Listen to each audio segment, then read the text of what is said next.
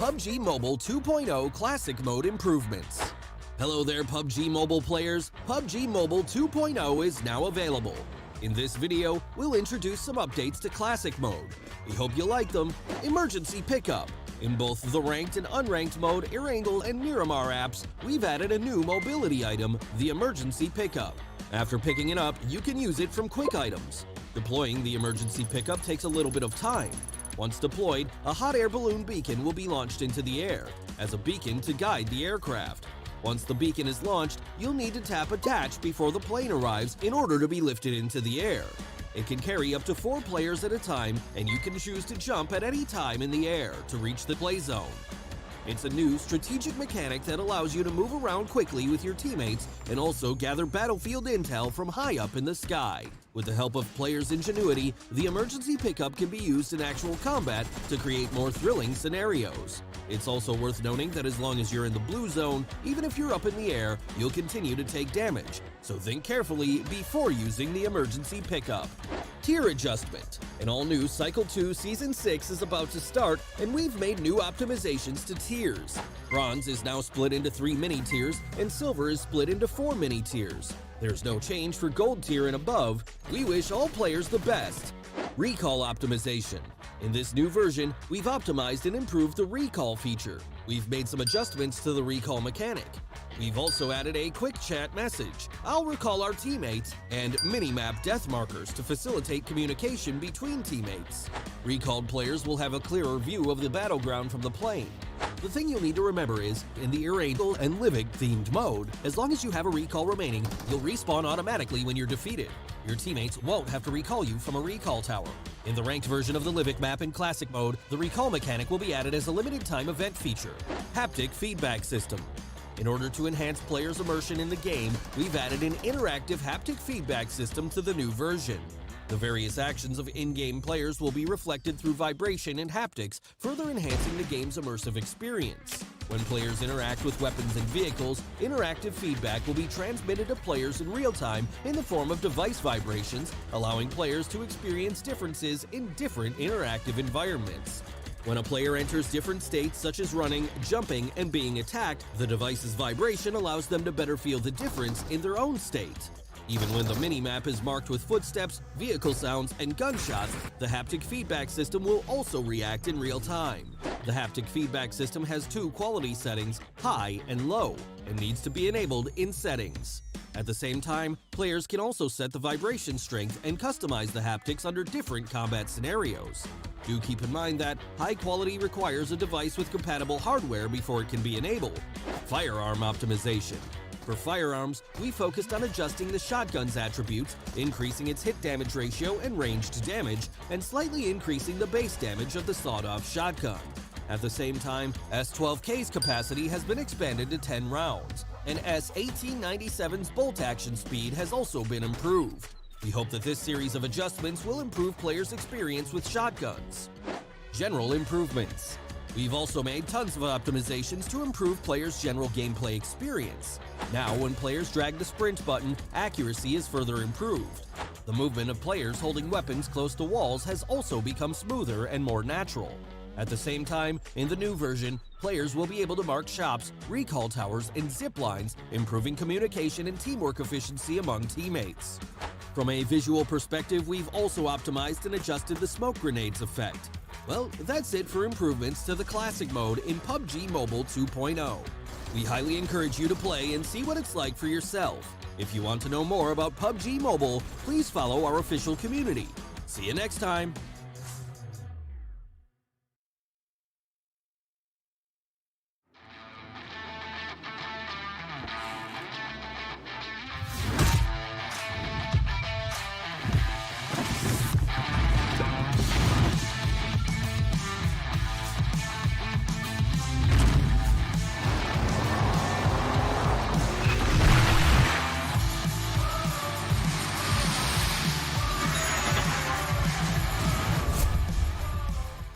Emergency Pickup Guide. Hi everyone, PUBG Mobile version 2.0 is now available. In the Erangel and Miramar's ranked and unranked modes, we've added a new item, Emergency Pickup. In this video, we'll take a look at the Emergency Pickup to help you get started. The emergency pickup is a consumable that can help players get to the play zone quickly. It can carry up to 4 players at a time and can be found at various resource points on the map. After picking it up, you can use it from quick items. Deploying the emergency pickup takes a little bit of time. Once deployed, a hot air balloon will be launched into the air as a beacon to guide the aircraft. That's why it needs an unobstructed space, away from buildings, vehicles, and other environmental obstacles. It will take a while for the rescue plane to reach your location, so you and your teammates can approach the pickup while waiting and tap the attach button to connect the beacon, thus making sure that you're ready to fly. When you're on the rescue plane, you can detach and jump out at any time. It's a great way to get to the next play zone center quickly. Meanwhile, you'll also get an excellent aerial view. Being able to observe an enemy's exact location allows you to find holes in their defense and surprise them from the sky.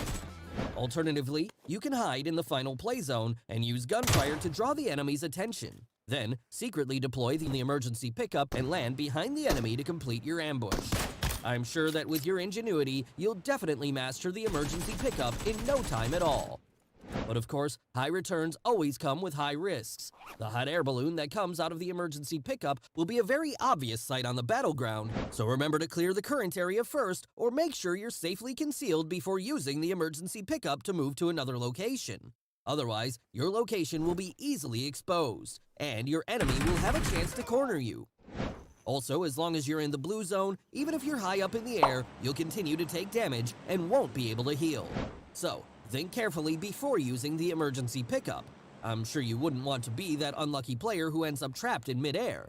Aside from the emergency pickup, we've prepared some other new contents in the new version. If you want to know more, don't forget to follow our official PUBG Mobile community. See you next time!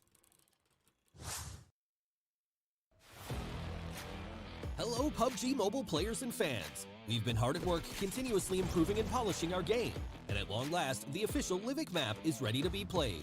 In the official release version of Livic, we've retained the beta version's fast-paced combat while also revamping the major urban areas. At the same time, we've added a new vehicle and new interactables to the map for everyone to enjoy. New urban areas. In the official version of Livic, we've substantially improved the look of many areas and revamped layouts for a total upgrade. This is all to give everyone a fresh combat experience. Mid-Steam. First off, let's introduce Mid-Steam. The gateway with the name of the area and the main street in the city are the new landmarks. With buildings of different heights, this area will give players plenty to think about when strategizing. Take the high ground advantage or battle in close quarters. Anything is possible. Blomster. In the new Blomster, the wide streets divide the city into many areas. This means that whoever gains a better view of the city gains an advantage in battle. Your opponents would not want to attack you from the streets.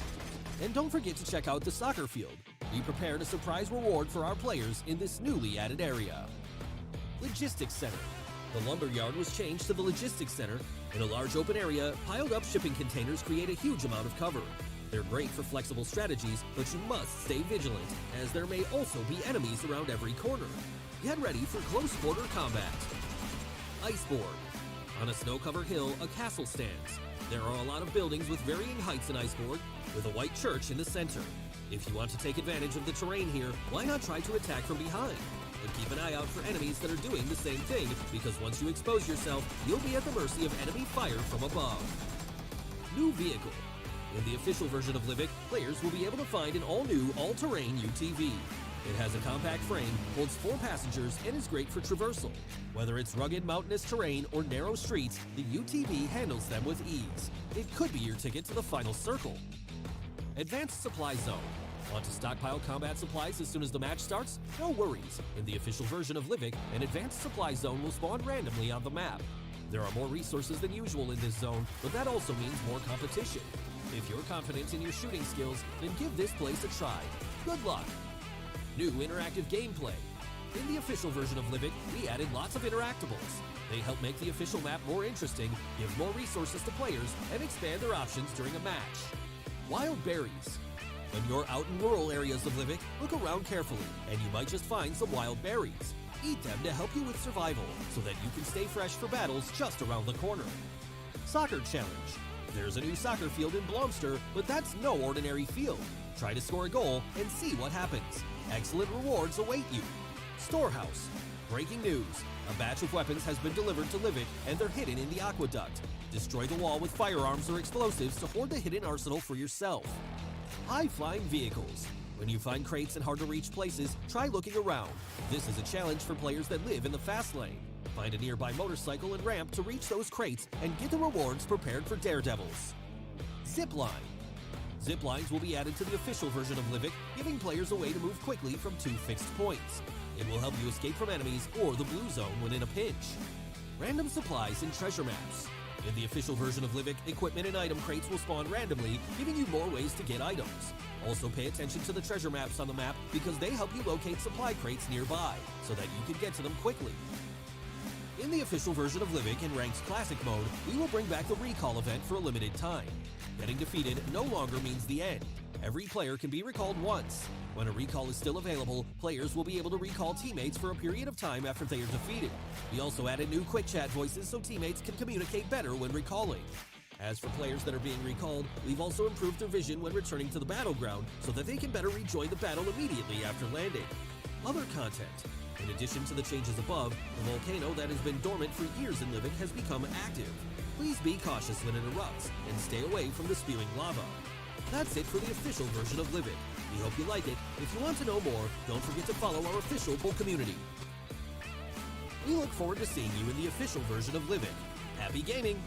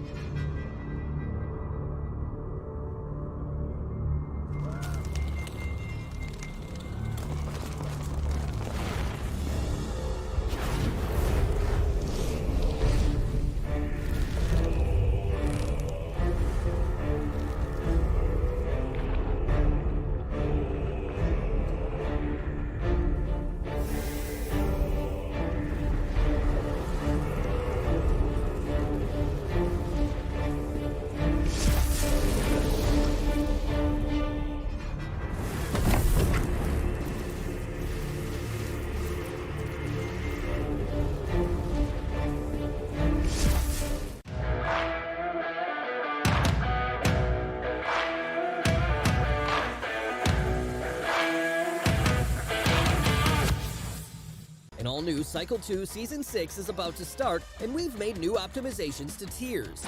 Bronze is now split into 3 mini-tiers, and Silver is split into 4 mini-tiers. There's no change for Gold tier and above. We wish all players the best.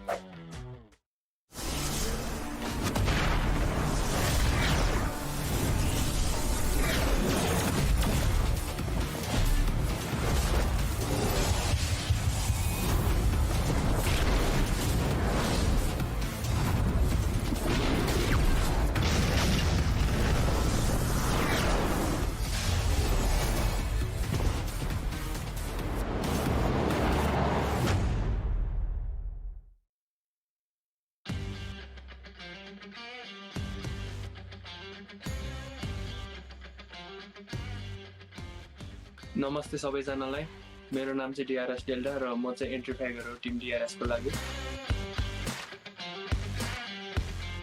मेरो favourite trick चाहिँ smoke भित्र लुकेर हान्ने हो अनि अब जब नि घरमा रिजमा फाइट पर्छ म चाहिँ युजुअली स्मोक हाल्छु अनि त्यो भित्र सुतेर स्क्याम हान्छु कि त स्मोकमै एम गेम खेलेर अब एनिमीलाई डाल्छु त्यही हो मेरो फेभरेट ट्रिक चाहिँ स्मोक भित्र फाइट लिँदा चाहिँ अब धेरै जस्तो अब बेला बेला चाहिँ आफै पनि एनिमीसँग झुकेर ठोकिन्छ अनि एनिमीले ढाल्दिन्छ कहिले कहिले आफूले ढाल्छ त्यसमा चाहिँ 50% लकै भन्छु तर आफ्नो एम राम्रो छ भने चाहिँ अब आफूले ढाल्छ त्यही हो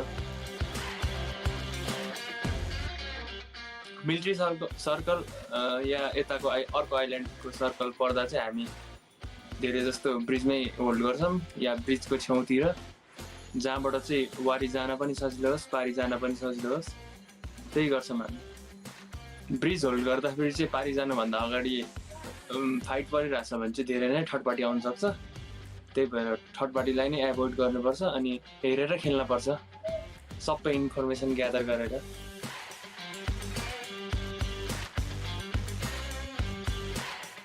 क्लोज रेन्जमा फाइट गर्न छ भने चाहिँ अहिले फ्ल्याङ्कमा चाहिँ जम्प एन्ड पन्च चाहिँ भन्छु जम्प एन्ड पन्चले एनिमीलाई आफूले डुबाउन पनि सक्छ अनि आफू डुब्न पनि सक्छ त्यसमा चाहिँ भर छैन अनि लङ टाढाको फ्ल्याङ्क हो भने चाहिँ त्यही गाडीमा बगीमा अनएक्सपेक्टेड ठाउँमा गएर फ्ल्याङ्क गर्ने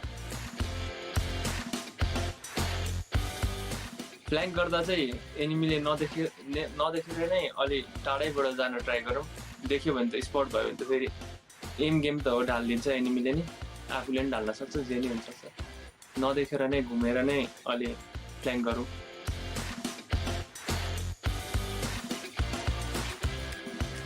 लास्ट सर्कलतिर चाहिँ म आफ्नो टिममेटलाई चाहिँ ब्याक क्लियर गर अनि कहाँ राम्रो कभर छ त्यहाँ खेल्न भन्छु किनभने ब्याकबाट ब्याक स्टेप पऱ्यो भने त लास्ट सर्कलमा रिभाइभ गर्न त धेरै नै गाह्रो पर्छ अनि कभर भयो भने चाहिँ अलि इजी हुन्छ एनिमी स्पट गर्न पनि लास्ट सर्कलमा चाहिँ त्यही हो उठेर चाहिँ नहिँड्नु अनि धेरै सर्ट्स पनि नदिनु किनभने लास्ट सर्कलमा त आफूले थर्ड पार्टी गरेर नि चिकन लिन सकिन्छ नि त्यही भएर धेरै gun shots silently खेलौँ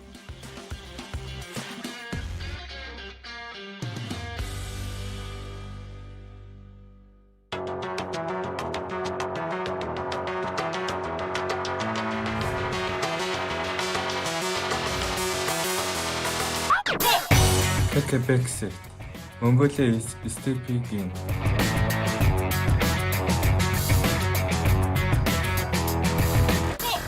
The pride of Nepal is coming to get you.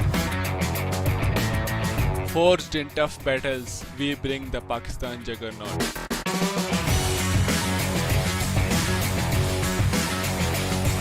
It's time to conquer Southeast Asia.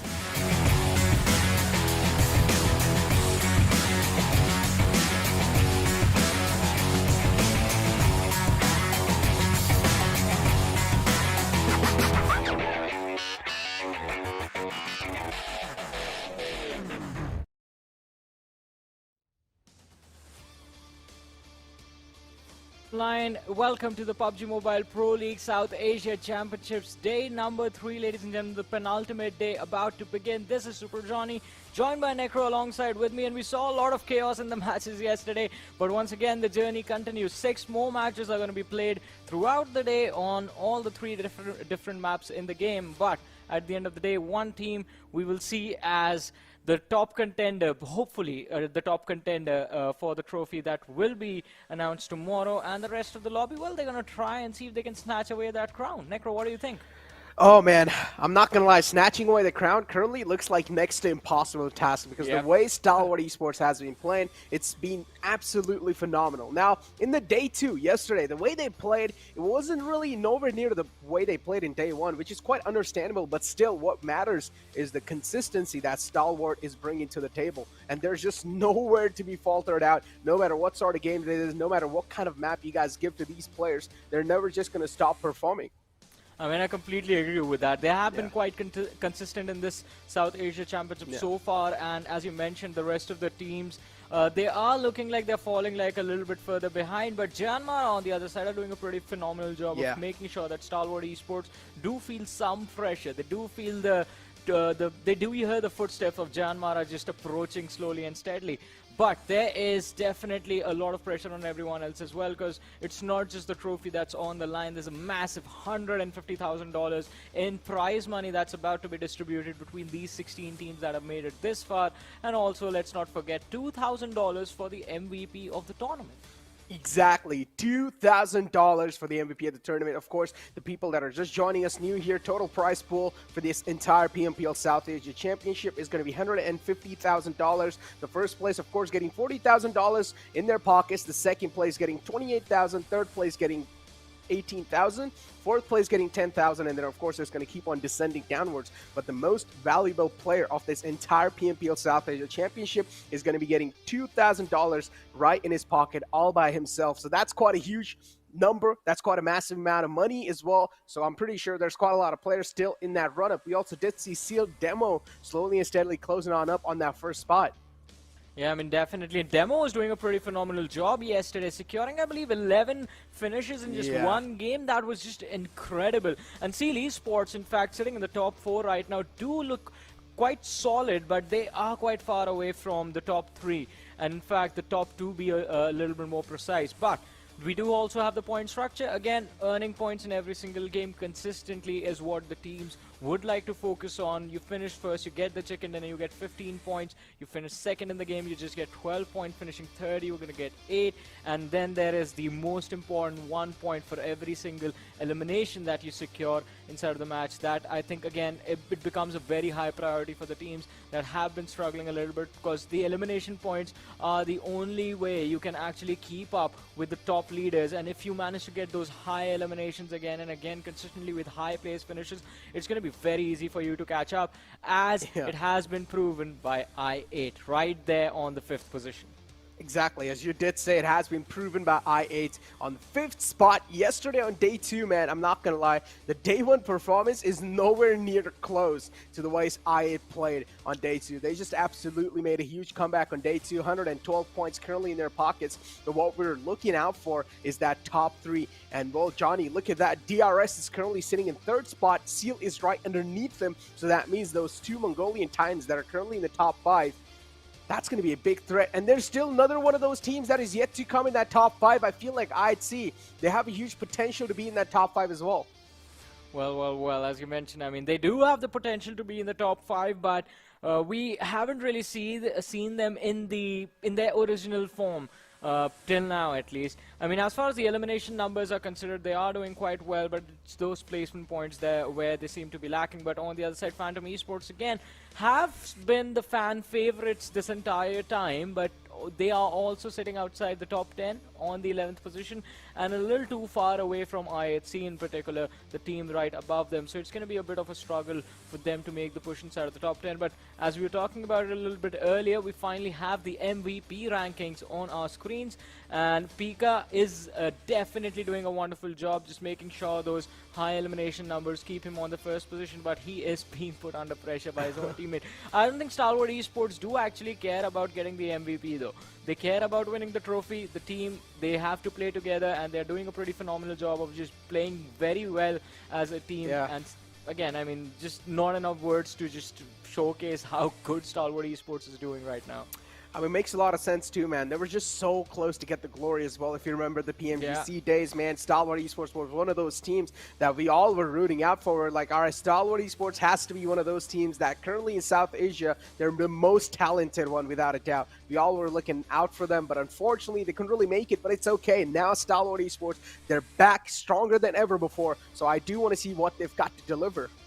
But since you did mention the word talent, we have to talk about the team with a lot of raw talent in them, as they have showcased throughout the years they have been playing. I'm talking about I8. I mean, day number 1 was a very big blunder from their end, but day number 2 and I8, they start completely fresh from scratch, and they do a phenomenal job. Look at the improvement. Day 1, average damage dealt 685, average eliminations 3.3, average points 5.5 points per match, which is not really that great. And day number 2 rolls around, they make the jump from 5.5 points per game to 13.2 points per game, which is actually very impressive and nice. And I think if they keep it going, maybe we're going to see i8 make it into the top 3 by the end of the day today. That's crazy though. If you take a look at the damage difference from day 1 and day 2, I mean, on day 1 they were barely on like 680 or something. On day 2 they're like 1,000 plus. And that's absolutely impressive. I mean, this in itself just shows that i8 were actually just waiting for day 2. On day 1, it's kind of like the grounds where they would like to test the waters and stuff. And then day 2, that's when they'll actually start just going ham. And that's what i8 exactly did. They were taking fights in all cylinders. Unfortunately, the freestyle over here on the map of Sanhok was on the receiving end, as you guys can see all the highlights of i8 and what sort of gunfights they were engaged in throughout the day. Yeah, I mean, they were looking quite solid, and I think the reason for that is, as we talked about day number 1, i8, they were trying to be as aggressive as they were before, being a part of those close quarters combat situation, which wasn't really working out because it was always getting them sandwiched and picked off early, and they weren't really able to get any placement points because of that. But yesterday they were more, in the sense, engaged in those mid to long range engagements where they would have some breathing space in case they were under pressure from another team, in case they were getting third partied and there was a possibility for them to disengage. So just finding those moments changed everything for i8, and we can clearly see that on the performance graph as well. My God. Day number 1, it barely crosses 15, and day number 2, the worst performance they had was like like 5-6 points, I guess. And 5-6 points in one match is actually like not too bad if that is the worst you're going to play the entire day. Oh, that's absolutely not. And then you can literally see, right, the conversion from 6th match to 7th match. Of course, in day 1, we had 6 matches, and then, of course, it kept on continuing from 7, 8, 9, 10, 11, and 12. And then you can instantly see on the 7th game, if I'm not wrong, the first ever game of day 2, they actually got a chicken dinner for themselves, so they were able to kick things off pretty well. And Stalwart Esports, oh, my bad. I mean, that's their previous organization. What am I saying? Oh, damn, that's a little rivalry that I just brought up. But yeah, i8, which was back in the day, Stalwart Esports. But yeah, i8 currently, they have been looking pretty phenomenal on day 2. Now, I do want to see how the conversion is going to be looking like on day 3 because, again, as I said, another Mongolian giant, they're still sleeping, and someone needs to poke them and wake them up because I'm pretty sure on day 3, as they've realized the days are passing by, they would also want to wake up. But talking about Stalwart, man, you know, I brought up Stalwart over there. You also have a little graphic between the Stalwart versus JyanMaara comparison, and let's check it out because these two currently, our team, for example, JyanMaara is sitting in 2nd place and Stalwart is on 1st place. Well, as you said about i8, the sleeping giants from Mongolia, well, while they were sleeping, the sleeping giants of Nepal have actually woken up because, again, JyanMaara is a legacy team. The lineup has been there since for a very long time. They've been competing on stages like these, and they were looking for that perfect opportunity to showcase themselves, to showcase what they're built of. And I think this time around, this is their time to shine. JyanMaara are doing a pretty phenomenal job, as we do have the stats in front of us. Damage dealt, they are being more aggressive than Stalwart Esports. At least they were yesterday, and they did a pretty phenomenal job being very consistent and have in fact closed up the difference slightly, but it wasn't enough. Stalwart Esports is still sitting at a pretty heavy advantage, but JyanMaara, I think, just a few more things, not a few more things, but just a few more extra points to their name today, and maybe we're gonna see them inch a little bit closer to Stalwart Esports, and I would love to see that actually. Exactly, and look at that, nice, just snapped his neck in half. I mean, Stalwart Esports, these little highlights are just a glimmer of how they exactly play in the battlegrounds, because again, they also have a great IGL, a huge mind, I think, behind all those rotations that they make and stuff like that. And then you have another counterpart, which is currently sitting on 2nd place, JyanMaara, coming in as well. And JyanMaara too, so far they have been the mega minds of the game, because without a doubt, they're not just focusing on the elimination points, but also perfectly mentioned that they're also playing for those placement points as well. JyanMaara is always taking calculated risk. Yeah, it's quite important that you bring that up, because those calculated risks are the reason that we have seen JyanMaara be extremely consistent in the matches that they played so far, and they have to make sure that they keep this going. this momentum of theirs, it does not stop till the very end. Otherwise, DRS is on their toes as well. There's Seal Esports climbing up quite steadily. Let's not forget about the lads from I8 and T2K, because those are also very deadly teams. And JyanMaara, these teams behind them, they're just looking for an opportunity where JyanMaara slips up and they just topple them over, take the second position away, and then try and challenge Stalwart Esports themselves. But again, JyanMaara, nothing taken away from them. They are doing a pretty phenomenal job, and I like watching JyanMaara in this particular form. I like watching them perform like this because, again, a very, very well-known lineup as far as the PUBG Mobile scene in Nepal is considered. And again, it was just bound to happen, and I'm glad it's like happening in front of us because we all get to enjoy this legacy being built. Exactly. I mean, I still remember Gunnar is one of the most OG players that JyanMaara has wielded, and Gunnar used to be known as some of the best assaulters back in the day as well, and still he is. So, yeah, let's take a look at the schedule, ladies and gentlemen, because now it's time for us to move on over, and it's time for us to just go inside the games as well. So the schedule is going to be popping up in front of us. But, Johnny, before that, as we were talking about JyanMaara and Gunnar being one of the most OG players, because we've seen JyanMaara go through so many roster changes, right? Gunnar is one of the most OG players out there. He has to be on the front lines as well sometimes, and he's such a flexible player in general. I mean, definitely, Gunnar has been quite a big, important cornerstone for the lineup of JyanMaara. But again, JyanMaara, I think the sort of the spirit, the values that the organization have, they are more reliant on just the team play aspect, everyone just being together and performing together. Usually, especially, I mean, in these days, if you watch JyanMaara, it is just that whole team playing together and being on the same page that is resulting in them having good results in game, them getting a lot of points in those matches. With those star player performances, with those one player popping off really, really nicely, and the team relying on that one individual to keep on performing every single game, it does not really work out because, I mean, how much pressure can that one lad take upon himself? Everyone needs to be on the same page, and again, it's going to be quite important to see exactly if or when does JyanMaara succumb to the pressure as well, because again, they are doing pretty well, but again, we've always talked about this as being on top is much easier if you compare it to just holding on to that top position. Being on the first position and just staying there is the most difficult thing you can think about or pull it off, unless you're Stalwart Esports right now with a like 30+ point lead against the rest of the competition. Unless a situation like that arises, it's pretty tough to just stay on top consistently. I mean, talking about staying on top, man. I mean, look, staying on top, I feel like is some of the most pressurizing things without a doubt. Yeah. Because staying on top is already, you have a lot to lose. You already have a lot of fan base that is watching out for you because you've, of course, been playing phenomenally without a doubt. And then you always will have that paranoia that the teams that are currently sitting on second place, they will always catch up. Before I progress on any forward with this conversation, ladies and gentlemen, we have something to give back to you guys if you guys do help us complete these milestones. On 50K Conquer and Watching, we're going to be giving away a nice this little suit, as you guys can see, a complete set, and then of course on a little bit more, which is 75K. If you guys do complete that milestone, then we're also going to be giving away some more nice in-game goodies, and then 100K is going to be the maximum milestone, and you guys will be getting some more free permanent item. PMPL 2022 special crate is available as well. It's currently on sale, so ladies and gentlemen, make sure to go and grab it. Why not, right? It's on sale. Why would you want to waste a complete money? So just go ahead and grab it. And yes, discounted prices. Exactly, discounted prices. And I'm not gonna lie, Johnny, you and me, we're kind of the same in this one. We always are just waiting for those sales, you know? Yeah, never buy full price. That has to be a rule in life, I guess.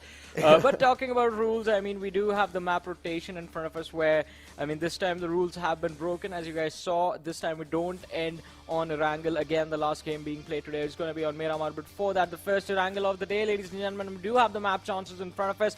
And now we finally get to see I8 as being one of the top 5 teams on Erangel, and all because of the 2 consistent runs on the first and the second Erangel that were played yesterday. Anytime there's a central circle and the trajectory towards the north, basically if you force I8 to play somewhere around Pochinki, I think that has been the perfect spot for them. If they go towards Military Island, then there's a clash with Seal Esports that you have to worry about, and that sort of gives a little bit of a trouble to them in the early game stages. But let's see what is going to happen. It's a new day, it's a newer angle, and who knows where the trajectory or the circle will go.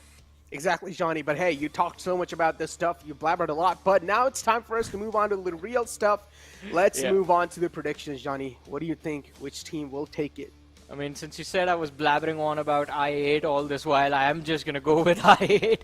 Hey, we are keeping a tally at this point, so I better be correct. I hope. You're going to go with Please, I8? Let's win. Yeah. You know what? I feel kind of bad for IHC because they haven't been able to step things up. So I'm going to go with IHC on day 3, game 1. IHC production, make it IHC right now. That's what I want to look out for.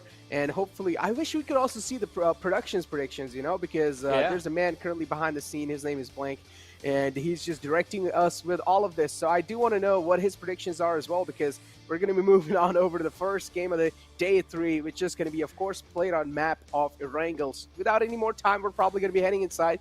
But before that, right, I coming inside, I still remember one of those players used to be Ghost now that is currently playing. And he was a former member of Skylightz. He had quite a lot of success as well over there. And I feel like I have done such a great decision of picking up that player because Ghost has had a great past. Yeah, I mean, as you said, I mean, that stint with Skylightz was when Skylightz was at their peak. And again, they were very well known throughout the region of South Asia as being one of the best teams in Pakistan at that time. Ghost was known as one of the best players in Pakistan. And hey, the production's prediction. Hey, there we go. The production is it's right predicting Skylightz Gaming. Oh, wow. Okay. What do you have to say about that, Necro? Skylightz Gaming? Oh, man, I don't know, man. Like, I mean, I would say, okay, that's a pretty solid pick, you know, but so far, Skylightz Gaming, it's like that they're not really coming true the expectations that we had moving inside the South Asia Championship, right, Johnny? We expected them to be in the top 5 somewhere there, but so far, they're kind of, I mean, they are doing pretty okay, don't get me wrong, but they still have a huge chance of being in that top 3 as well. They're currently sitting on 9th spot in the overall rankings with 81 points in their pocket, so they do have a huge chance coming up. But hey, ladies and gentlemen, we have the plane fly path of the first ever game of day 3, which is going to be starting all the way from Sanhok military base towards Godka.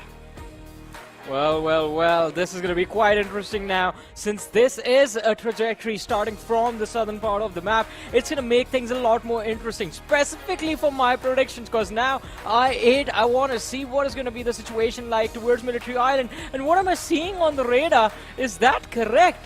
Is someone trying to drop on Nova Repnoy with Stalwart Esports, or am I just going insane? Alright, that seemed like it was just a weird color right there, but no one dare challenges the kings of Nova Repnoy. It's just Stalwart Esports. DRS, they are headed towards Milta Power. I'm not gonna lie, I would want to see a challenge though for Stalwart Esports. No one dares to step in their territory because Stalwart Esports is just that. They have created such an aura of destruction. If anyone does go and no reply, they will just get slapped up. And let me tell you what, Johnny, let me remind you, PMPL South Asia, right? Back in the day, season 1, if I'm not wrong, if you remember, Astro Academy, which is currently Stalwart Esports, IHC, which was Zeus, they tried to target him. Well, yep. And Astro Academy absolutely slapped him and sent him back.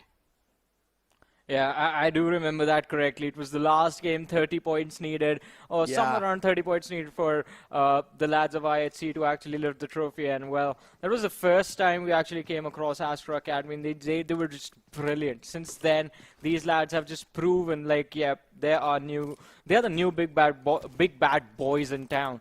But on the other end, though, I8 right now playing from Pachinki, and it's going to be quite interesting to see exactly what they are going to do now, since yesterday, as we talked about it, all the 2 central circles that we had on Erangel, I did pretty well for themselves. 1 chicken dinner, 1 top 5 finish with a lot of eliminations. Their points were looking very solid. But now the circle is towards the west. Shouldn't be too difficult for them to actually adapt to this, since their drop spot, it's going to be inside the circle for at least a few short moments. But during those late stages of the match, that is when things will get very interesting. Exactly. Before now, we have high voltage currently on our screens. And Johnny, man, I'm not going to lie, the downhill curve continues for a team like high voltage. Now, high voltage as well is one of those OG Nepal teams, right? And coming inside this one, unfortunately, high voltage, they aren't really able to perform up to the mark. And I don't exactly know how the South Asians going to feel about that, because high voltage currently they're sitting on 15th spot with only 45 points in their hands, and right underneath them is Regicide. So they're the second last team in the overall rankings, and I'm pretty sure that's not going to feel good. Yeah, that is definitely not going to feel good. It's going to be quite awkward for them, but let's see. On the other end, though, IHC Esports, I think this is going to be quite a comfortable game for them since they are completely isolated towards Georgia Pole. And there is, I don't think anyone is going to dare challenge them in a position like that, especially since they did get there quite early this time. But fun things are going to happen towards the eastern part of the map. You look at Yasnai, you look towards that farm area, you look towards Milta City. A lot of teams present in those positions, and since everyone is going to be forced to move towards the western part of the map, that is when the chaos and the bloodbath will begin. Talk about the bloodbath, though. Right just sat in front of our screens, and so far not really able to show themselves up that great in the overall ranking standpoint. Right side, such an old team as well, coming in from the Pakistan region, but currently 52X Rage has been one of those teams that has been surprising us. And the way they've been playing, at least the way they played in day one, was phenomenal. But on day two, the drop-off was clearly being seen. And I don't exactly know what they can do to try and fix things up, because I honestly feel like on day two compared to day one, things were changed quite a lot. Yeah, I completely agree with that. I mean, day two was very, very chaotic as compared to day one. And again, a major reason was because of the fact that the teams that were sitting on the second page of the rankings actually started to do really well for themselves on day number two. We saw a big bounce up from T2K, we saw a big bounce up from I8, 52X Rays. The drop was there, but one thing I'm glad about is the fact that it wasn't too drastic of a drop. They didn't drop from the 5th position all the way to the 11th. They were still 8th. They're still there with the 91 points that they have. And so there is a possibility that if the same consistency that we saw, if the same performance that we saw from 52X Rage on day one, if it returns, there is a possibility that it might give a little bit of a fight to I8 in the next few matches. But for that to happen, I mean, for us to find out if that actually happens, we will have to wait, in fact, for the next Erangel to roll around and see how 52X Rage are going to do in this Erangel and the next Miramar. If these two matches do not really go their way, then it's going to be a little bit of a pickled situation for them. But lads of IHC in front of us, and they have been, I mean, again, we know IHC and the team above them, Skylightz Gaming, that these lads are very good. They're some of the best teams in the world. They have made it to the global championship stages again and again and again. They've always been there. They've been playing against the best of the best from the entire world.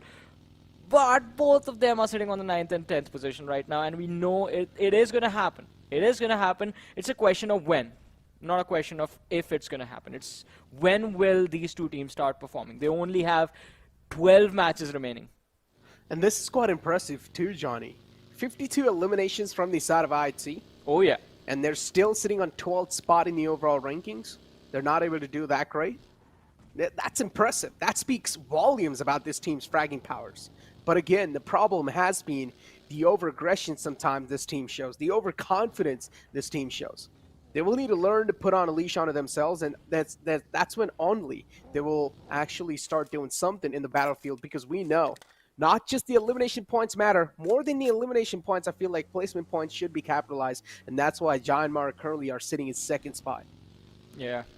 And again, I completely agree with you. I mean, sometimes you just have to back off from those fights, right? Yeah. You have to take a step back, have to try and disengage and try and prioritize those positioning points.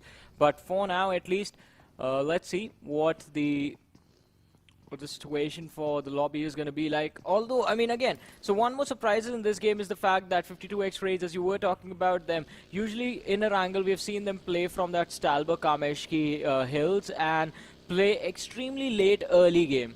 So that is something that is quite contrary to the cards that have been dealt to 52X Rays right now. They're smack in the middle of the circle. We did see them try to edge towards the western edge of the map, but how successful are they going to be? Because even IHC are going to look to try and take that position under control, since they will realize that majority of the central positions of the circle are already going to be taken over by the other teams inside of the lobby. TUF on our screens have been spotted out by Regicide, but no direct contact between the two squads. So TUF, they just fall back to their squad houses, to the solid cover that they have, and Regicide, they just back off to where they came from. They wouldn't need to. I mean, take a look at the overall rankings. They're sitting on 16th spot, and I don't feel like challenging any sort of fights like that is going to pan out well for them. Not doing good neither in placements, neither in elimination points, with 44 points in total in their pockets currently. IHC close to the players of 52X Rage. No intention so far of engaging in a fight, or maybe they're just oblivious about the fact that Rage is right there in front of them. Zen has a good spot on top of the roof. He's trying to scout the areas around him. But again, this circle is something that's going to be playing a cruel game. The circle is always cruel. It's never too friendly to anyone, but let's see. IHC Zeol taking a few shots from Zen from the side of 52X Rage. Again, as I said, this collision was bound to happen. Even IHC are trying to employ the same strategies, just being a little bit passive in the early stages and then very aggressive from the mid to the late game stages. 52X Rage, they just give away those compounds. Wow, now that is going to be something very interesting. I want to see what the play is going to look like from here on out, because now instead of standing in a solid position and taking the fight against the players of IHC, 52X Rage are backing off, giving the control away to the players of IHC, maybe to set up a bait situation in those houses, just try and lure them in and then try and pick them off. But look at this, True Love. He's stuck in an awkward spot. His teammates are falling in line right behind him, but the players of Phantoms rotating around him might just be taken out, but no, they get away quite comfortably. They're booking it for a more centralized positioning inside the zone. And oh, Deadeyes Guys, one of the players gets caught off guard out in the open, and he's not going to be spared by Uzum. The spray's going to connect precisely, as one of the players from Deadeyes Guys does go down on his knees, but that's all he's going to get from that. No conversion. So at least for now, no casualties on the side of Deadeyes Guys. Getting back to the conversation, though, that we're having, yeah, 52X Rage decided to center on up a bit more.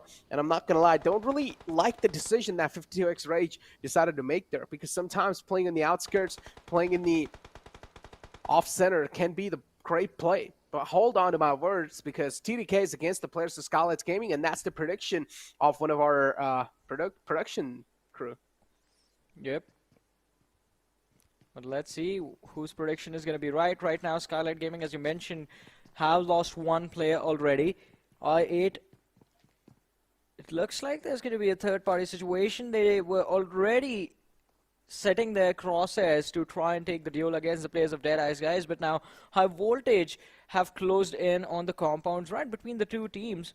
Well, diagonal to both the teams, so that's added pressure that the lads will have to deal with. And Crypto just spotting Wadu on that window, the first floor window, taking a few shots, giving away his position in return, but just forcing the lads from the side of High Voltage to stay pinned down. But that's not going to be enough, as Blade gets knocked out from a very, very nasty shot from the bolt action in the hands of Shifu Sir. And Deadeyes Guys, they have found the opening, but can they convert? Yeah, just snaps his neck in half, cracks his skull open. Deadeyes Guys, I mean, so far, things are looking quite good. Again, every single team currently in the lobby, they're going to try to set themselves up in a comfortable spot and then wait for the next circle shift to come, because we're probably not going to be seeing a lot of engagements. We are seeing a little bit of shots being peppered down here and there, but nothing really, like no casualties coming through so far. High Voltage in the receiving end. As Deadeyes Guys, they're just tapping away, trying to dismantle the Weekle. That's all he can get. I8 over here as well. Nothing really much happening at this point, Johnny. Yeah.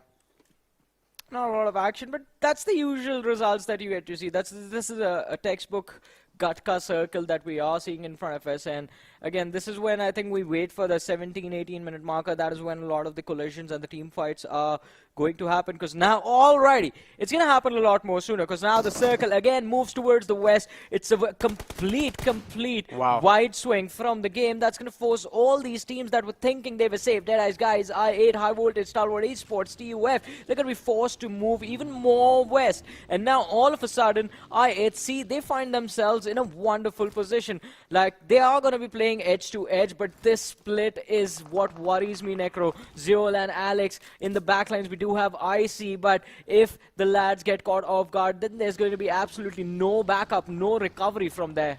Exactly. They have a chance to gatekeep a lot of teams right there on the northern side. So do you want to see how IC are going to try to play that out? They do have Alex currently just holding the edge lines of the zone, as we do see the players of Freestyle just mowing down the vehicle in the front, and that's going to be it for Phantom Esports as Vexy gets taken down. A big man taken out as well from the game, and now Seal too. They want a bit of taste of that blood, so Seal as well. Now they're going to start a fire against the players of Phantom. Quite a risky rotation this time, not really working out, Johnny. Well, definitely, and it's going to be quite interesting to see what exactly are they going to do to turn things around. But so far, High Voltage trying to make a getaway quite safely, in fact. But Deadeyes Guys, few shots fired, and a few of them connect, but Assassin still managing to stay alive out in the open.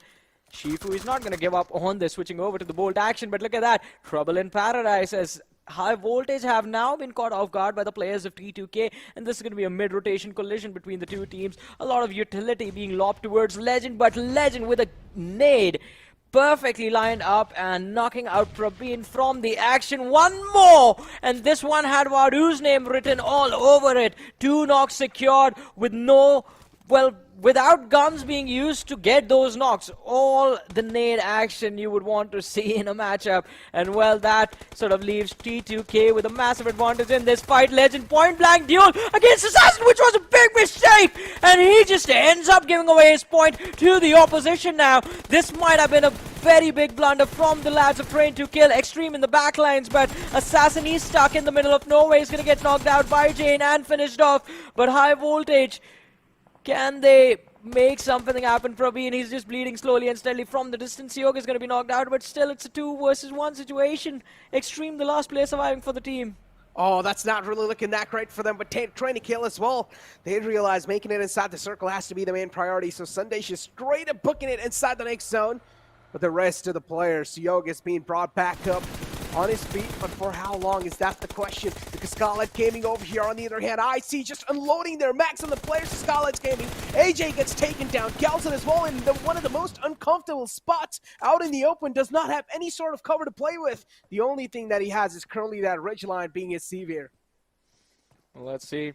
As you mentioned, that smaller ridge is the only thing that's protecting him for now, and Galson, he's stuck close to the edge of the blue zone, closing in on, well, it will close in on his position in a few more seconds, in about 40 more seconds, and that is where he will definitely start sweating. And the lads of IHC, they're gonna start smiling just thinking about the point that they're about to secure.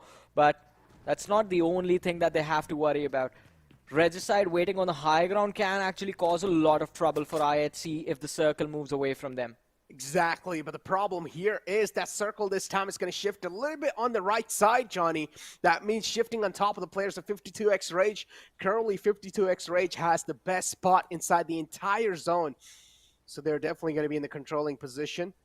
But I do want to see how IHC now, they're going to try to rotate in because they're currently just holding the edge lines. The compound that IHC is holding is not even making it inside the zone. So this is somewhere IHC might just be pushed out of their comfort zone. Well, let's see. I mean, talking about comfort zones right now, I think even though Freestyle is surrounded by a lot of bodies, they're still going to be feeling very comfortable since they do have a pretty big advantage. But JyanMaara, oh no, Vasi, his location has been given away, and JyanMaara, they're closing in on these compounds. Vasi has to try his level best to find an opening, and JyanMaara, they're running out in the open. A few more shots connect. The HP bars are going to be quite low, but they do find some cover for themselves, JyanMaara. And Gunnar, the man that you were talking about, he's just waiting for an opportunity for one small mistake from the players of Freestyle that he can punish, that he can use to secure a few extra points for his team. And this might be it. Tyrant in the backlines finds an opening, but it's going to be an instant trade coming in. Snipe White D with a beautiful, beautiful shot connecting. And with this nade being lobbed, can it secure those points? No. No fear, still knocked. Snipe YT is going for the resurrection on the fallen comrade. Tyrant tried to make an off angle, but unfortunately instead gets caught himself. And now Malik as well is trying to create an off angle right here, all the way in the back lines. They're trying to sandwich the players of JyanMaara, but JyanMaara as well, they're quite a brilliant team. Talk about a calculated risk. They're well known for doing so. And now we have the players of IHC in front of us, and Regicide this time might just be on the receiving end because Regicide, their firepower hasn't been looking that phenomenal. And compare that to IHC, IT, of course, will have a bit of an upper edge, as Godless is slowly and steadily inching his way in. Boss is going to be in the clotheslines. Godless catches a lot of bullets, and now he decides to fire back, and this time, Insane will fall down, and this is where Regicide crumbles down.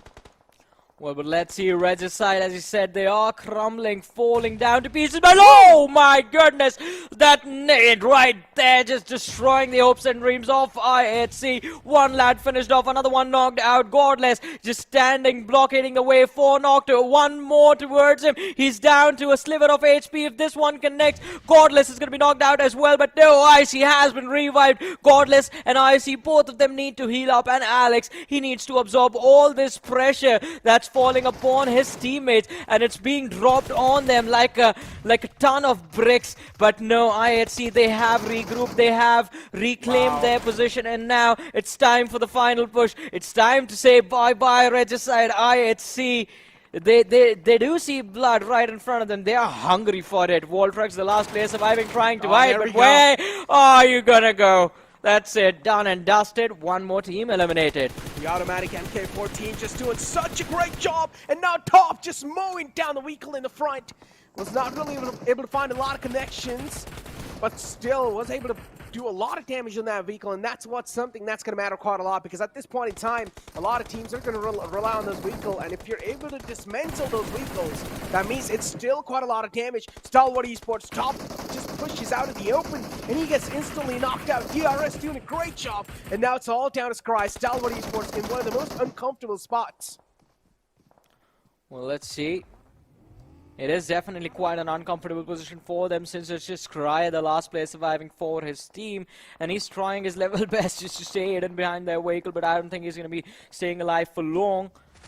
On the other end, oh! I don't think it was going to be this quick, though.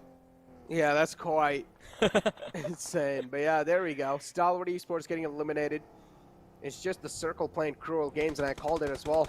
Circle is going to be mean to a lot of teams, but I'd see now. Look at the rotation they're trying to make here, Johnny. I personally love the fact that they're actually trying to rotate all the way from north inside the zone. But DRS, again, they're just unleashing hell. They're just open firing on the teams in the front. TUF now this time are going to be on the receiving end, but TUF too. Finally, they find themselves a little bit of safer spot that they can call home for now, but Rebel is not going to be stopped anytime soon. Well, but let's see. Sandesh knocked out in the open. TUF, Thor, Virus, and Joker all set to pick apart the lads of Train to Kill. But JyanMaara in the distance is the only thing that is going to make them second guess their decision. And look at that. Just a lot of utility being exchanged between the two teams. But finally, Joker finding the opening, Gunner getting knocked out. But with a nade, even TUF are going to be forced to bleed as Joker gets taken out from the backlines. DRS doing a brilliant job. And Deadeyes Guys taking on the lads of 52X Rage for now. And did you see that? Just got blown up. Those grenades this time are really dealing some crucial damage. Utility is, of course, one of the most crucial factors inside the game, but 52X Rage exposing himself a bit too much, and Daku will fall down, and Shifu Sir wants to go for the confirmation. He will get it in his hands as well, but 52X Rage, they're already getting dismantled quite early off in this game. JyanMaara still alive with all four players up. Deadeyes Guys as well right there. But unfortunately, a team like IT that I made the predictions of, they've already been taken care of, Johnny. Well, let's see. We do have the top 6 teams in front of us, and a wonderful nade towards Shifu there. 52X Rage again finding another important opening. But now, look at this. Crypto, you cheeky man, just taking away the point from the distance. Point stolen. And Crypto, with that, goes on a domination. 3 eliminations secured. I8, they have the players of Deadeyes Guys and the players of 52X Rage in positions from where they can be dealt with quite easily. But JyanMaara, look at them, taking a fight against, well, not a fight, but trying to take a fight against the players of 52X Rage. But that is going to be quite a big gamble for JyanMaara, because in the next 7 seconds, they will have to move towards the zone. And I8 is the team that's blocking their way. They've got him in the sight, and Jane is going to deliver. Delta now is going to take it out. And that's quite huge, too. I mean, yeah, as long as you are the king of the hill, that's a good thing. But as soon as you do want to move down from that hill, that's when you will be taking a lot of damage, without a doubt. And that's when they decided to push out of their comfort zone, and DRS took a bit too much damage. Huge hits on their side, and now they're just down to the one last man alive. They are going for the res as well, as Deadeyes Guys just unleashing hell in the front. Just Dragon's Breath rounds unloaded in the front, as we do have Uzum now, realizing he's getting pushed down by the players of JyanMaara. The nade's going to connect. Uzum falls down, but I8, they still have a great cover fire. Well, but let's see. I mean, the cover fire is quite impressive. Uzum, the revive is going to be so important for him for I8 to bring him back into the game. JyanMaara on the other side, if they beat I8, this is going to be their game to win. I8 is the team right now, sitting there with the man advantage and the momentum in their favor to actually close out this match. Look at their position in the circle. It's completely uncontested, solid cover available to them. It's going to be so easy for them to close it out, but no fear. Without any fear, just picking off the players of 52X Rage. Shot one, that's a knock. Second, that's a knock. Third, that's the squad wipe. And 52X Rage are out of the contention for winning the chicken dinner in this particular match. Train to kill, well, they're going to be taken out as well. The last player surviving getting picked off. And now it is between JyanMaara with 11 eliminations to their name. It's I8 waiting to secure another chicken dinner and move up in the rankings. And then there is Deadeyes Guys with True Love, who was knocked out but has been revived and is going to heal up and then start moving towards the circle. It's a 4 versus 3 situation. I8 with a man advantage and a pretty good position for the blue zone closing in, and this next circle is going to be, well, I hope it's in the middle of all 3 teams. Oh, where's the next circle gonna be in? Yes, it is! Yes! Pretty much in the middle of all these 3 teams, and one of the players from I8 actually makes it in, but unfortunately he gets knocked out. Another man falls down. Gunner is putting in a lot of work, and JyanMaara currently, they're looking like the undefeated Titans, as Gunner is just keeping on mowing the players down to the front, and this nade might just be instrumental. If it does connect on the mark, then things will change drastically, but no, the nade does not find the mark. Second one tossed in as well, hoping that maybe this one will do it, but no, that's not going to be the case. Gunner, the final glimmer of hope alive for JyanMaara. We'll get the confirmation on Crypto, spots out another player, but the automatic MK14 is going to deal a lot of damage. And now I8, they just have to deal with the players of Deadeyes Guys. True Love in the middle of nowhere. Frogboy is going to be taken out. Blade, you see one more right in front of you. And this gives the advantage to the players of I8. True Love lining up the nade. Blade with one of his own, but who is going to connect first? Well, Blade repositioned. True Love, he does not have a lot of room to work with. It's just the haystack that's protecting him. And finally, he's going to be shut down as well. Now, 1 versus 3 situation for Chari from the side of Deadeyes Guys. Blade, he's going to push forward to finish it off. I8, can they secure their second winner chicken dinner? Yesterday's first Erangel was there as well, and this is just going to be a repetition of that. Chari just completely prone down, all alone.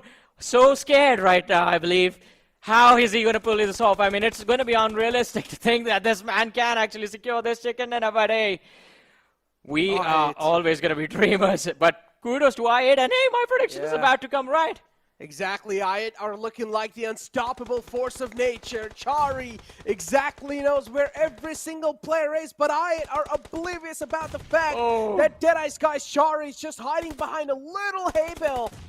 How are they going to fight this man? How are they going to find him? They haven't gotten this man in his sights, as Chari exactly knows where I8 are, and here we go. Finally, the US comes out to scout around, and Chari is going to connect a lot of shots on Uzum. Eventually, we'll take him down, but no, that's not the case. It's I8 taking the final man down as well, and talking about starting the day off on a dominating way. Another day, day 3, just kicking things off on a good note. And that was an impressive win from I8 as well. As I said, I mean, the house they were holding, they had to deal with a lot of pressure, they had to deal with a lot of teams, and they did a pretty phenomenal job of doing that. An impressive run, 11 eliminations secured, 2,200 damage dished out, and well, there's the dream.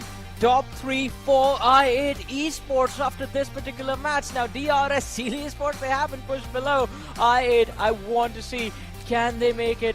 Well, can they dethrone JyanMaara now? Wow, I mean, oh boy, what did I just witness? I just witnessed some of the most insane games that we've seen so far in the South Asia Championship, Johnny. And oh boy, that was a worth watching game as well, Johnny. I mean, this is something that cannot be ignored. Exactly. I mean, it can't be ignored. Kudos to IAT for pulling this off. JyanMaara did really well as well, making it into the top 3, so that's going to give them an edge, help close the distance between them and Stalwart Esports. But for now, what the actual numbers are going to be, we're going to find out after this very short break.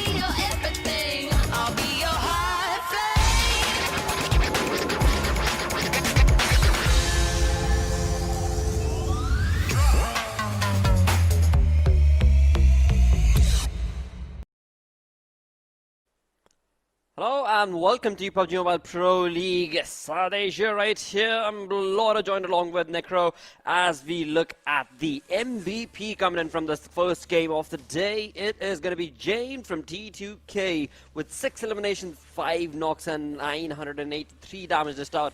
Quite a lot of chaos being brought on into the lobby from the dude right here with only 21 minutes of survival. Exactly. 21:51 is the survival time. No fear as well. It's going to be there from the side of JyanMaara this time, though, with 5 elimination points and 977 damage dealt. So close, but it's just that damage number just took over a little bit, and that's why Jane had his name on over there, because you also do see No Fear had more survival time compared to Jane. But then we have Crypto coming in, the winners of the previous game. I again started things on a great note on day 2 as well, and now starting things off on a great note even on day 3. It's like, just call them the openers at this point. They definitely are. I mean, that was a rock-solid start coming in from the side of I8 indeed. And that is something that you and Johnny were talking about as well when it comes to the Pakistan region. I mean, I8, they have been a bunch that have stuck together for a very, very long time. And it was clearly indicated from their play yesterday as well that day number 1, they were just trying to test the lobby. And then on 4th, day 2, as well as the start of day 3, it is looking real good for their side. As we move through to the match summary, of course, we do have the highest elimination from the Jane, along with that damage going in his favor, but of course Crypto not that far behind. Exactly, as you mentioned, and I said this as well. On day 1, usually IAT is a sort of a team that just likes to test the waters. They like to see how the lobby is going to be playing inside the entire state championship. They do their homework, they do their research, they come back even stronger on day 2, and they just put on some incredible stats on the board, and that's what they've done. As you do take a look at the match rankings, of course, IAT with 26 points, and then you move on over to JyanMaara. Again, the consistency is hitting the deck for JyanMaara, and that's something Stalwart Esports will need to find a counter to. Absolutely will, and another team to actually bring up in that same conversation or breadth is going to be T2K. I mean, T2K had a really good day 2, and day 3 also is looking like a very synergistic play coming in from their side as well as we move through to the Oppo F21 Pro moments. I mean, right off the bat in the first few minutes of the game itself, we did have a lot of teams taking on the shots, and it is, of course, T2K on our screens and Jane being the man of the hour. Exactly. I mean, Jane was challenging a lot of fights. He was able to get a lot of players locked in his side as well. So it makes a lot of sense, too. Jane was one of the most dominating force in the team of T2K. T2K is currently sitting in 3rd spot in the match rankings that we saw the previous game. Seal, too. Look at this. Seal as well. They try to do something, but somewhere down the line, things did not really work out to them. I went with IAT. I thought maybe IAT would want to start things on a great note, but IAT, too, they kind of faltered down. Well, again, I mean, nothing taken away from that prediction, of course, because when it comes down to the elimination points, the IHC were there. I believe they walked away with, what, 5-6 eliminations and only 1 placement point. So, yeah, that clearly showcases that when it comes to the raw aggressive stance that the players of IHC do have, the caliber is set up perfectly right. But it's just the, well, again, they're not getting those placement points, and that is where things are not looking good for the side of that team. But as we move through to the top 3 teams that were part of this lobby, I mean, JyanMaara, they walked away with another sensational play. But hey, I8 were here to steal the day away from JyanMaara, and in doing so, look at that. Crypto, man, I mean, again, like I said, the team has stuck together for such a long time, and they know exactly how to bring in that raw power against the lobby, and that's what they do every single time they're allowed the opportunity. But looking on to the damage graph this time, again, I mean, a lot of teams actually chimed in, as we do have 2 teams, I mean, JyanMaara as well as I8, sitting at that 2200 mark when it comes to the damage. Exactly. I mean, look at the damage stats in that previous game. A lot of teams had a lot of damage dealt, and it's just because the fact that the Circle played the cruel game. Teams needed to rotate from one point to the other point, from one point to the other point, from the other point to the third point. So it was just the Circle taking a lot of curveball shifts. So teams were actually sitting inside the vehicles and trying to move on over. And doing so, a lot of teams that had a good spot, they were able to get a lot of chip damage through. So that's why the damage numbers are so high from that previous game. As we do move on over to the overall rankings overall rankings now. Of course, Stalwart Esports are going to be the table toppers, but JyanMaara is inching their way closer and closer to that first spot. Exactly. I mean, Stalwart is only 13 points in front, and that again is going to be maybe bringing in a different play level from the side of Stalwart as we move through to game number 2 of the day. But right now, JyanMaara, as you so perfectly mentioned, are closing in inch by inch, and then comes in I8 at that 3rd spot. 2 massive jumps from their side, but only 3-point difference between them and the 4th position holders. That's going to be DRS Gaming. So still very, very close when it comes to that first page, but moving on through to the 2nd page, this is where things are taking a twisted turn, not necessarily as of now, because IHC, they have moved up 1 spot. Yes, Skylightz Gaming, Phantom Esports, they are very close. It's just something that Johnny did mention. I mean, Phantom Esports, they're going to have to really try and bring up their raw power today, because the difference between them and the team above them is still a bit too much, and they're going to have to really capitalize on those situations if they want to jump onto the first page. Exactly. As we do take a look at the schedule now, we're going to be moving on over to the map of Miramar. The schedule has been the same throughout all the days. So yeah, the people that have been here for a long time, that have been watching since day one, they exactly know how the schedule works. But Blotter, now it's time for us to get into some real stuff. It's time for us to just throw something out there, Blotter. What are your predictions for this game? Sheesh, dude, it is looking tough luck when it comes down to the way things are going, because look at that number right there. You've got 4 predictions already set in stone for yourself that have come true, basically, right? I mean, so I don't know which side do I want to go, but I do want to believe that IHC, I mean, I do know you said the exact same thing. I do want to believe that IHC are going to have a really good game, but talking about the chicken dinner, it's going to be perhaps Stalwart Esports. Okay, well, so which team are you going with? I gave my answer, dude. I'm sticking with Stalwart. Yep. Okay, all right. You're gonna go with Stalwart. You know what? In this game, I'm gonna go with. Oh boy, it's so tough to make a decision, man. I'm gonna go with again, dude. You already got 4 of them correct. It's absolutely fine if. Okay, look, I'm gonna go with TDK. I'm gonna go with TDK. Make it a TDK. Make it TDK.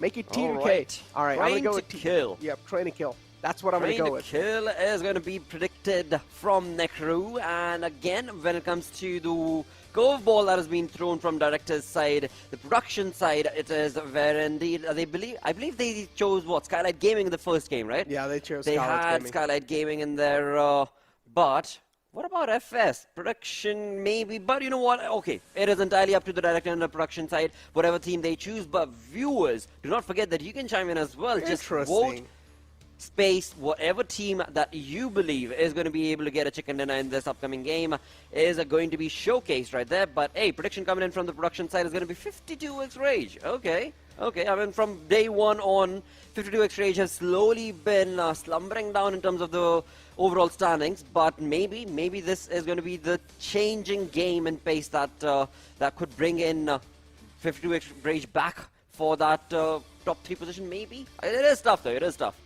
I honestly, the way things have been going right now, the the way games looked like on day 1 and now the Right. games that are looking like from day 2 and day 3, I feel like there's a massive change in the pace. The teams that are currently in the latter half of the board, they're giving it all they have to make it in the first half, and makes a lot of sense too, Blotter, because I've always been saying this since the start. Day 2 is the day of comebacks. Day 2, It is. a lot of comebacks were made, but on day 3 now, again, teams are trying their best to solidify their spots, but usually on day 3, this is where the top 5 will try to nail their spots down, and this is where we see competition getting really closer and even closer. Well, again, and for that, we did just look at that storyboard, right? We have Stalwart Esports sitting on the top position with 173 points. As the day started off, they were sitting exactly at that. But now, another something that can be brought on in the same breath is, as soon as any other team tries to catch up to the lead that Stalwart Esports is making and maintaining for themselves, they just bring in a swooping game for themselves and pick up the pace and ladder for their point destruction in the lobby. So I do believe this game ought to be a really good Stalwart game. But hey, again, I mean, that's all the stats that have been predicted from their side. Oh, not predicted, sorry, have been showcased from their side. But when it comes to the game itself, it is all down to what the zone's going to be doing. But looking at the flight path, it is a pretty comfortable flight path, dissecting the map into equal halves this time around, coming in from the northern side, going south to Los Higos. Exactly, starting all the way from Oasis towards Los Higos. Now, this is going to be quite interesting, Blotter, because, again, teams are not going to have any sort of problems to make it to their designated drop spots, so we're not really going to be expecting a lot of action in the early phases. But I do want to see if any of their teams do want to drop on top of each other, because we're seeing a couple of drop locations that are being clashed, right? For example, TDK and Freestyle, they've been clashing against each other in the Minas Generalis area. Is that going to happen again? Right. That's something I want to find out.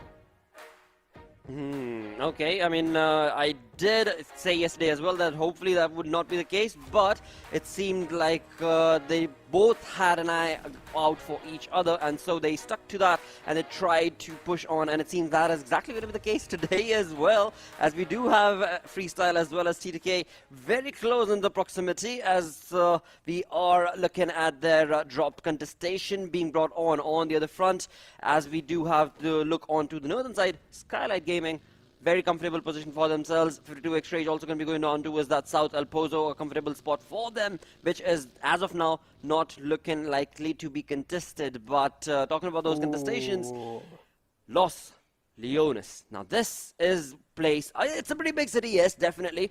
So it does allow a little bit of room for wiggling around for the side of I8 as well as Seal, but they have consistently been dropping on that Los Leones city for quite some time, and I would really want to see a contestation from between them as well. Exactly. I mean, taking a look at the circle too, Blotter, I mean, we might just have an urban ending. We might just see a Los Leones ending, and that is some of those circles that is my favorite. I love an urban warfare. I want to see an urban ending, and we might just see a Los Leones circle. Oh, I've seen this Los Leones circle last time in PMPL North America, but now I want to see this happen in the PMPL South Asia Championship as well, because those are some of the most chaotic and some of the most insane. They just make you lose your mind. That is so true indeed, but right now it is going to be Seal Esports' demo, alongside is going to be I8's Crypto as of now, but hey, we did talk about it a couple of minutes ago as well. When it comes to the area or the city of Los Leones, it is a massive city, so not going to be an easy contestation between these two, but hey, anything is possible. For now, of course, just a few early minutes of the game itself, and I8 have had a pretty sensational start for the day, of course, getting that chicken moon onto that third spot. And for now, it is looking likely to be another good game from I8 if they're able to maintain and sustain themselves in this first few minutes, because that is where you do see at times teams falling down, and as soon as one or two players fall down, then the entire lineup gets a little wrinkled and rattled because of the fact that they've lost a couple of players. And for now, again, it seems like top is he's just checking his UMP fire rate, perhaps. I'm not entirely sure what exactly is going on over there. Perhaps a misfire, a misclick, but overall, Stalwart Esports also looking pretty comfortable with 173 points. 13-point difference is what we had seen from their side, but is that going to change? Is that going to be moving up furthermore or not? Well, time will definitely be answering that. You know, Blotter, the way he was firing the UMP, I thought that was a personality clash, you know? So in pro games, usually you wanna hold your guns and you wanna play things as safe as possible. So his other counterpart personality was saying, "Just go guns blazing, dude! Just start firing right now, make a lot of sound." And then he tried to calm himself down. He's like, he tried to make the other personality understand. He's like, "No, that's not how things work, man. We're currently playing inside a pro lobby. Maybe take things a little slow." But yeah, because we do have Mind DRS. games, Yeah, mind games, exactly, mind games. But I'm not gonna lie, if I was in one of these pro lobbies, I would go all guns blazing and die in 2 definitely. seconds. I mean, if you would have had the skill, I'm not saying that you don't, but you definitely don't. Neither do you. I never put myself on the pedestal, mate. But you did. You put yourself in the lobby with the pro teams. But hey, again, I mean, talking about that itself, every player has a different strategy and mindset when it comes to how they want to be approaching these situations, right? I mean, for the side of Stalwart Esports, we've seen time and time again that they are an aggressive bunch. They do try and capitalize and utilize on every single opportunity that they can when it comes to taking on a fight against their opponents, whereas there are other teams like, for example, I mean, 52X Rage, I mean, they have been sticking to what has been comfortable for them, which is to, you know, play it safe. And then when it is essentially the dire moment, they are going to be jumping into those fights as well. But otherwise, they're going to be sticking to their sweet spots and just working towards those rotations. And right now, I mean, Stalwart Esports, it's almost as if they're teasing. They're baiting any other team around in the vicinity. They're making the noises. They're throwing away the Molotovs. And, of course, all that could indicate is that they want a team in the vicinity to know that they're there and take on those fights. And, again, I mean, that is going to be crucial for their side as well. As 13-point lead, yeah, we know now 13 points is not a massive lead to feel safe on. I feel like they're just, like, doing a little bit of practice, you know, throwing the utilities and stuff. I don't know. It's just something like they're shooting bullets. They're trying to still get in the groove because Stalwart Esports, maybe the players think they're not really warmed up properly. So that's something even I do sometimes. Just like start shooting random stuff and check my accuracy and stuff like that. Yeah, that's something a lot of players do. That's something that is pretty common. But now we have the circle. Yeah, this time the circle, as we did see, can be an urban ending. So teams like Seal, neither I8, they wouldn't want to move from the Los Leones part unless if the circle takes a huge shift away, then that's when these teams will be caught in a huge problem.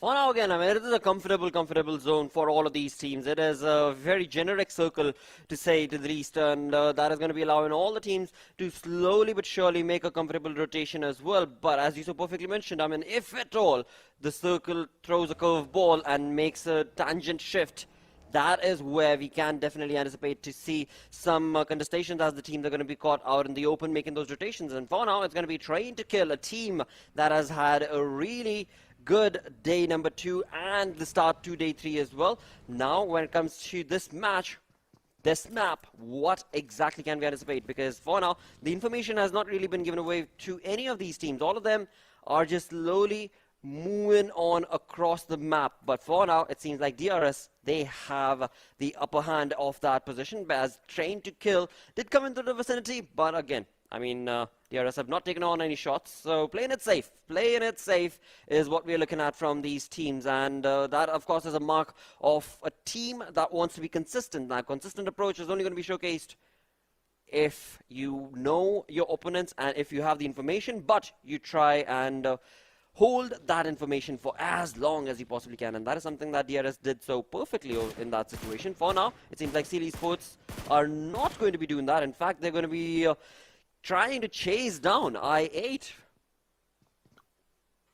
And Seal, they exactly know. I mean, this is a drop clash that has been happening since a long time, but right. I also want you to take your eyes on the map feed and look at TDK and Freestyle. Now, Freestyle, they decided to back away. They have no interest in challenging a fight against the players of TDK, and they just want to play things as safe as possible. Freestyle realized maybe now going for early engagements in a drop clash, especially when it's all about luck if you are getting good guns in your hands or not. And if you don't really get your hands on some of the best guns currently in the game, then things will be thrown you off guard.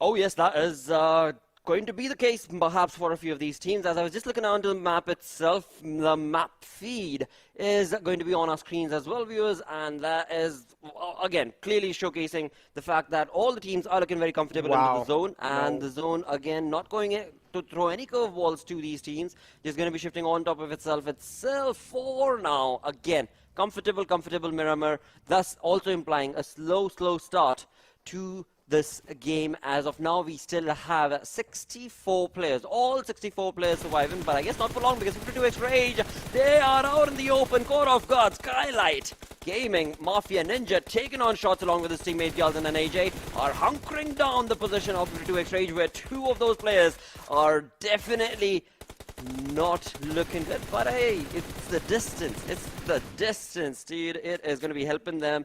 For now, again, AJ tried his level best along with his teammates, of course, Galden, as we did see.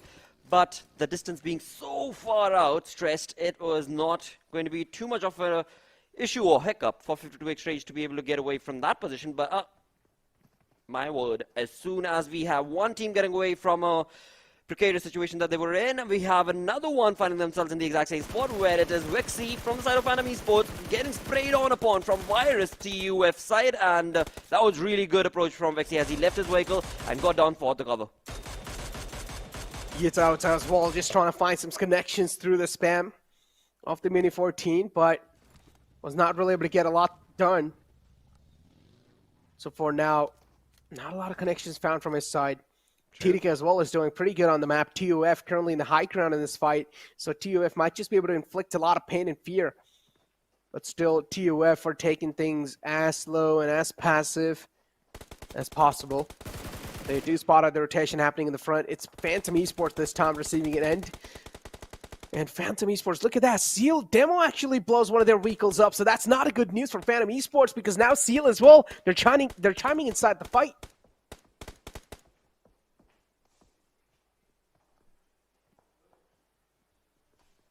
Phantom Esports, as you were mentioning, are hunkered down for now. We do have Mad Max a little too further out, and that's going to be helping the cause for Phantom Esports, as they have a flank angle cover in the name of Mad Max. For now, it is still pretty safe. In fact, all the teams are playing it really safe.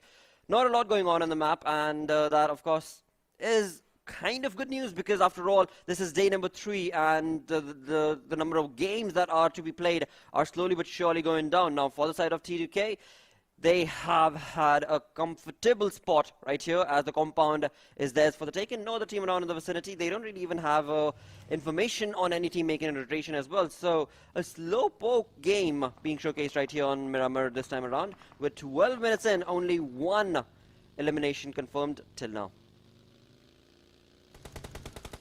Rajasthan as well, now they're on the move, and oh, finally a nice clash against each other. JyanMaara, they try to invade the territory of Freestyle, but this time Freestyle, they just cut off the lifeline of one of the players from JyanMaara. Not really a great of the start that JyanMaara were looking for, because they are currently the runners for the first spot, and they do not want to have a start like this, because JyanMaara is known for their consistency, and if this game fades away from their hand, that means Stalwart Esports will have a nice chance to boost themselves up and nail that first spot down. For now, as the teams are making the rotation, it is definitely looking like Freestyle have had the upper edge right here, taking on one fight from JyanMaara to the next, which is going to be Regicide right now, and Regicide's insane, has been caught out in the open all by himself. But if we look onto the minimap, we can clearly see that Malik has been absolutely dwindled, because he's got all four players, in fact, of Regicide covering the spot, and not before long. Wow. We are now looking at one fight to the next, and the spray coming in from IC. Going to be stopping 52X Rage's rotation right off the bat. I mean, it's like at this point we're asking the production to make the predictions, but they're actually just cursing these teams. That's what happened to Skylightz Gaming as well. So now from next time, I'm just going to ask production, what team do you guys want to curse? Probably, but hey, it's again too early, dude. It's still too early. We've got 16 teams still surviving, so there is still a possibility for a decent comeback from the side of 52X Rage, even though they are caught out in the blues, which is, again, their comfort. On the other side, they've given away the information against the players of IHC. Now, that is the troublesome situation for their lot. But FS Malik, I mean, this dude all by himself himself has been holding down this compound and fort against the players of Red Side for quite some time, and Red Side have not been able to bring down Malik. On the other front, JyanMaara now finally jumping in to take on the spray action against the players of Freestyle, as Aram has been caught, and now that rivalry contestation will be showcased from JyanMaara's final player, Gunner. Oh boy, that's not a good thing. Freestyle, now they're getting dismantled and just poked and tickled by the player of JyanMaara. The final glimmer of hope alive as well for that team. IT all the way in the outskirts, still trying to make it inside the zone, being caught off guard by the blue zone right there. So now IT, they finally realized that maybe wasting too much time outside the blue zone is not going to be a good idea, as they were caught between a fight. In 52x Rage so far, they're looking pretty okay. Freestyle, as I said, they're just getting peppered down by a lot of teams. From the back, it was JyanMaara this time, and now from the front, it's Regicide. Malik as well is going to get caught off guard out in the open. Did not really expect Waz to be there, and Malik tried to cross on over on the other side, but he gets caught off guard in the cross.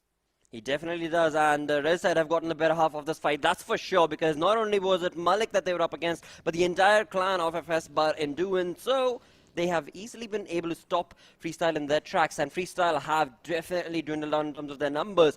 But for now, looking on to the comfort of the zone itself, or rather the edge, we have the Grounders getting a little bit of an information against the players of IHC, who we just saw making a rotation from the Blues against the players of 52x Rage. But for now, as they have tried to jump in, it is going to be the Grounders getting the very half of not only IHC, but also 52x Rage, where 52x Rage, one by one, they do go down. Again, you pointed it out perfectly, dude. The production have cursed with their prediction of 52x Rage getting a better game on this match too. Yeah, they're just getting so unlucky. The stars are not aligned for them in this game.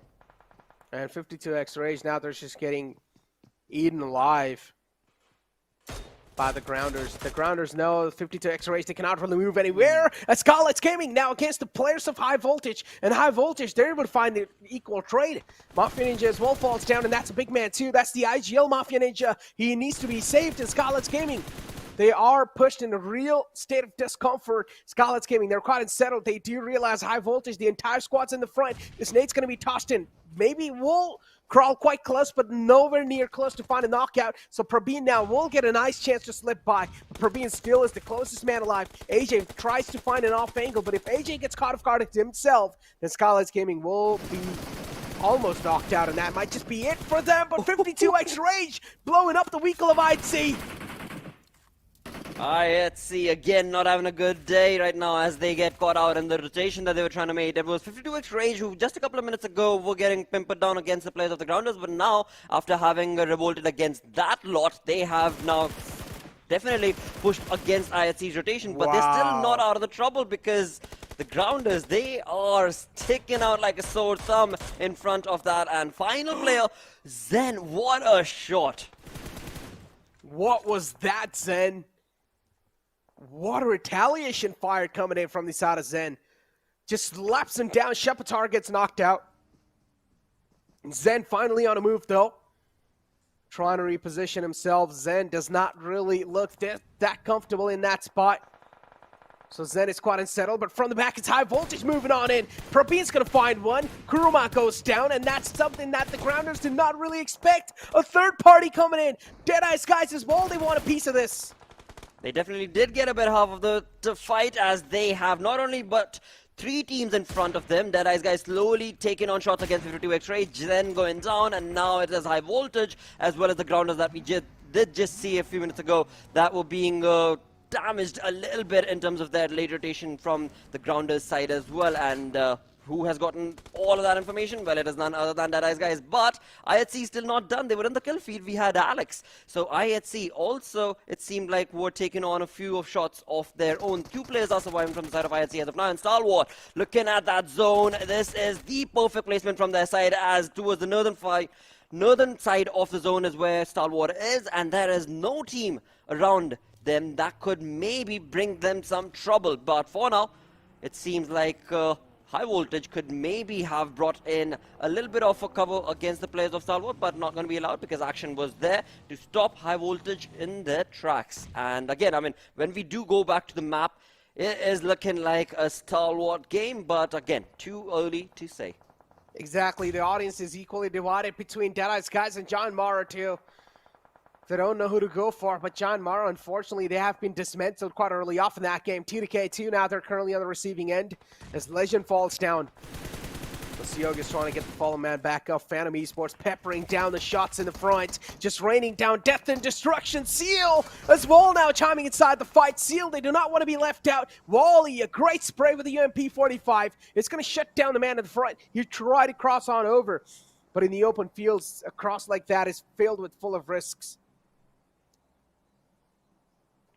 Oh, that shift, the zone shift, this is not good for Stalwart, definitely, as the zone has moved away from them and now going to be helping out the position of the real soldiers. But right now on our screens, of course, is the players of T2K against the lineup of TUF. At TUF, the perfect utilization of those utilities is stopping the side of T2K to be able to retaliate, and they are pincered down in that small little position out in the open. But hey, Regicide is around in the corner as well, as Regicide have two players of their own. But behind, far back, we can see I8 are also going to be chiming in along. But will they be allowed? Because again, when it comes to the King of the Hill situation, TUF can definitely capitalize on this position.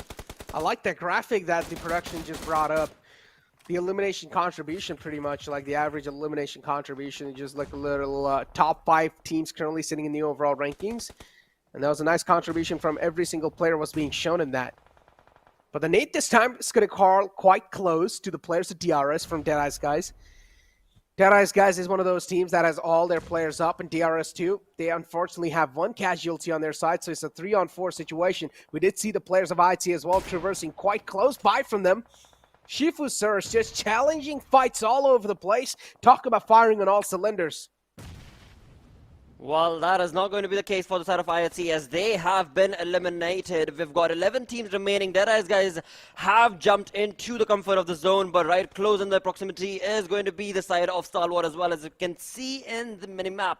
Along with that, DRS around the corner, around the bend, waiting for Deadeyes Guys. But who will get the better half? Because the utilities being thrown from the side of Deadeyes Guys is going to maybe be advantageous to their position, or could maybe be the hurt that they did not anticipate. But for now, it is going to be DRS who are just slowly getting all of that damage against them. And right here, Killer YT, he is in the vehicle.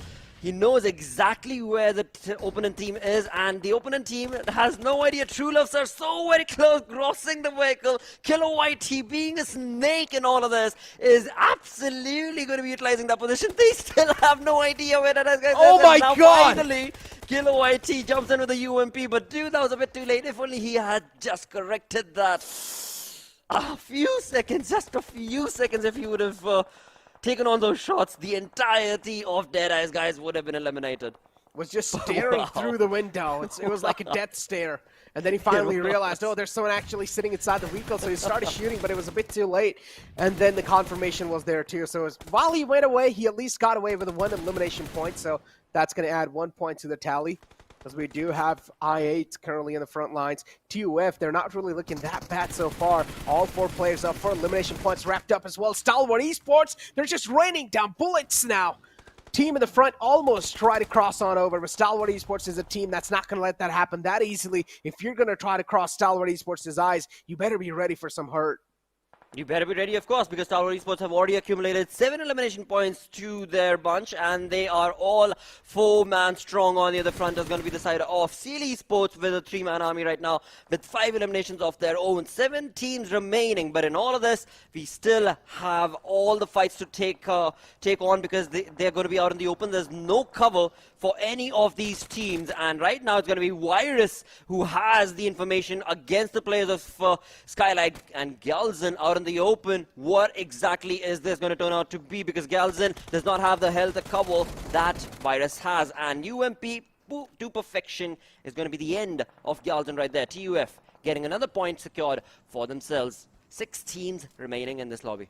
The hesitation is clearly being seen. And TUF, unfortunately, Edgar's on fire. He will need a drop and roll, but while doing so, Sandesh finds the right moment to strike, and he will also try to go for the confirmation. Edgar will fall on top of the flames. Joker, too, is quite tagged up. Talk about being chipped down, and TUF, they're being eaten alive by the flames. They're just falling on top one after the other. TDK too, they're taking a lot of shots in the back, but it's okay. TDK have the most amount of men alive currently in the lobby next to Stalwart Esports. They definitely do, but the numbers are going to be helping out Stalwart as of now because they have 8 eliminations, make that 9 as they push on to take on another team. With that, I8 get eliminated. 5 teams remaining in this lobby, and look at that camaraderie. I mean, this is just perfect. You know, Stalwart Esports, this is the team and the synergistic play that makes them known in the lobby, wherein Pika will not allow his teammate to fall down that easy. He will be picked up, put on the back, and taken into the safety net of the zone itself. On the other side is going to be Deadeyes Guys. True Loves are against the lineup of Seal Esports for now. Wherein, of course, King of the Hill situation working for True Love, sir. He has the information, he's utilizing those nades. And from the other side, Seal Esports, they can be in a lot of trouble because from the other side, there we have T2K as well chiming in now. And look at the amount of damage Stalwart Esports is currently taking. TDK is able to inflict a lot of damage indeed. Seal as well, they're alive with 3 players, but the problem is the high ground, that's something that needs to be capitalized. Seal, even though they're in quite a decent spot, but the problem is there's quite a lot of teams that are currently on top of them that are being the Overwatch, and Seal are just being Overwatched. They don't really have a lot of comfort space to move around with. Their movement's being limited by a lot of teams here, and Stalwart Esports currently on the top have a real good spot to play around with. But Stalwart Esports, they will need to try and move on in soon as possible. They definitely are. I mean, look at those nades coming in from action against the players of Deadeyes Guys, as Deadeyes Guys made a lot of noise to take on the fight against the players of Steel Esports, but they were not careful enough to take care of their sexes, and right now it is Steel Esports who have Stalwart... ran him over. Yep, he ran them over. Stalwart are just known to be the aggressive bunch, and here they are in a matter of seconds. Stalwart Esports absolutely dominate against the players of Deadeyes Guys, and just like that, they have been eliminated. 3 teams remaining. Seal Esports somehow they have been surviving in all of this, and Trying to Kill also has been keeping really quiet. They have a lot of information. They have the King of the Hill situation working for them, but they're not able to capitalize on any of that. Maybe now is the moment for them to shine, but look at that flank from the Stalwart Esports player with Top making a lot of action right here against the players of Seal Esports. It's a prime example of you blink it and you miss it. But oh, the nade from Seal! But look at Legend 2 is trying to be really proactive, but unfortunately, he's going to get caught off guard because he did not really expect Baron to be all the way in the back. And Seal, oh, some of the mind games that Seal is trying to play here now. TDK will need to take things a little bit slow and cautious. TDK, they're down to a 3-man squad. The man still hasn't been confirmed, but another nade that's going to crawl right next to Top. Another nade tossed in quite to perfection. Sunday's moving on in quite close to the players of Stalwart Esports. And now TDK, they're in the Overwatch position. Seal, they're getting burned down with the Molotovs. TDK might just come out on top in this one. Is Seal versus TDK. It's TDK's game to lose. T2K finally, when it made sense to make themselves known, they have jumped in against the players of course Seal Esports, and right here right now we've got Sensation Jane pushing on to take on the final player of Seal Esports, and that's going to be none other than Leo. But what exactly is this going to turn out to be? A Scarrel fight between these two, 1v1 situation, but indeed the numbers advantage along with the position is going to be helping out T2K, and they have made it large. They have pushed on against the players from Mongolia to take on this chicken dinner for themselves. Blotter, that's my 5th prediction correct on this entire PMPL South Asia Championship. That's my 5th prediction. TDK, 8 elimination points and 23 points tossed in from their side in their account. And TDK, they have moved on over to top 3. Imagine the top 5. It's looking way too close for comfort. And now TDK as well chiming inside. This is absolute chaos. This was, I mean, 5 predictions. How are you doing this, Necro? Because this was, they stole that chicken, actually. They stole that chicken. It was looking like Stalwart Esports were jumping around, making the noise, making it every single moment. But then came in T2K and just whooped it across to take that chicken. Boy, oh boy, with that, we're going to go on a short little break. Stick around, as a lot more to talk about after the short one.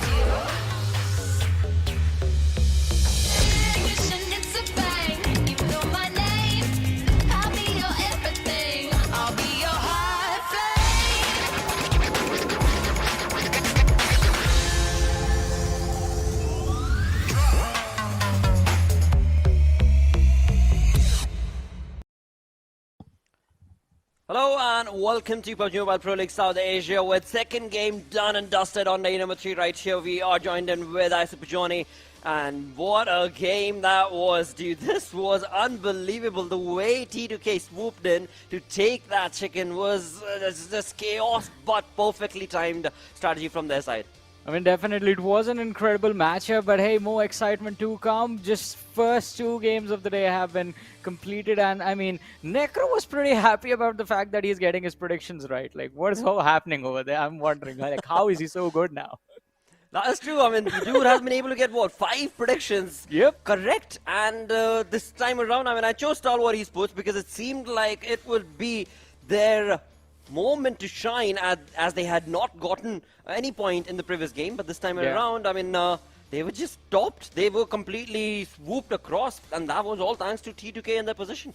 Yeah, definitely. I mean, Train to Kill did a pretty phenomenal job in this matchup, and they played to their comfort zone. They weren't really trying to experiment. They knew exactly what the cookie cutter way to, well, secure a few extra points was going to be, and they stuck to those, and the result was a very nice chicken dinner with 8 eliminations. And those extra points are definitely going to be beneficial. But MVP of the game, Action from Stalwart Esports, 6 eliminations and 5 assists. So that's 11 finishes that he has contributed to out of the 13 that his team has. Dude, this man was all over the place from the side of Stalwart Esports. And of course, not only that, we have his teammates chiming in to the top players list along with Pika and top. But right now, Sandesh from T2K. I mean, Sandesh has really picked up the pace quite amazingly when it comes down to this PMPL. He is absolutely the rock of the team for now.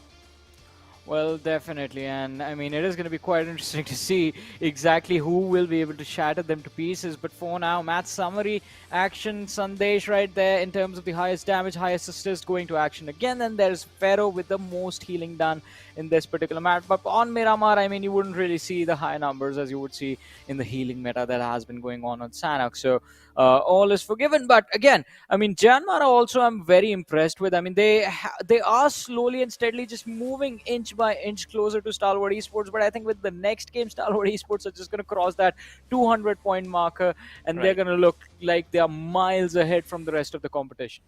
That is true. That is definitely true, as we will be looking at that overall standings. But before that, match ranking coming in to view where we do have Stalwart Esports sticking to that top position. Even though they did not get the chicken dinner, but looking at that eliminations, 13 is what they walk away with, along with, of course, T2K chicken dinner win a team of 8 eliminations, and then comes in Series Sports with 9. Yeah, I mean, T2K also had the same tally as far as the points are considered, but still, I mean, it was a pretty incredible run, and Stalwart Esports are going to be happy about the points they get, because from here on out, Stalwart Esports, they don't even need those chicken dinners to win this. They just need like 10 points. I mean, 10, even I feel like 10 points per game is going to be quite a lot. It's just going to give more advantage to Stalwart Esports. So like 6-7 points per game, and they will still be able to win the trophy. Well, looking at the fights that took place in this game around the 10-minute marker is when it all started, and it was actually IHC who were looking very, very good as they tried to stop 52X Rage's rotation, but somehow 52X Rage were able to find their ground and still walk away from that position. And as they did, they had, of course, the grounders to deal with. But of course, that was not the only fights that we saw as we pushed on. It was then Stalwart Esports coming in from the northern side from the graveyard, where they started racking up the numbers for themselves. Well, but let's see. Oh, I mean, we did see some pretty nasty shots and pretty nasty plays in this matchup, especially this one from Killer YT was something very impressive. I mean, talk about being cheeky, right? That was too cheeky, dude. And of course, the team had no idea. If only Killer YT. So, Blotter, now I have a question. If the vehicle was moving, would have called out a drive-by. What was that? A standby? It was the perfectly set up standby, if at all that's a word. Oh man, we gotta come up with some a name for that play. Like, I think we definitely need the head of nomenclature at this point, Ocean. Grand Theft in style, dude, that was. Yeah, it was something else. And then, I mean, towards the very end, it was just like Train to Kill. They had the numbers to their name, so they could have actually just put up a lot of pressure on Seal Esports, which they did, but that little bit of an over-aggression when we did see Sandesh on top of that rocket could have backfired, to be honest. But luckily, he stayed back, denied the line of fire, and was able to pull Seal Esports' player towards his teammate from where the extra damage came in, and then we know how the story ended. Absolutely, but looking at the numbers right here, from the damage to the eliminations, all of these teams were part of one fight or the other in all of that. Now, when it comes to the curses, right, that we talk about on the desk, I think the viewers have cursed the side of Phantom Esports because they are underperforming quite a lot and consistently, sadly. Well, yeah, as you said, quite consistently, but sadly as well. But talking about other things, though, now, I mean, look at this. Seal Esports, the climb was there, but slightly trained to kill with this chicken dinner do bring themselves up to the third position. But look at the difference that's there. 148 points to train to kill. And then we go all the way towards DRS, who are on the sixth position with 137 points. Just 11 points separating these two teams. And it is going to be quite incredible to see who goes where after the next game. Although there is a bit of a stipulation to that as well. If Train to Kill manage another chicken dinner win, a back-to-back chicken dinner in the next Erangel, then they will be not third but second in the rankings, given the fact that JyanMaara take an early exit as well. Exactly, and I mean, the way this team, Train to Kill, the way this team has just picked up the baton and just pushed on in this race is beautiful to witness. But like you said, will they be able to recreate that charm on this third game? That will be on Erangel, of course. Only time will answer. But before we move in through to all of that, it is time to ask that age-old question once again. What team to predict? Which team do you think is going to be walking away with a chicken this time around? Hello, Necro? Yeah, he's not answering right now, so I'm just going to go ahead with Train to Kill, because again, alright, I'll go with DRS in this one, because I want to see a little bit more chaos. And Train to Kill, I mean, if they don't feel any pressure, then there's not going to be a difference. They are not going to move up. So if DRS wins this, the teams in the from the 3rd, 4th, 5th and the 6th position, then there's going to be a little bit more chaos over there, and that's going to mean more fun for us to enjoy in the next 3 matches. Well, okay. So the real soldiers is what you're going to be choosing and Yes. sticking with. I shall pick up Deadeyes Guys for this win, maybe, or do I want to change that? All right. Is yeah. Necro with you? No. No. No. So we're going to be confirming that. Yep, Deadeyes Guys, that is going to be. But go ahead. Yeah. So I was just informing you, like, we have started to ask the prediction from the production as well now. Oh yes. Yes. Oh yes, that is true, and Production, that please. will be brought in right across towards your side, and we shall see what team are they going to be choosing, what team are they going to be predicting to take that chicken dinner win. But again, in the previous game, Necro did say that whenever the prediction coming in from the production is selected, it is almost like a curse for that team, and this time around it seems like Seal the Esports. team that is going to be cursed from production is going to be Seal Esports. Okay, that's a tough one. That's a tough team to... Yeah. That's a really, really tough team to actually curse, because the way they play, it's just phenomenal. There's Yeah, nothing and stopping them. Now they just have to deal with being cursed by our producer, Mr. Blank. And it's just extra added pressure. I mean, just like, my hope is gone for this match. I mean, Seal Esports, good luck, lads. You are the chosen one for this game. But on the other side, all fun and jokes aside, the match is live in the trajectory of the plane in front of us right now, leaning heavily towards the eastern side of the map, starting from the Stalwart Hill, and I believe it's going to go towards the home of Stalwart Esports, quite close to Novorapnoy. Oh, yes, it will. That will also allow, of course, I8 to maybe create that rivalry opportunity once again. Or maybe not, again, because when it comes down to the approach that I8 have had in the recent games on the map of Erangel, they've actually been changing a little bit of the play that they've been making, because normally we would have seen them always go to military base, but yesterday we did see them jump into Pochinki and the main island as well. So that is going to maybe be a possibility from that side of the lot, but on the other front, the comfortable position is going to be 52x Rage, as they always do love to go down towards the Stalwart Kamishki, and that is exactly where they will be dropping down to, with no other team around in the vicinity to be of any trouble. As we move down towards the Nova Rupnoy, as you were perfectly mentioning, we've got Stalwart Esports. Around in the vicinity, of course, we also do have Seal Esports, but I8, nowhere. Yeah, they've ignored that. I mean, they have just completely let go of their hopes and dreams of playing from military base in this particular tournament. And I mean, I would say it's working out quite nicely for them, because ever since they've stopped going to military base, they've started doing well in their matches. They went from being 11th all the way to being in the top 5. So, I mean, if it works, don't fix it, I guess. But now Uzum with a pistol in his hand trying to drop a few of the players from the side of Phantom Esports. You will definitely have to ADS for that. But I think the priority now is going to be looking for another weapon. But Phantom Esports, oh, wow.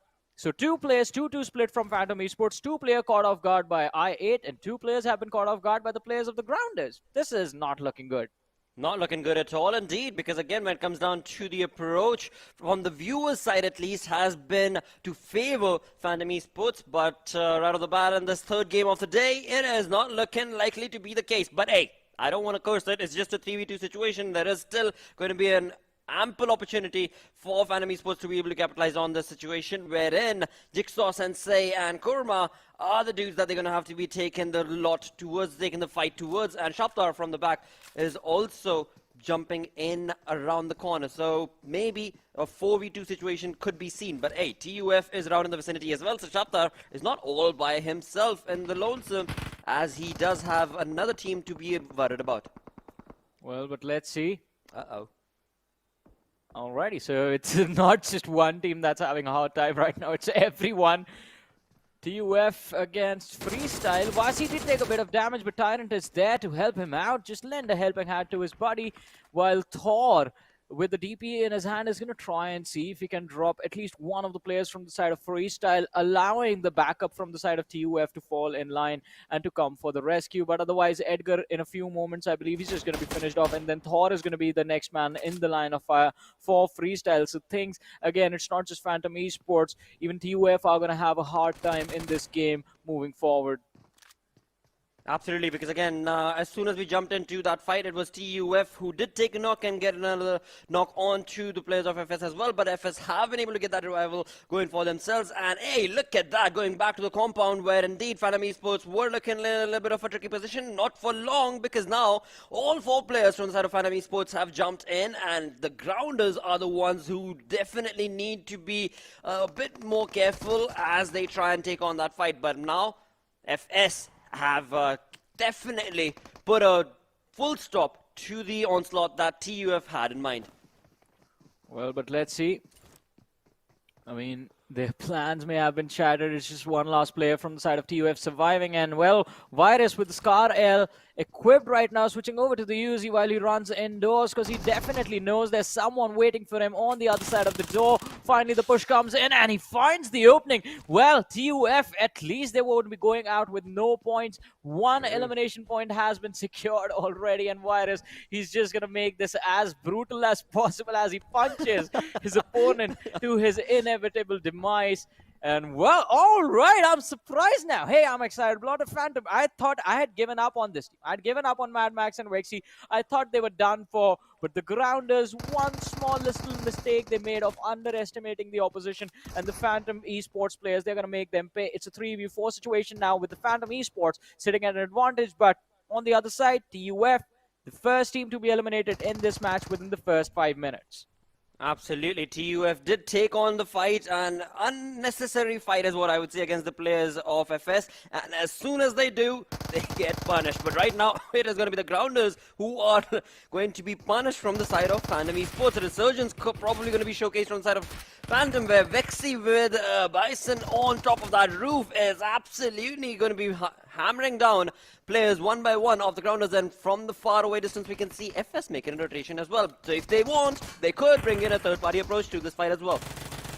Well, but let's see. Mad Max finding the knock. Sensei goes out as well. Last man remaining with a shotgun. He gets pushed upon. Takes down one, but it was a 1v4, so you can't really do much about it. There's the second team to be out of the lobby, and it is, unfortunately, the Grounders. But now, FS Freestyle are going to be making an entry into this compound. Yes, they will, with all 4 players in that vehicle going to be chiming in along. Have the Phantom Esports players recuperated from that fight, because they better be equipped and ready. Vexy is going to be trying to create that shaky angle, but will that be enough? We shall have to see. Along with the UMP in his hand, he is definitely waiting and waiting for FS's players to make an advance. But for now, it's going to be all by himself. Vexy's all going by himself, as the teammates are going to be in the back. Well, also along with that, ladies and gentlemen, this one's for you guys. Be sure, make sure that you are making your predictions on the PUBG Mobile Esports South Asia's YouTube channel. Again, the format was there on your screens. It's vote in capital space your favorite team's tag. But you guys do that, and we're going to focus on this fight as Phantom Esports. Again, a massive hit. Mad Max is going to be finished off by Tyrant. So that gives the advantage of this fight to Freestyle. Like, there's a lot of early game chaos between all these teams. Phantom Esports down to the 3 players still surviving, and Vexy, he's quite close to Aram, so it's going to be an easy nade for him to lob. But Vexy step out right in the nick of time. The UMP doing wonders. An easy knock finish secured as well, and the numbers between the 2 squads have been equalized. A 3v3 situation, of course, being carried on forth right here between Freestyle and Phantom Esports, where Vexy, that cheeky play that he was able to make and create, has been able to bring an equal playing field between these 2 teams. But right now, will that be enough? It seems that will definitely be enough, because in the backlines, Venom is going to be able to chime in along in that fight, and Vexy going to be bringing that onslaught to the face of the players of FS, and in doing this in style, by doing this, the team of Phantom Esports definitely have won my heart, as they did create a baited situation for the side of Freestyle, and Freestyle so easily were swooped up away like a chocolate donut being picked up. But boy, oh boy, I mean, this is going to be the end of Freestyle. What a game this is turning out to be, dude, because Johnny, right off the bat in the first, 8 minutes, in the first 8 minutes, we're looking at 3 teams getting eliminated. Yeah. 3 squads out, and it's not even 10 minutes inside of the match. I mean, you hardly ever get to see this on Erangel, so we should not really complain much about this. Plus, I mean, it's a circle leaning heavily towards the southeastern part of the map. You can see a massive cluster falling towards the Nova Repnoy bridge, and the bridge is being guarded by none other than Stalwart Esports. I can only imagine what is going to happen over there in a few short moments, but I wanted to begin a lot more sooner. It's going to be fun. Oh, it is. And also, looking on to the other side, dude, we've got Seal Esports. Okay, never mind. Seal Esports and I8 is what I was going to mention. And maybe look off fight could be brought on from their side. But now as the zone has moved away, the teams are going to be moving away from that bridge camp position that they were in. But looking onto our screens, of course, it is 52x Rage's player, Daku, who has been dropped down thanks to T2K Suyog approach with a mini in the hand. But now, this zone, this circle, this is a good one. This is the curveball that was required from the zone gods to be thrown at these teams. And this is looking pretty good, but not the case for 52x Rage. Let's see, 52x Rage. Jane is trying to make a push, well, trying to find an early opening. And I guess T2K have realized that this team that lands just a little bit north of their position likes to play slow. So now they're trying to gatekeep them on the second blue zone, which, I mean, is not really ideal. You would like to do this much later in the game. But hey, if they don't expect it, this is going to give you an edge in the fight. And that is what the players of Train to Kill, I believe, are trying to accomplish. But in doing so, they have delayed their own rotation a little bit. And now Skylightz Gaming stands an opportunity to pick them off while they move in from those open positions towards Prison and then Shelter. And then the next stop is going to be Milton. Absolutely, that is going to be the rotation that could be brought in from them. As we look on to the center of the zone, quite a lot of teams have actually gotten themselves in the close proximity of each other, but now the team that is going to be getting the better half of all of that information is going to be JyanMaara, as they did try and spray on the rotation against Regicide, but in vain is what that spray turned out to be. But for now, as we move away from that team, we have Deadeyes Guys, IHC, close to each other, as well as we've got Icy, Godless, holding their forts all by their lonesome. But where are the other two? Where are the other two? That is a very good question. I think they are a little bit further away from the teammates. Yep. And it's not just two, it's just one lad a little bit further away. Oh, Shifu getting shot in the back. Repositions, goes in the corner, trying to hide, trying to survive. Deadeyes Guys, I think this is a pretty comfortable position for them, to be very honest. I mean, they don't really have to move around much. They got here early, so unless the circle keeps on moving south, they won't be in too much trouble. But hey, I spoke too soon because Phantom Esports have arrived as soon as the word trouble was uttered. Maybe being a little too eager to be Team Rocket, but let's see. Wexy, oh my goodness, beautiful drop shot. Instant knock, instant finish. Phantom Esports, they are not going to stop. It's the first 11 minutes of the game. They have 8 eliminations. Wow, what a perfect... I mean, I said it in the previous fight as they took on FS as well. This team has definitely won my heart, and I can clearly see why the fans have been choosing Phantom Esports again and again. And this time around, I do want to say Wexy has been the man of the hour from the side of Phantom Esports. Not once, but twice, he's actually showcased his prowess from his team, and in doing so, again, as they push on, you perfectly mentioned, they're sitting at 8 elimination points already, dude. Well, I mean, the fans have been cheering for Phantom Esports all this time, and I think now the fans are going to be pleased. And Phantom Esports, after the dust settles, just like, well, yeah, just like in the movie Gladiator, they are going to stand in the middle of all the chaos and just ask one question. Are you not entertained? And that is going to definitely be a question from Wexy, I believe, because the man has been definitely making his presence known in this lobby with, again, I mean, if you look on to the, well, now it's gone, but the live status that was being showcased, it was only and only Phantom Esports who have gotten so many eliminations. Apart from that, the only other 2 teams that did have a few eliminations working for them had only 1 elimination point. So again, I mean, this team, they have a rock solid start, but the change of pace from the zone this time around, this is troublesome. All these teams that we're looking at right now, of course, have the safety net of the compounds that they're in, but for how long? And JyanMaara are in the open, are going to be jumping into the center of the zone. Okay, a Milta region zone is what this is looking like, and perhaps, well, again, I mean, it could go either ways. Yeah, it could go either ways, but let's see. So now, 52x Rage again. First, it was Train to Kill, and now Regicide blocking their way. So it's not going to be easy. And as you were talking about the shift of the circle, I think it's quite unlucky for Seal Esports. So True. They usually like to rotate from the military bridge, but this time the rotation was a little bit slow because the first zone was on the military island, so they felt like they did not really need to go anywhere. And now because of that, they are forced to head towards Novorepnoye Bridge, which is in the control of Stalwart Esports. But do Stalwart Esports know that someone will be heading towards their direction in a few short moments? I think that can actually, that will be pretty important. That little bit of information is going to be the deciding factor in the fight when that occurs. But for now, I8C, we did see in the elimination feed that they found an opening on one of the players from the side of I8. And Phantom Esports, Yeta is going to be taken out by I8C. Ouch. He is in the water now. And, well, I don't think he will be able to do much.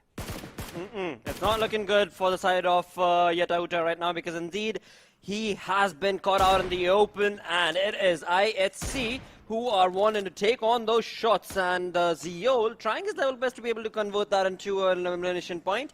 But for now, as we were looking at all of that, Seal Esports have made it to the main island. As they have done so, they've also gotten their information and their presence known and felt to the players of Stalwart Esports. As we can clearly see, Top is just waiting to get some shots again on the players of Seal Esports. But Seal Esports, the way they've actually entered this area, they're scattered, and that scattered bunch is going to be helping out their position and maybe even convert that into an advantage.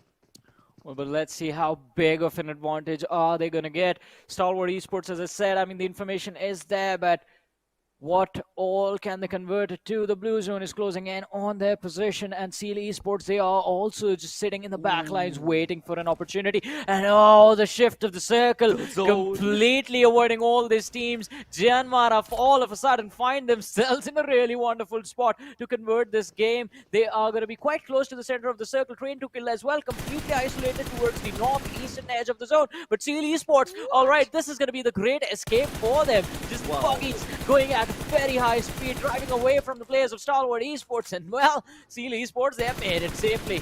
Oh, What spoke too an soon! Italian job that was, dude, from the side of CD Sports. Yeah, one of them was caught, but that was it. That was all.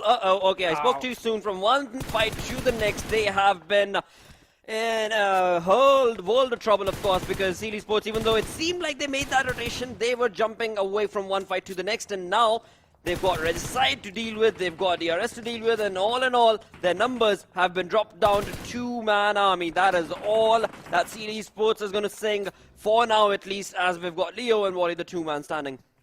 Well, that was quite intense. I mean, talk about Caster's curse without any delay. But CD Sports, they are still... Well, yeah. See, at first it was Stalwart Esports. I thought they got away. One down. Then we would go on to the next fight and you say, hey, they are safe now. And then one more down. I guess it's unavoidable at this point, but let's see. Over on the other side, the 13 teams still remain in the match. 44 players still alive. And Milta is, well, ground zero for all the action. The Milta city, to be a little bit more precise. CD Sports, they did lose two of their players just to get close to the edge of the circle, and they are still not inside. They're still unsafe. Time has run out. The blue zone is moving, and now they're forced to make a run for it out in the open. Well. For now, as we look on through to the players of Stalwart, they have jumped in very close in proximity against the players of 52X Rage, and far away in the distance there's JyanMaara making their presence felt and known. Pretty much in the center of the zone is where they were at as they took on shots and get those elimination points for themselves. And same is the case for the side of Skylightz Gaming as well, as they have been able to drop down Deadeyes Guys. True love, sir, going down. Thus remaining are going to be 12 teams. But right now, the 2-man army of 52X Rage, are they ready? Are they prepped? Night and faster, the 2-man standing in this compound against the 4-man squad of Stalwart as they are burning. Action is burning as he tries to get a little bit. What a perfectly baited situation from the side of 52X Rage. But again, the numbers advantage definitely working in favor of Stalwart Esports. So a tricky fight for 52X Rage for now. Well, but let's see, will they be able to make the push? Stalwart Esports are here faster. Well, he's gonna have to move a little bit faster. But Top, he's healing out in the open. This is gonna be bad. Top! Oh no! How do you not expect a nade like that when you know the man ran to the first floor? They thought he was all alone, but Faster just managed to find one more opening. But it's not gonna change anything. He gets pushed upon, takes down Action. That's the second. And does he have room to heal up? Whatever Stalwart Esports need to do, they need to do now. Pika is one of the last players surviving for a team, and they are out! Big blunder, big mistake. 52X Rage, they make them pay. Wow, Faster was so swift with those eliminations, dude. That was bonkers approach, just to one man from the side of 52X Rage. The rage clearly being showcased from the side of that dude, because he was able to bring not one, not two, but 3 players all one-handed, all by himself. Amazing skill being showcased from him. And of course, with that, 52X Rage will be able to get that revival going on for them, as Zen was nowhere to be seen in that fight. But as you move away from that, we've got IHC on our screens. IC taking on the shots against the players of I8, and I8 are hunkered down along with Godless from a flank angle, also pinching down some bullets. This is not the kind of fight that, of course, I8 would have anticipated as they jumped into the zone. Well, I8, they are about to be destroyed as Godless. First, he's going to run over Ghost and then try and see if he can take the high-octane collision against Crypto on the other side. But 52X Rage, the champions of PMPL Pakistan, have just a few moments ago destroyed the champions of South Asia, Stalwart Esports, and now they have to deal with some high-voltage action against the team High Voltage. All 4 players surviving in this squad house, and all of them are completely aware of the threat that's lurking behind them. They are prepared for this aggression. Smokes being lobbed, covering up the windows. Clear intentions of 52X Rage trying to get close to them. But even that is going to be a risky move, since there are a lot of teams surrounding this compound, this particular edge of the circle.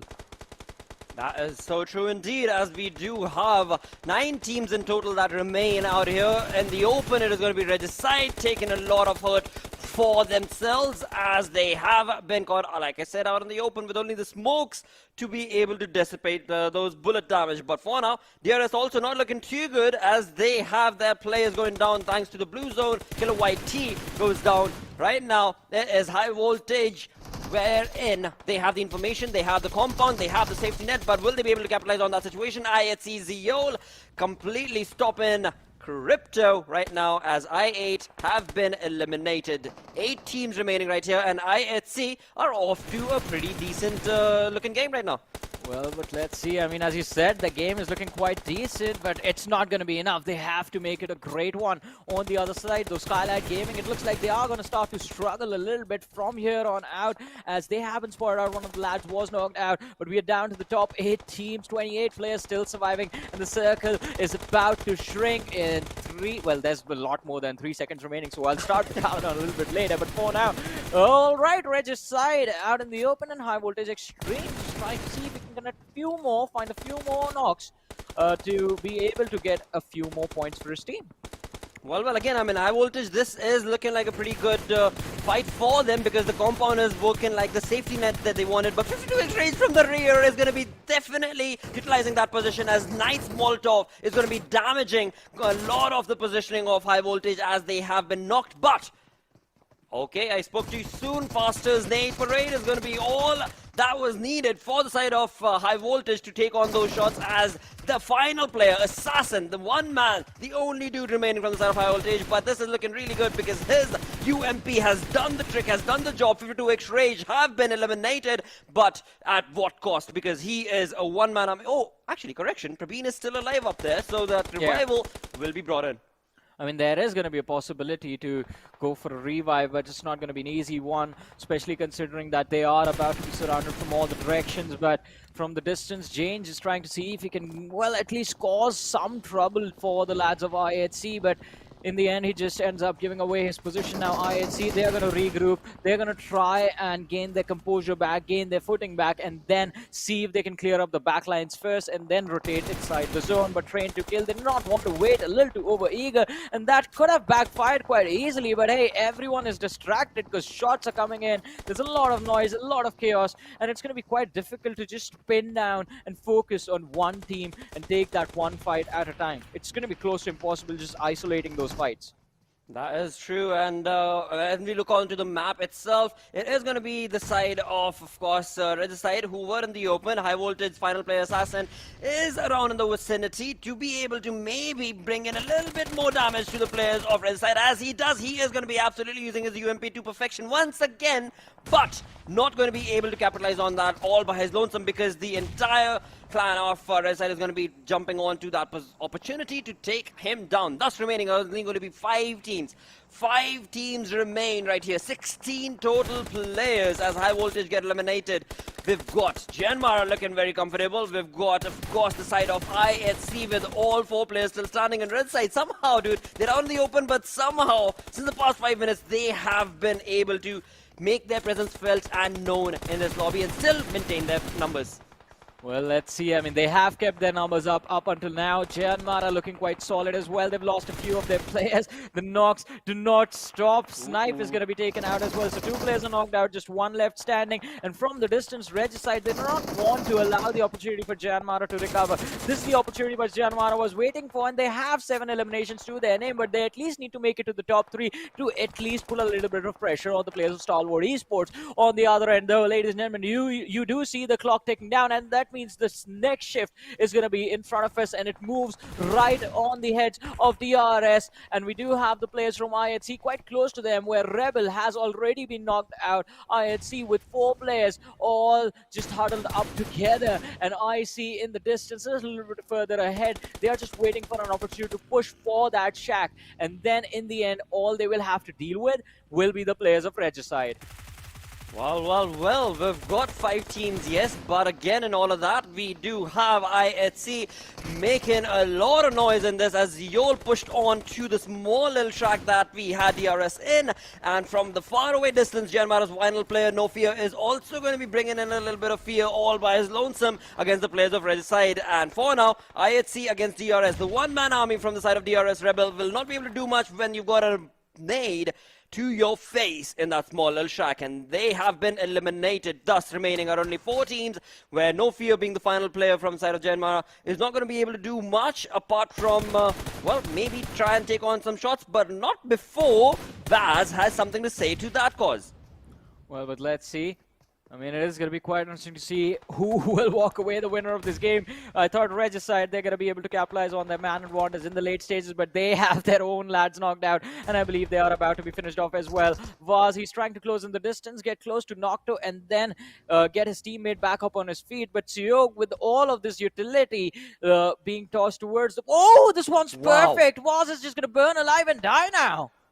What a perfect play coming in from the side of T2K indeed, and in doing so, not only has he been able to stop that team of Regicide, but also get the revival. Oh, okay, never mind the revival, but of course he will still be standing and taking on another player down. That's going to be JyanMaara getting eliminated. 2 teams remain. It is going to be IHC for the win this time around, trying to kill Tsiog. He's trying his level best. He's going to be absolutely pinching down IC as he tries to open up that, but dude, is this all? Because it's a 1v1 in just a matter of seconds between Tsiog and Zeol.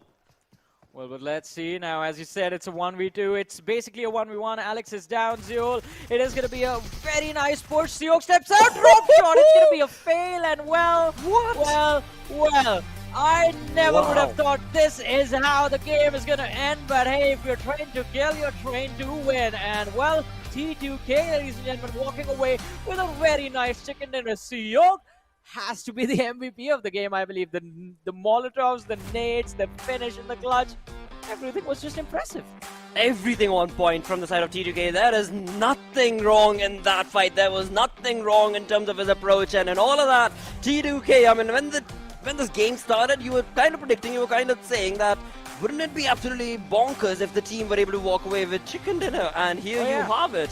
Here you have it. They walk away with the chicken dinner. And T2K, dude, what ladder are they climbing? What exactly is going on in that green room that they're in? Because they are doing wonders right now. I mean, I switched from T2K to DRS, but it feels like I should have stuck. And also for production, they picked Skylightz Esports and they lost 2 players early.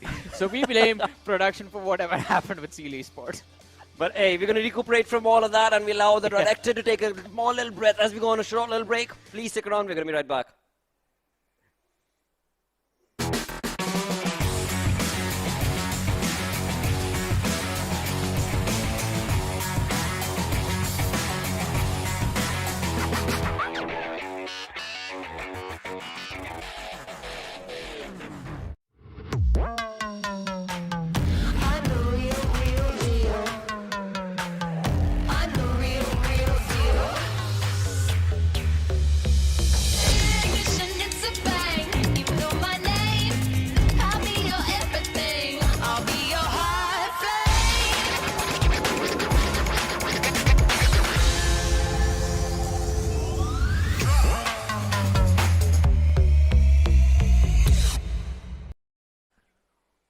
Welcome back once again, ladies and gentlemen, to the PUBG Mobile Pro League South Asia Championship. This is Super Johnny, joined by Necro. 3 games of the day are done, with the previous 2 matches going to Train to Kill, pulling off an incredible number out of nowhere. And, well, I believe they're sitting on the 2nd position on the overall leaderboard now, if I'm not wrong. Yeah.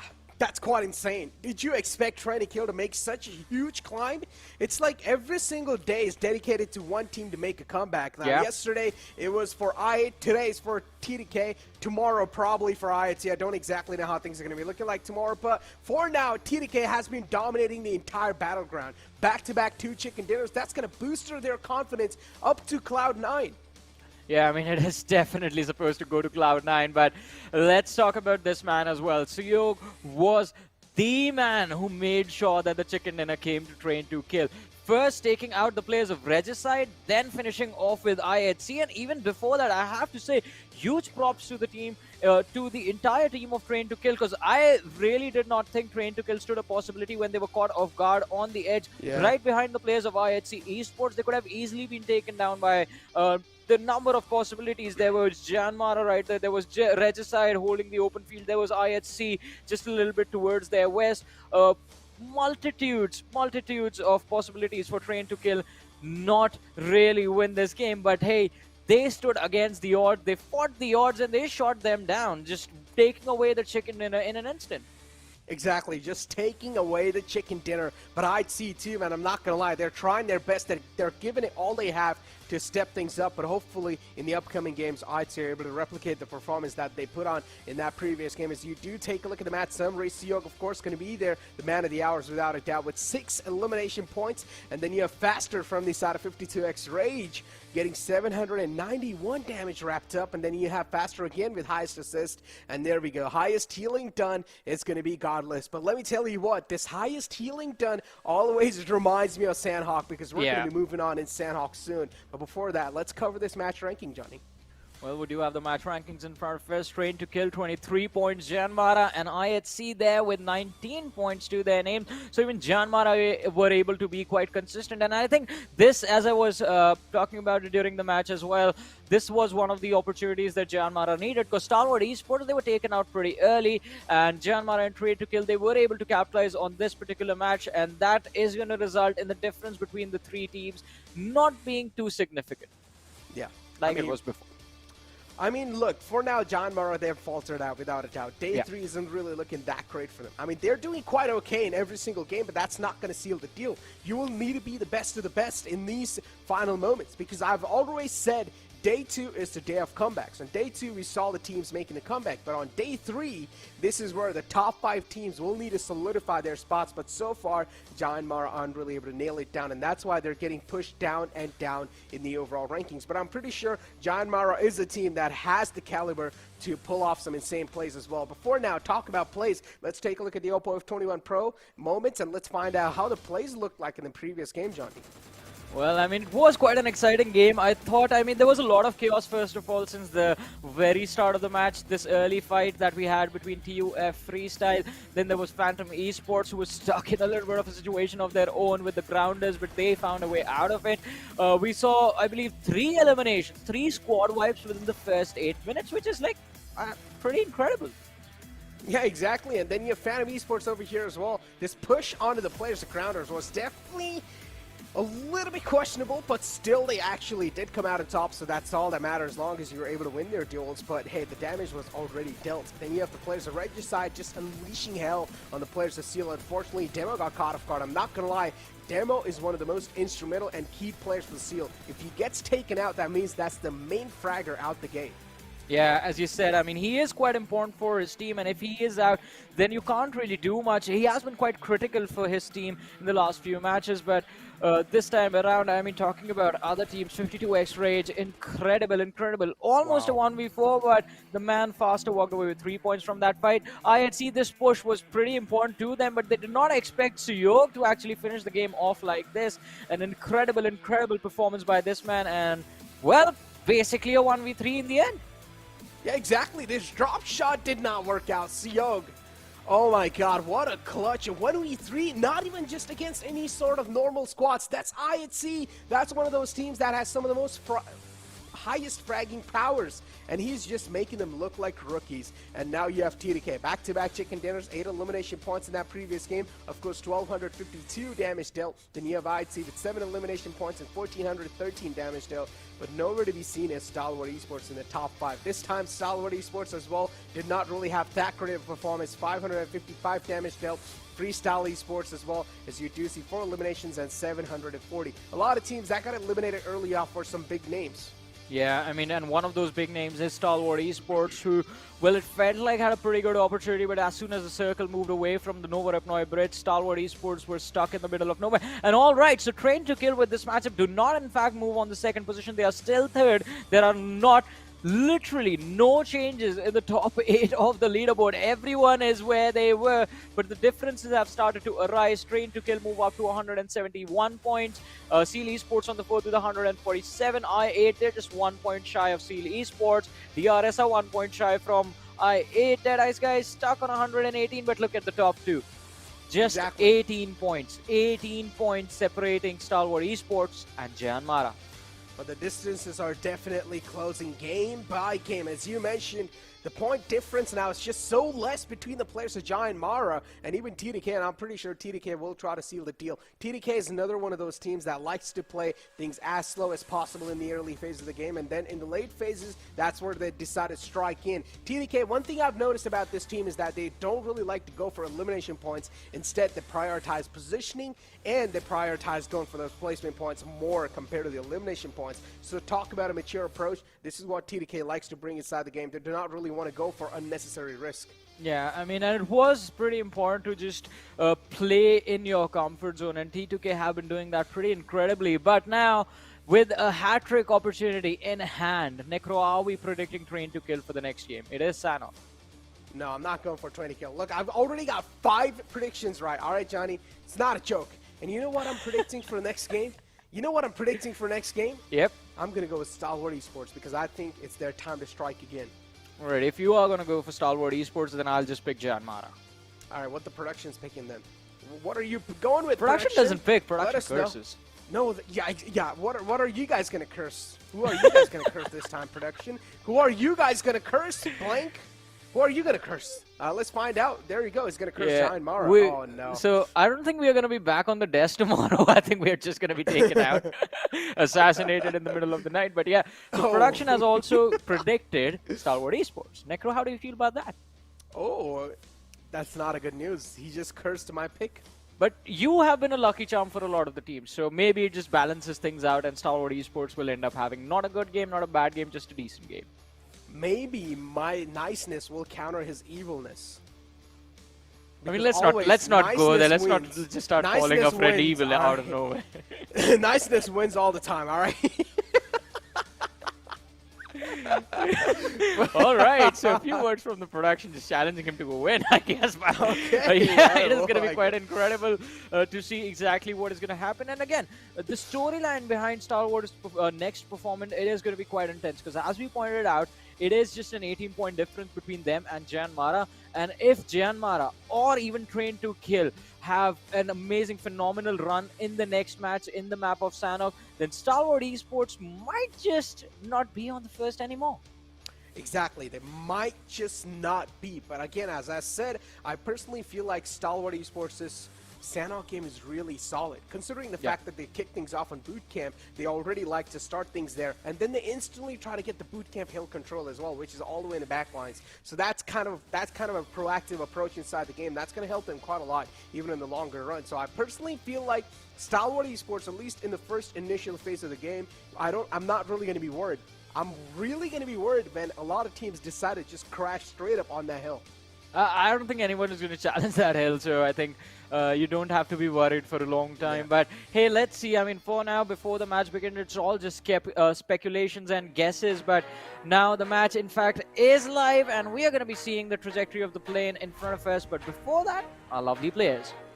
Exactly. Lovely players. Talk about the lovely players. You're pretty lovely too, man. I'm lovely too. Oh, thank you. Yeah, I'm just kidding. But moving on inside the game of Sanhok is the plane flight that's going to be starting all the way from Sami, all the way towards Mongnai. And well, here you go. The grounders, of course, are going to be exiting out first. Now, as I said, teams, they have a huge chance in this game to even finish quite consistently because, as I mentioned, Sanhok means med strat. If things do go south for your team in between the game, you can always opt or fall back on those med strat. Well, I mean, the healing strat has been quite prominent in this map, but to be honest, in this particular tournament, it is not something that the teams are relying upon. Players are not being allowed to, being left alone. Even if they are trying to hide, they are being hunted down. And I think that is something that the teams have adapted quite nicely to. Just the fact that if you don't leave the last player from a squad, if you just wipe out the entire team, there's no one going to be left healing in the middle of nowhere. But talk about the middle of nowhere. Well, this is Nakam, and this is where the grounders seem to have collided against DRS. Exactly, and this is a collision that none of us expected. Spots out the toes, instantly just tries to take him out, but the toes for now are going to be safe, as Kurama is just waiting for the right moment to strike. DRS, Rules is just pushing on in, it's not going to stop, and Rules eventually will shut the man down in the front. The grounders already starting the game off with a casualty.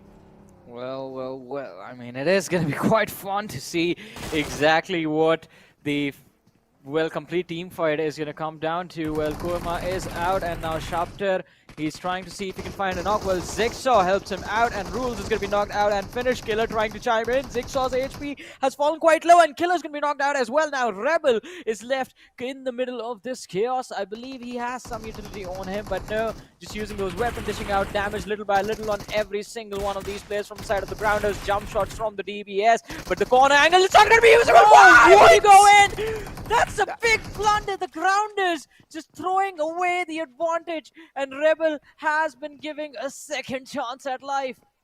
It's like they just don't want to win this fight. The mistake that they made is, you can't even call it a rookie mistake at this point. Even a rookie would not try to do that. When you especially know someone's tucked in the corner, you would not want to just vault in front of them, because while vaulting, you're pretty much crippled. You cannot even use your guns, and that's what exactly happened. But still, so far, the Grounders are trying to pull things back in their hands again. Are they going to be successful? Because Killer of IT has been knocked out as well. Sensei is trying his best to clutch the situation out. He will also try to get the fallen man back up, Shapatar. The res is being stuck. Where are the rest of the players of DRS? Because DRS, they've been dismantled quite early off this time. Well, I mean, they have been caught completely off guard, resulting in the team losing out on 3 of their players. And just one final player remaining for the side of DRS. It wasn't a worthwhile early game collision for them, and I think they're going to be pretty upset about it. But let's see what the rest of the game has to offer, as apart from this collision, we won't really... I do expect a few more fights to happen, actually. The JyanMaara situation has been avoided for now. 52 X-rays have decided to drop towards the quarry area, which was completely isolated. So, again, a drop switch resulting in no early casualties. DRS, again, the Shami drop, I think they should have just stuck together towards Shami, and the Grounders, again, I think have capitalized quite nicely. But the circle towards Camp Alpha Island, I mean, that is something that can change the game plans of a lot of teams. So let's see, just 5-6 minutes more, and everyone is going to start moving towards the Camp Alpha Island. Exactly. And then you do see a little bit in the replay feed how things went down, and Sensei, fortunately for the Grounders, clutched it out. If he wasn't able to clutch it out, then it was pretty much it. The Grounders would have been eliminated out the game early off. But as you do take a look at the overall rankings in front of you too, Stalwart Esports currently having 198 points, so close to that 200 points marker. I'm pretty sure they should be able to get that milestone in this game. Phantom Esports as well is sitting in 11th spot with only 79 points in their pockets. The Grounders right underneath him with 69 points. And this time the Circle is playing quite a lot of cruel games, Johnny. Evil games, talk about it. And I feel like the Circle is probably going to be ending on the top left island. That means a lot of teams should start booking it already. And I talked about the proactive nature of Stalwart Esports. And look at them. They're already going on the other side of the island. Well. I mean, the split, it's going to be quite interesting to see if that actually is going to work out for them. But it is definitely going to be quite risky, since TUF, as you mentioned, is going to be closing in from the back lines. Plus, you have to worry about the players from the side of High Voltage who do manage to control the Temple Hill on Camp Alpha Island quite nicely. That has been their preferred spot always in this matchup. But luckily for Stalwart Esports, IHC is there to distract the players of High Voltage and grab their attention. And IHC, they have full freedom in this matchup, so it is going to be quite interesting.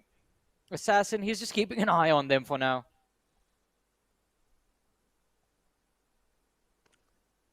Feel the peace. The calmness currently in the map of Sanhok. And I'm quite oblivious, why is this calmness still here? Considering it's Sanhok, you expect the aggression to be amped up. But that's not the case so far. We're not really seeing a lot of fights happening. We just saw that first initial fight between the Grounders and DRS. And then after that, things have just been really quiet. Teams like Regicide, they're just eyeing out the players of the Grounder. They definitely heard the chaos that was going on before between the Grounders and DRS. But now Regicide, they're just eyeing him out.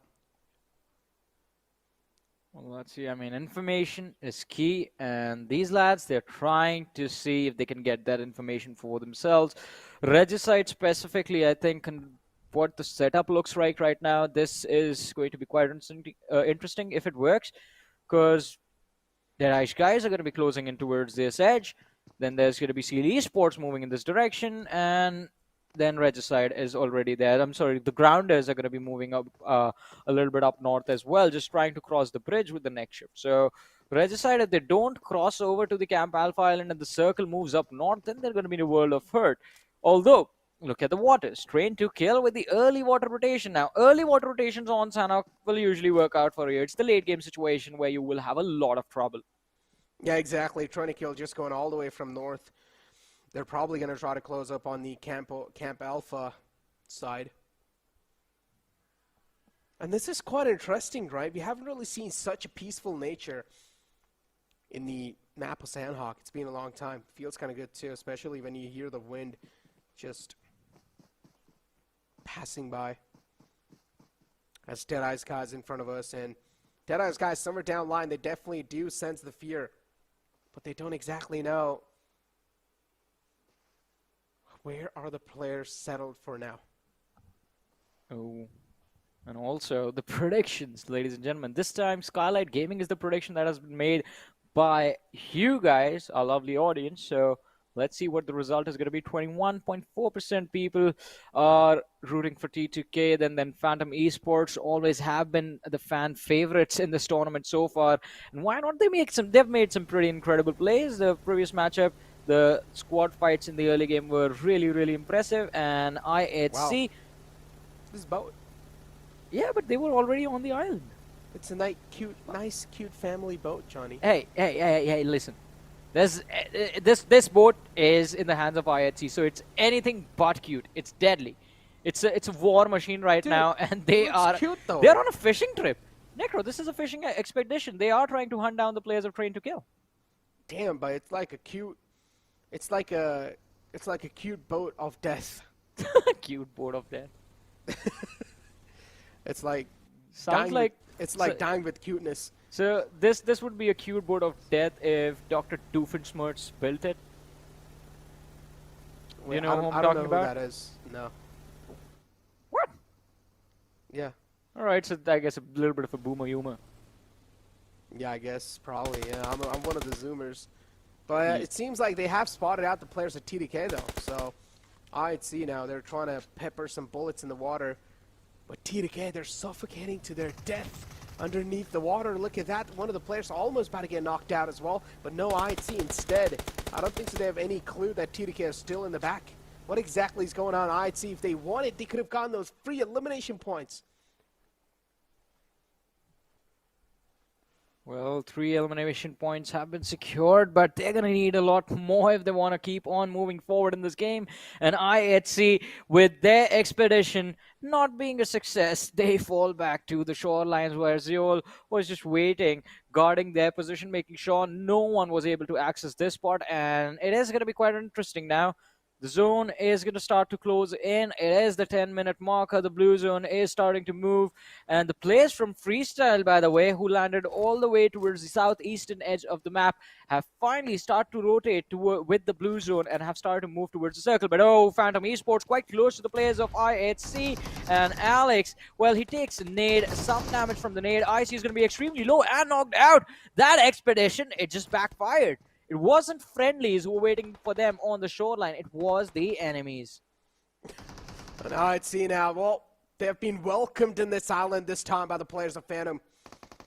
And Phantom were just like venomous snakes on this coastline waiting for the players of IHC to close in. And that's what they did. They had to face their ref as TUF just peppering down the players off Skylightz Gaming. Gelson almost got taken out in that.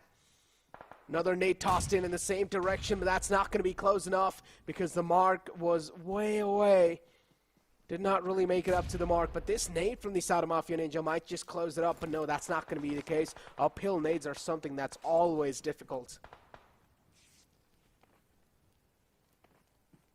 Well, as you said, uphill utility use is just going to be tough, but hey, if you have that M4 in your hands, Might as well save the nades as Mafia Ninja is going to be knocked and finished by Virus. So Skylightz Gaming, not really a fun time for them in this quad fight, and especially since they are being gate-kept at this point, it's not going to be easy for them to move forward with the next shift, but they still have almost a minute and a half to think about it. And they have the entire northern area as well, Necro, where they can actually disengage this fight and move to a safer area, try and cross from Hathin towards Camp Alpha, and that I believe should it actually can be a pretty good breakaway point for Skylightz Gaming. Get inside the zone safely, and from there on out, you can re-evaluate your situation and try and see which fights you can take, which fights you will have to run away from. Exactly. I'd see for now, though, I mean, they do realize there's no winning in this fight. If you do go for a battle, it has to be something that they're probably going to be losing, or at least they would be taking a lot of damage from. So it does not make any sense to fight this out, as we do have the players of Deadeyes Guys going against the players of I8. And Deadeyes Guys now, one of the players have already been taken out. I8, they're looking at full form. They're looking to pounce on the players of Deadeyes Guys, but Deadeyes Guys now shift into a defensive stance.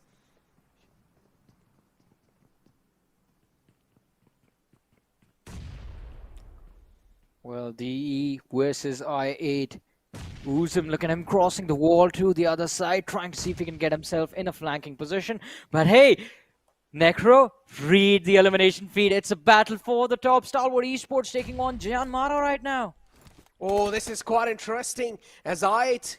Again, this battle still continues as well, Johnny. Yeah, two important fights at the same time. Exactly. Before now, this fight has came down to a stalemate. As I said, Deadeyes Guys, they've been pushed into a defensive stance, as we do have the players of Seal going against Freestyle. And Freestyle, so far in this tournament, they're having a hard time. Nate's tossed in from the side of Seal. Wally is just out in the open. Leo as well is a little bit in the back, but he's trying to punch boost his way on in. Tyrant now is going to try to toss another one. But this utility engagement, this utility warfare is something Freestyle are definitely looking for. And Freestyle so far, they're not able to find any connections. Same thing goes with Seal, but Seal, they're able to find a knockout. On the other hand, I8 as well, they're able to do quite a lot of damage against Deadeyes Guys. Alrighty, so the Molotov was lobbed in, but it completely misses to hit, misses its mark. Uzum, again, has helped his teammate close in the distance. Ghost is here, Crypto lining up the nade from the distance, and they are just waiting for an opportunity. Chari can be the first casualty, but backs away from the corner of that wall. Fragboy is also waiting for an opportunity. Now, let's not forget, Deadeyes Guys are already at a pretty big disadvantage in this fight. It's a 3v4 situation that I8 can easily control and manipulate to give them the extra edge. But no, Blade! He's gonna get stuck in the corner and knocked out. But no, this is not it. This is not it. Fragboy, with a few jump shots, is protecting his teammate True Love while he heals up. And Deadeyes Guys, as I said, the disadvantage has been negated. Ghost, he is looking to see if he can find the opening on the lad indoors, but Deadeyes Guys, this is a perfect defensive setup from their end. Exactly as I said. I mentioned this too. Deadeyes Guys were shifted into a defensive stance, and now Deadeyes Guys, they're doing a great job luring the players of I8 in. And I8 as well, they're making quite a lot of mistakes, and that's something they have to pay the price for. JyanMaara against the players of Stalwart Esports. This fight was another fight that we were all eyeing out for, but this time the circle is going to take a huge toll away from all the teams, shifting a little bit on another side, just tilting a little bit up. So that means even Stalwart Esports, now they'll need to try and reposition. Well, let's see. It's not going to be easy to move around, though. And both these teams, who will at one point were just trying to see if they can get extra points now, are going to be in a world of hurt in a few short moments, because as the clock towards the first clock that is counting down the blue zone, it is under a minute now, so they will have to settle this one very, very quickly, or the blue zone is going to start to close in, and this one is going to hit a pretty strong punch. This one is going to pack a punch, but from the back lines, we have more teams closing in. Skylightz Gaming is moving here, by the way. So in a few short moments, I think they're going to be forced to take the fight. They will be. TDK too, they're looking pretty a strong force. They're looking like a pack of assassinators. Just looking for any of their teams in the front to be the victims, and they will just strike in at the same time and assassinate them. But trying to kill here, they realize they don't really need to make a lot of move. They don't need to be in an uncomfortable stance. Instead, they can just stay here and wait for the next zone to close on in. Because again, this zone is something that's creating a lot of mysterious aura, Johnny. I mean, the zone is always going to be mysterious. You never know what the zone is thinking. Talk about mysterious. Are you holding any secrets from me? Yeah. Tell me now. I hate you. I'm just kidding. Moving on, ladies and gentlemen. Deadeyes. I'm just kidding. I love you, Necro. You're my buddy. Okay. Wait, did you say... Oh. I hear... Wow. 2 players. And again, he does hear quite a lot of sound, though, Johnny. Sound cues are definitely given away by quite a lot. But, again, something that needs to be capitalized on is Ghost here. Ghost's position still not compromised. And Ghost hears a lot of audio cues given away as well. Deadeyes guys are definitely getting a little impatient, so they're out there challenging fights on all the different sides. And this is something that's not going to pan out well for them, because now Skylightz Gaming are aware as well. They've attracted a lot of attention. Yeah. And as I said, I mean, Skylightz Gaming, they were bound to just come close to this position. And, well, they came, they saw nothing happening, and they just left. They were like, all right, these guys are going to be at it for days and days. And they did not really want to be a part of this interaction, since, again, it is kind of a Mexican standoff between these two teams at this point. And, hey, the blue zone is here. And now the lads are completely engulfed in the blue. So it is going to be quite interesting to see what the end result is going to look like. But Skylightz Gaming, hey, they don't waste any time in their fight against 52X Rage. 2 players instantly knocked out. AJ was the man in the thick and thin of the action. Galson was knocked out as well. But from the backlines, the flank arrives. The backup is here. Have no fear. Daku, the last player surviving, is going to be picked off by AJ from the distance. A quick 1-2 by Skylightz Gaming. And, well, 52X Rage, they are out of this match. Exactly. Just talk about 1-2 blows. But I8, they're doing a great job of standing tall against the players of Deadeyes Guys. As one of the players, Ghost, did get taken out, but the MG3 is going to be quite devastating, and that's why you never decide to challenge a fight against MG3 like that. Still 28 bullets in the magazine, and True Love is looking to unload every single bullet. He's looking to unload those magazines, but now he will need a fresh one too. He's going for all those confirmations, does realize this is a do-or-die situation, so you might as well just wrap up as many points as possible. So True Love setting himself up pretty well in this one. Well, but let's see. It's down to a 1v1 between these two lads, and it can be anybody's team fight right now. But for I8, this holds a lot more importance. They were just almost on the verge of breaking it into the top 3. They almost had made it all the way over there as well. But now comes the time where you will be required to hold onto your position for as long as possible. All right, smoke being lobbed towards the broken wall, just trying to deny Ozum the vision. True Love, he's trying to be cheeky about this. And since both the players are in the blue, now I wonder how much healing utility do they have? Oh my god, the next circle shift, Johnny. It's going to shift right on top of the players of Phantom. And here we go. Finally, this battle commences. And here we have the winner. It's going to be Deadeyes Guys coming out on top, or actually, scratch that. Yeah, it was Deadeyes Guys coming out on top. The MG3 this time is going to be striking a little bit more venomous. The Stinger's going to be stronger. But here we do take a look at another team. Stalwart Esports currently, they have decided to just stay inside Hot 10, move on over a little bit slowly and steadily, inch their way in. But if Stalwart Esports do clash on against the players of JyanMaara, Stalwart Esports will have a heads-up opportunity to take them down because they have a clear advantage. But Regicide against the players of Skylightz Gaming. And Skylightz Gaming, they're just getting dismantled by a lot of teams. They're catching a lot of eyes while making those rotations. And here we go. The final man's going to eventually fall down as well. Well, let's see though. Seal Esports, 7 eliminations already secured by them. They are moving and trying to take T2K's third position away from them. IHC in their crosses, Alex and Godless, although it feels like IHC now are obsessed with Train to Kill. First going all the way into the middle of the ocean to try and pick them off, resulting in them losing a few of their players. And now again trying to take Seog down, but Alex this time he succeeds. Seog is down on his knees. One more player, Jane, has been knocked out from the other direction. So Train to Kill are down to 2 players left standing. 2 players left alive. High Volt is still on top of this high ground. Currently being the gods of the lobby, they just have vision over every single piece of corner inside this zone. INC still just tapping away. Sanhok is just trapped. But he's knocked out as well. He's helpless just behind that tree. Trying to kill. Finally, it seems like the stars are not going to be aligned for them. And trying to kill might just have this game slipping away from their hand. Another circle is going to shift out in the open, Johnny. And this is something every single team is being caught off guard with. So that means now it's the snake time. Well, it is going to be a snake time for a lot of these teams. Look at the lads that are there from Regicide. Just one last player remaining from the side of Regicide. DRS is going to be down to one last player. You don't have a lot of options in situations like these. All you can do is just try to survive, try and keep your head down low. But Stalwart Esports, again, looking for the advantage, looking for the edge against the players of JyanMaara, who are in fact still there in this game and right behind Stalwart Esports. And here we go, Stalwart Esports.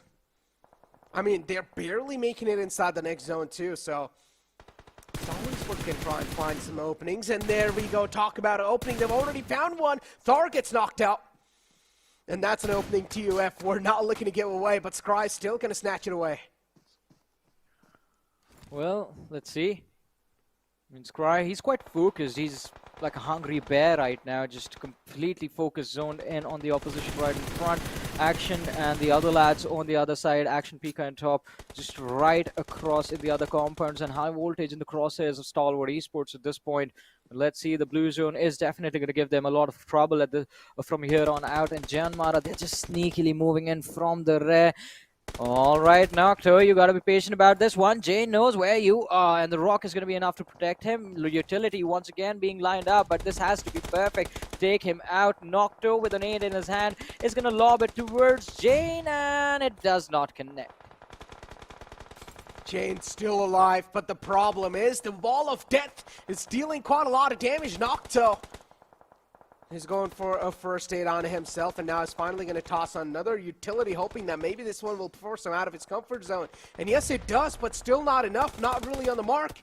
Missing the mark, Nocta realizes the player's quite out in the open, but what a snap by Jane. He's going to snap him up.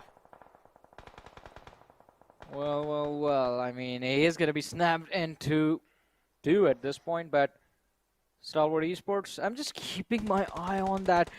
On the live rankings that are there towards our right-hand side. I mean, it's going to be quite intense to see what exactly the situation is going to be at the end of this game. So far, from the top 4, Seal Esports, T2K, JyanMaara, and Stalwart Esports, all of them are there in this game. And I think, Necro, your niceness might have just helped Stalwart Esports. They're looking like they are in a really good position now. Pika was knocked out, but it's going to be an easy revive for them. And their competition, JyanMaara, have been taken out. Exactly, but the problem now arises for Stalwart. They're catching a lot of bullets. They will need to leave this comfort. They need to leave this comfort zone that they have found themselves in. Top will go for the res out in the open. He only has those smokes providing that cover. But for how long? As the time passes by, the smokes are going to be fading away. And maybe so will Stalwart Esports' lifeline. They have had quite a decent game so far. A decent run inside the game. But Stalwart Esports, they're taking a bit too much damage. And it seems like they will fall down eventually. Well, but let's see, Stalwart Esports, if they have been taken care of, well, kinda. Now, Phantom Esports in the center of the zone, well, close to the edge of the zone, have the priority of winning this game. Action once again knocked out. Vexy moving in, but the blue zone again and again is giving a lot of trouble to him. High voltage from the high ground have been finished off completely, and now we are down to the top 3 teams of this match. Phantom Esports, Mad Max, he has been finished off. 3 players still remaining. Well, not finished off, he is knocked out, but look at this. INC, did you think they were done yet? Well, now they are done. What? Yep. Yeah. Seal is still alive. Yep. Seal. I told you, man. Sanhok, it's really easy to be consistent in Sanhok. Just go for the med strat while the rest 3 PLA players are in the battlefield trying to wrap up as many as elimination points as possible. Phantom Esports slowly and steadily just approaching that final shack, maybe hoping that there is someone in the playground, but no, that's not the case. The playing field is completely empty. The only team last time was seen was Stalwart Esports. But hey, as you said, Johnny, my niceness helped out the players of Stalwart Esports. Not a bad, not a good performance, kind of a mediocre performance, a mediocre ending. I wouldn't say it was mediocre. I would say it was quite decent. It wasn't a bad. They made it to the top 5. They had a decent number of eliminations. But hey, welcome, ladies and gentlemen, to Anticlimactic Sanhok, where heal battles have been a thing for the longest time. And we're doing trivia now. Which team was the first second winner of PMPL South Asia Championship 2022? And it was JyanMaara. Wait, I just saw him shooting his own pet. That's kind of evil. Yeah, I mean, there is, well, not direct team damage inside of the game. You can only use nades and stuff. No, the pet you have, like the pet. Yeah, that doesn't do anything, I guess. Yeah, that's kind of evil. It's bad, but I mean, he's there to literally just give you that cheer motivation, right? Yep. He's there to give you that motivation all the time. He's there to back you up, and he still has 14 first states, Johnny. That means we're going to be here for a long time. Johnny, you've got a nice store to share to our viewers? Sorry? Have you got like a nice store to share to our viewers? Because now these are podcast hours. Oh yeah, so story time. So this one time, I mean, we were just casting this game of Sanhok, and then there was this one lad who, well, was a phenomenal player. 14 first aids. Imagine, Necro, someone having 14 first aids, and the other lads, I can't even think what's going on through the heads of Phantom Esports. What are they waiting for? Imagine, and just being one of the lads from the side of Phantom Esports and just being forced to stand in the open, doing nothing. They're just wasting all their ammo. Oh, Necro. What's up? This is going to be out there. Just a complete hypothetical. What if the players from Phantom Esports just completely run out of ammo, Demo just makes it into the zone and just finishes them off? Imagine? Imagine? That would be a crazy ending, Johnny. Imagine if that actually happens. But wait, do the Phantom Esports players know? What are they doing? Oh, damn, look at that dance. Can you throw those moves, Johnny? Can you throw those moves? I wish I was such a good dancer and such a good player like these lads, but well, the fan favorites. 3 days the fans have been cheering for Phantom Esports non-stop, and I said it. They were going to deliver one time or the other, and now finally it is time. Phantom Esports, it is their winner chicken dinner. Yeah, Phantom Esports, finally, we were seeing them a lot of times by the YouTube audience just picking them up, but Phantom Esports were not able to deliver, and finally, Phantom Esports showing themselves up for the audience, for the fan base, and now the fans are going to have a huge sigh of relief, Johnny. Finally, they will be able to sit back and relax. I have a question for you, Necro. Now, how do you feel about not winning, not getting a prediction right, though? I'll tell you right after this short break.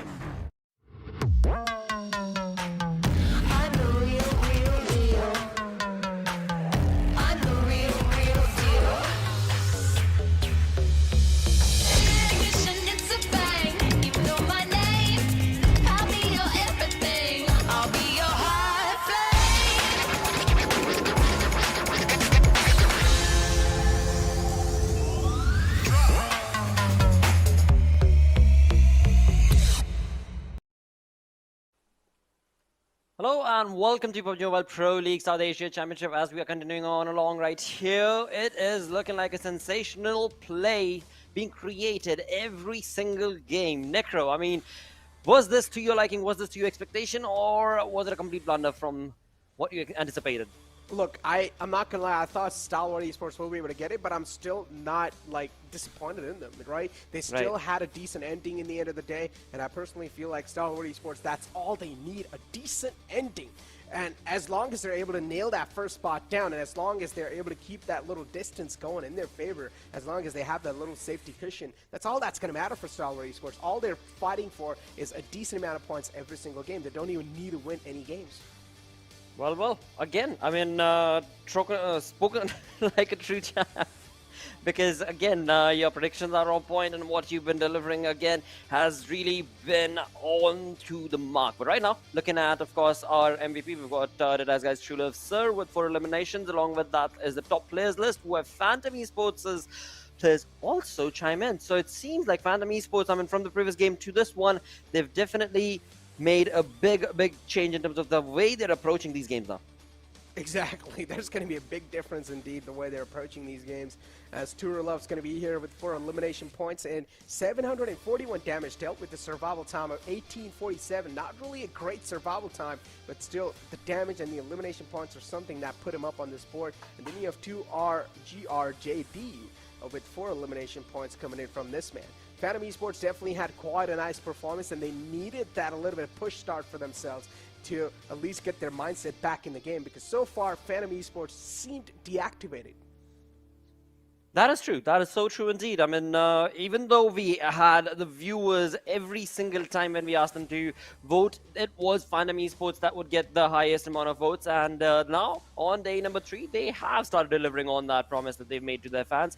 And in doing so, of course, the placement of this team is, well, again, slowly but surely on the rise. As we look on through to the match rankings on from this match, from this game of Sanhok, we do have, of course, the chicken dinner winner team, but series 4.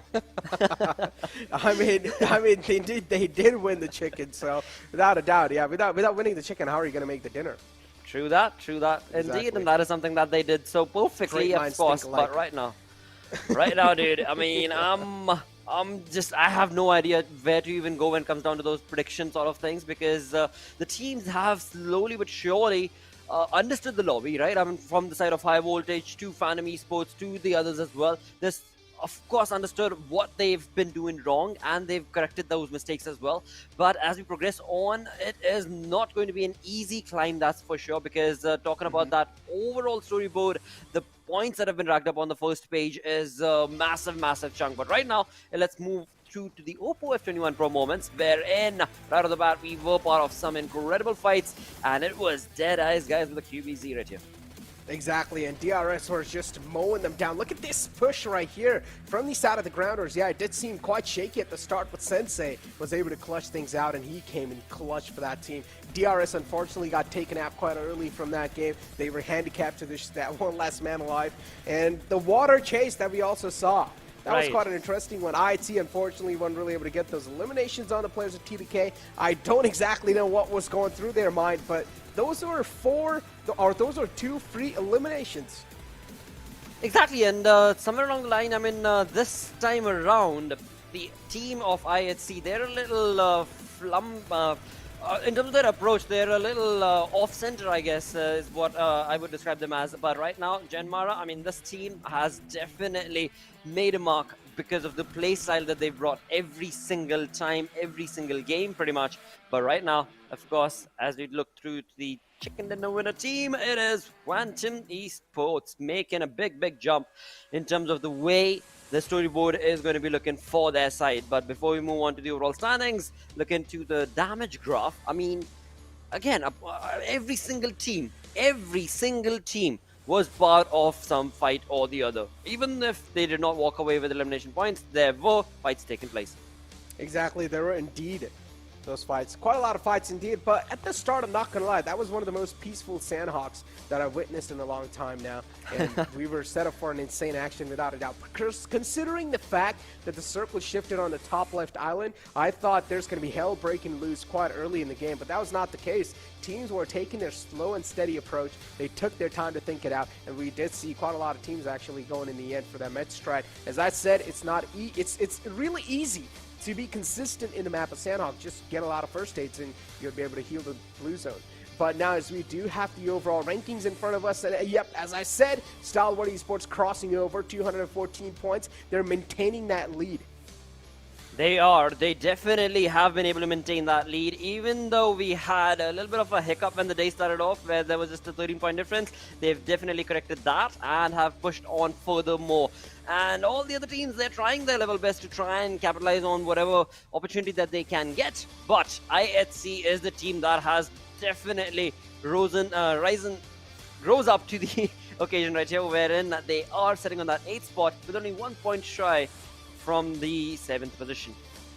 Exactly, as we do have the second page of the overall rankings as well, and 52X Rage this time are going to be on 9th spot. Again, the problem with 52X Rage is they are not able to perform the way they did on day one, and that's something that's hurting their performance quite a lot. But Phantom Esports, a huge leap from their side, also taking over the players of Skylightz Gaming. And Skylightz Gaming, what is happening to this team?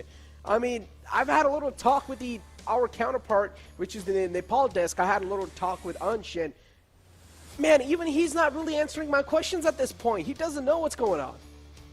Well, it is going to be answered right now indeed, mate, because as we progress on, we are going to be looking at the map of Erangel right now, and maybe this could be the game where Skylightz Gaming could make a mark, because again, only 2 games remain for the day, and then we've got final day tomorrow. So yeah, a lot of hurt of trouble for these teams that could be predicted. But right now, talking about predictions, let's have that prediction set in stone, mate. What team do you believe will be taking a chicken dinner this time? Dude, I hate production. I hate blank. This man predicts whatever team I predict, and he curses my prediction because he thinks that I've gotten too many right at this point. I hate you, man. I'm going to go with Deadeyes, guys. What about you, Lauder? T2K. I'm going to stick with T2K and see if at all this upcoming game they could maybe have a chicken dinner for themselves. But right now, when it comes to our prediction, they are done. What exactly is the producer going to be thinking? As you pointed it out, it is Blank's decision. What team are they going to be cursing? What team do they believe could maybe get a chicken dinner, or they would like to see get a chicken dinner as they push through to 52x rage? Okay. All right. Well, viewers, now you chime in. You tune in and you let us know what team do you want to see take a chicken dinner right here on the 5th game that'll be played on Erangel. Just vote, space, and the team that you would want to have a chicken dinner on this 5th game. But alongside that, there's also going to be a small little request. There is a survey link available in the chat and the description. Please go ahead and fill that quickly, because there's some very important questions that need to be discussed and answered, and it's all going to be falling on to you, and you have the power to choose and let us know what exactly would you want to see the game move towards. So for that, of course, the survey is available, and it is going to be linked in the chat as well. So just go right ahead and get that filled up as we get prepped and ready to take on this flight path on the second last game on Erangel right now. And let's see which team is this flight path going to be favoring, or which team is it not going to be favoring. Exactly, starting all the way from the military island, this time Blotter, the plane fly path is, and then it's all the way going to be ending towards shooting range. An interesting one without a doubt, but I do want to see now how the teams are going to be looking like, considering the fact that this time the plane fly path is not really favoring the teams that like to go towards Yasna Poliana, neither Lipovka, neither Shelter or Milta. So teams that do like to go towards those drop locations, they will have to struggle, or at least buy quite a lot of time through the initial phases of the zone. Well, what I want to see, of course, we've got CD Sports going down to the military base, but I want to see what exactly is IE8 up to this time around. Are they contesting that position? Nope, it does not seem like they're interested in that at all. As Johnny was talking about it in the previous game as well, or previous game, in fact, that this tournament, I have definitely decided to change their drop a little, and that has been working for them. So nothing taken away from that. But right now, if you look onto the overall rankings that is also being showcased, we've got 3 teams sitting at that 69 points for themselves. So again, I mean, in fact, we can include a high voltage in there because there are only 1 point difference between them. So a lot of difference, a lot of changes that can be anticipated from the 12th to the 15th team position team. Exactly. A lot of changes can be implemented indeed. And this is what I've always been saying, right? It doesn't hurt to try. It doesn't hurt. I mean, you guys are already getting hurt as much as possible to the maximum level. If things are not working out the way you guys like to play, try to implement some new things. Try to experiment on a little bit. Try to just have a little bit new strats coming up on the fly, because the thing that you guys like to do, the way you guys like to take the game, it's not working out. So maybe you might as well just try some new things. But what just happened? A blunderous start for TUF. Talk about one of the teams that is currently in the bottom 4, and TUF is one of those. Yep, not looking good. Not looking good right here for Joker, sir, as he will be eliminated. And the first blood goes in favor of Red Sider's Waz as he takes down, or rather mows down, the player of TUF right there. As we do have the first blood situation, there were a lot of other teams that were also around in the vicinity. So we do have a lot more fights that will definitely be starting off in just a matter of seconds, as we've got Voltrix setting his crosshairs and lining it up against the players of TUF once again in a world of trouble in this game, as they are all scattered across in terms of their approach. And now on the other tangent, it is DRS who have been caught thanks to JyanMaara Snipe YT, and that will be the second elimination of the game. I mean, on day 3, dude, we are actually looking at quite a lot of teams taking on some early fights and contestations. We indeed are. And this is what we like, right? As the days keep on progressing around. Damn, I could not really find the word days because these games have been so insane that they've just got me flabbergasted. But as these days keep on progressing on and the games keep on passing by, teams will realize the time's running by as well. And at this point in time, you might as well would just have the pedal to the metal and give it all you've got. Try to use some new strats, maybe go a little aggressive because you have less time to convert those points. So you might as well try to go aggressive and wrap up more elimination points. Because these players, every single player in this lobby, they're here for a reason. They are here because they have the raw talent. But they're just not able to play well with the team. The synergy is not really matching up. So these players definitely do have the raw fragging powers. And now Edgar hears every single player approaching. Edgar's going to be pushed into a bit of state of uncomfort. So now Edgar's going to decide to disengage from this fight. This is a really good strat coming in from the side of this team of TUF, as 2 other players of the team have also pushed on. Thor has been dropped down, so it's all going to be down to Virus and Edgar as he utilizes that shotgun to perfection to bring down Voltrix. Voltrix not looking too good, but what a perfect strat being showcased from the side of TUF, as they definitely did bait the players of Regicide, and in doing so, Edgar is back where he started off from. But Edgar's quite low, though. He's not going to have enough HP to fight it back in a nice pre-fire. Edgar peeks out straight into the bullets, and he will fall down too. Virus now is going to be left, and what is happening? Why are TUF so oblivious about the fact that Regicide is right next to him? They're giving these points away. They definitely are. Right now, it's all in the hands of Thor to hold that fort for as long as he possibly can, because Regicide, they've already lost 1 man to the cause. They're not looking on losing another, and all 3 of them synergistically trying to get the better half of this fight. Right there, a little bit of stumble in terms of the utility usage, and that will allow the side of the UF to be able to get that revival completed. So 2v3 situation. I'm not gonna lie, I love to see some of like the underused utilities being utilized in these battles, and that's really a great side to witness. For example, these flashbangs, sometimes they can come in so handy, especially in these kind of moments where someone's just camping inside a building with a DBS and you can just toss a flash in, the player will be completely blinded and he cannot even try to bop you with the shotgun. That is true. That is so true, of course, and that is something that is always available for the side of these teams to be able to capitalize upon. As of now, we've got Regicide with the eliminations completed, the points accumulated, pushing on to that 12th spot right now. But again, that is something that we did discuss. There is going to be changes happening from the 12th to that 15th position, but Freestyle sitting on that 16th is not looking good with 57 points. They really need to change their pace. Oh, this is not good for Uzum from I8 as Snipe YT gets another man down. First it was DRS and now it is I8. A lot of eliminations indeed happening early off. Teams are getting just shaken off from the grounds, and that's something these bottom teams are not going to like. For example, TUF getting taken out this early.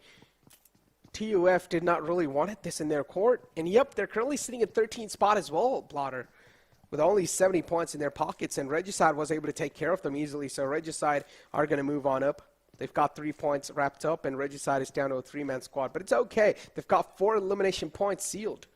On the other hand, Skylightz Gaming all the way in Yasna Poliana, they're going to take their sweet little time to rotate inside, trying to be as comfortable as possible. Stalwart Esports all the way in the bottom right. I went with Deadeyes Guys, and so far they're doing okay in the positioning standpoint. Yep, they are. They are looking okay for now, because every single game, they're at least walking away with the few points and not completely getting eliminated from those point distributions, and that is of course going to also be a key factor when it comes down to having a consistent play in these games, and that is working for the side of Deadeyes, at least for now. For now it is, but again, on the other front, as we were talking about, or rather, as I was talking about Freestyle, they started off on day 1 really good, right? I mean, day 1, Freestyle was part of so many fights. They were part of first blood situations. But as the days have progressed on, their strategies definitely have not worked for them. They indeed haven't. But again, ladies and gentlemen, just to get your guys' eyes again onto this prize that we have, if you guys do help us complete these milestones, we're going to be giving away some free permanent rewards.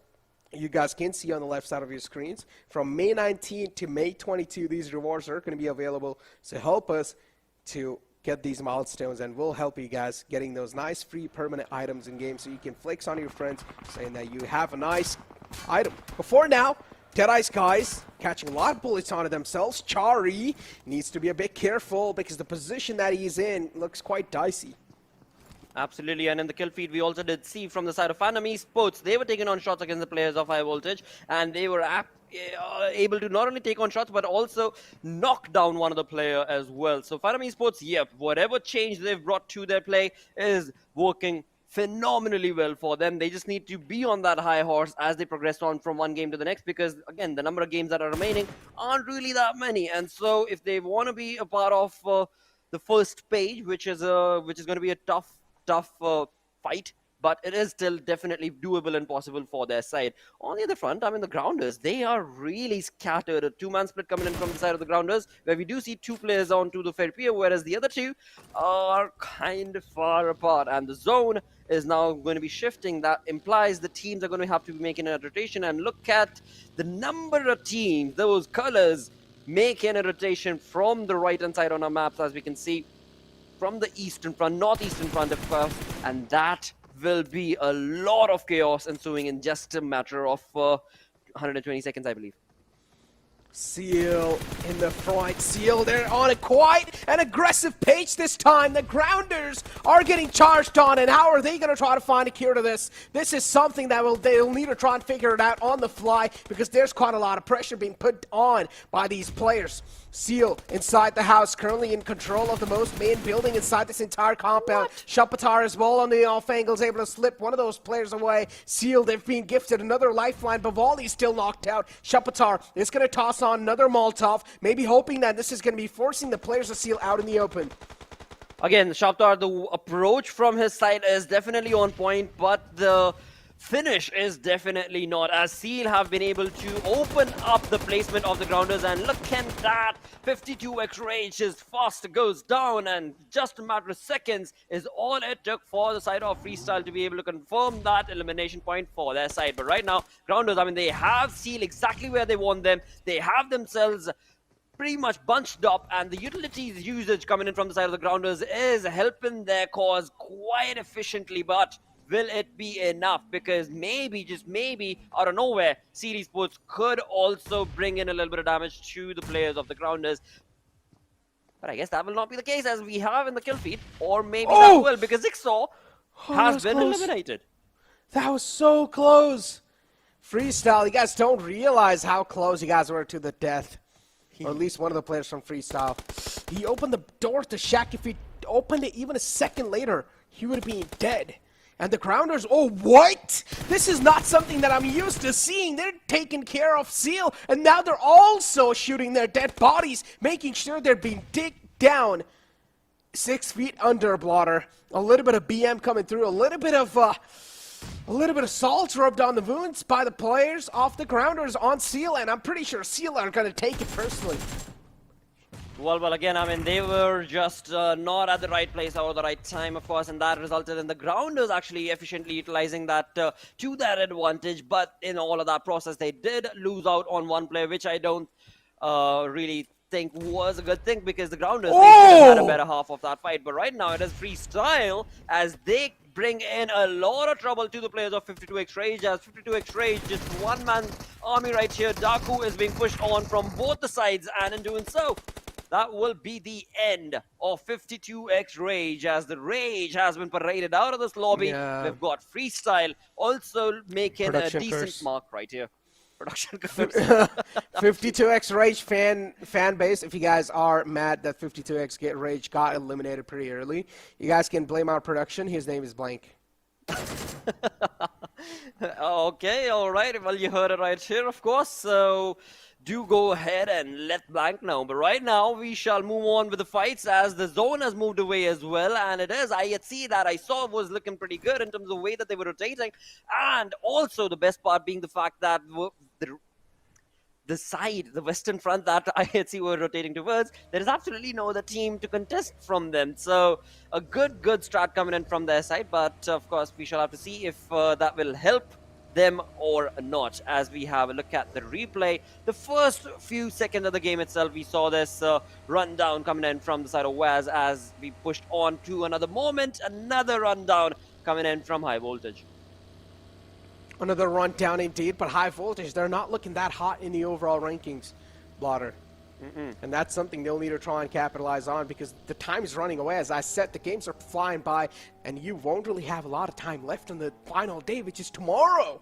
True. I mean, it's like you blink it and you miss it. I just felt like the SA Championship started right now, and it's already coming to an end tomorrow.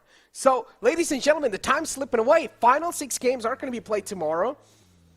You still have one more game after this today, though.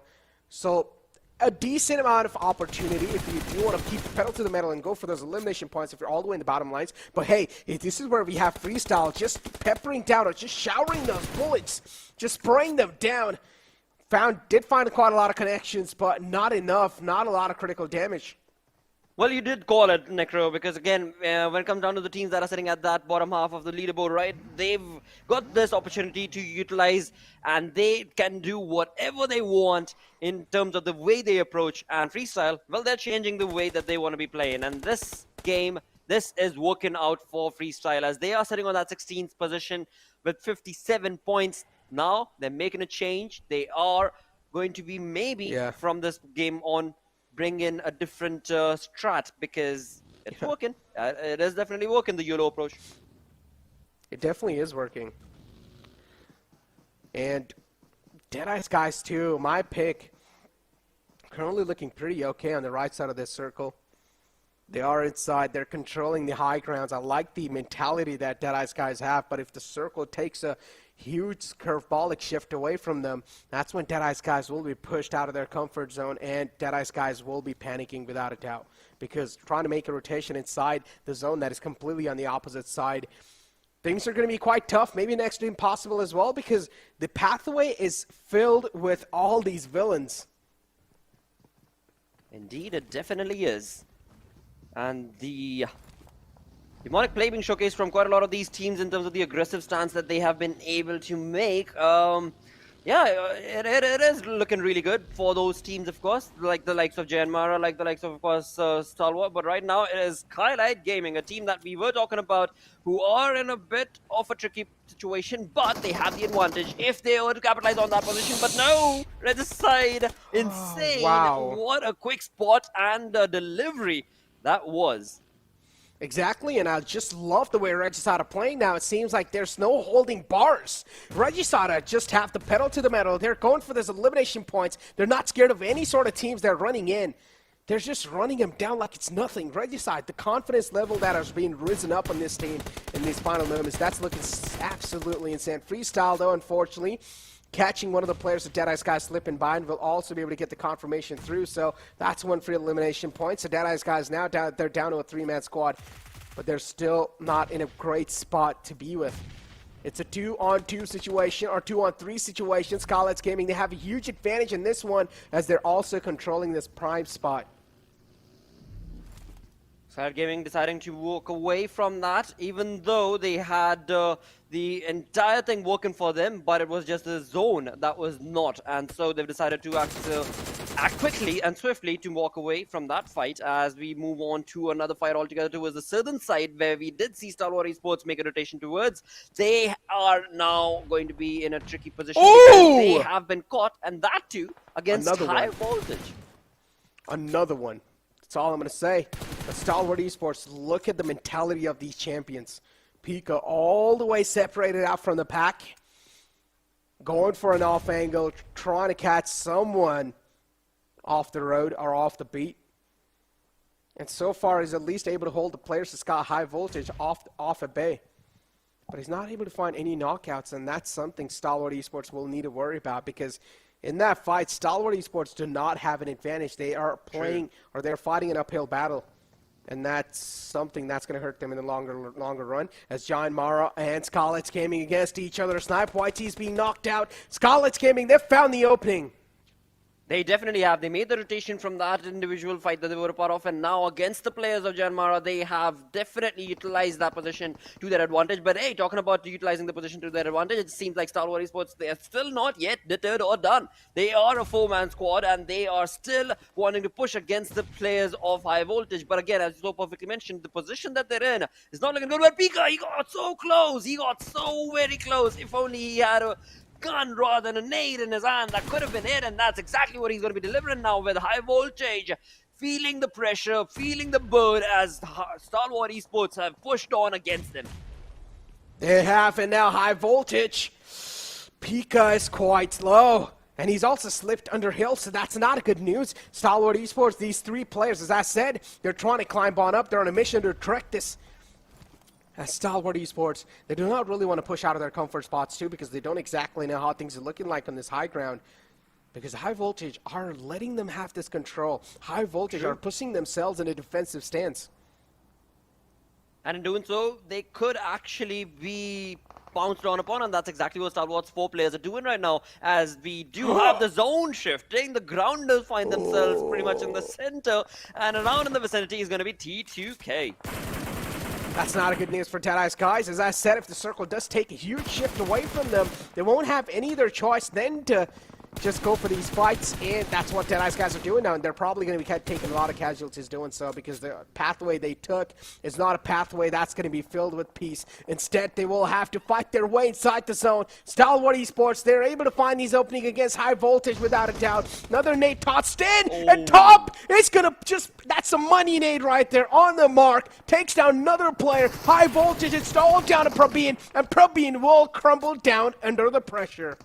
Wow, that's how you take a fight. I mean, that is a class 101 from Stalwart Esports to the entirety of our viewers right now, because that's exactly how you turn a disadvantageous position into an advantageous one. And indeed, we do have to also point out that High Voltage actually invited that to take on against them, because a few moments earlier, they were the ones who had the highest stake in that fight. But letting go of that aggressive stance, High Voltage definitely allowed the opening that Stalwart needed. But now we did see the players of DRS have also jumped on across to that compound of Stalwart. So is there going to be a contestation between them? Maybe. We shall have to see. But looking at a team that's pretty much in the center, looking very comfortable, is going to be the Grounders.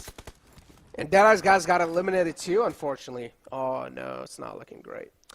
Youch. DRS here, Action. Oh, spotted in the open, but Action's going to be too quick on his feet.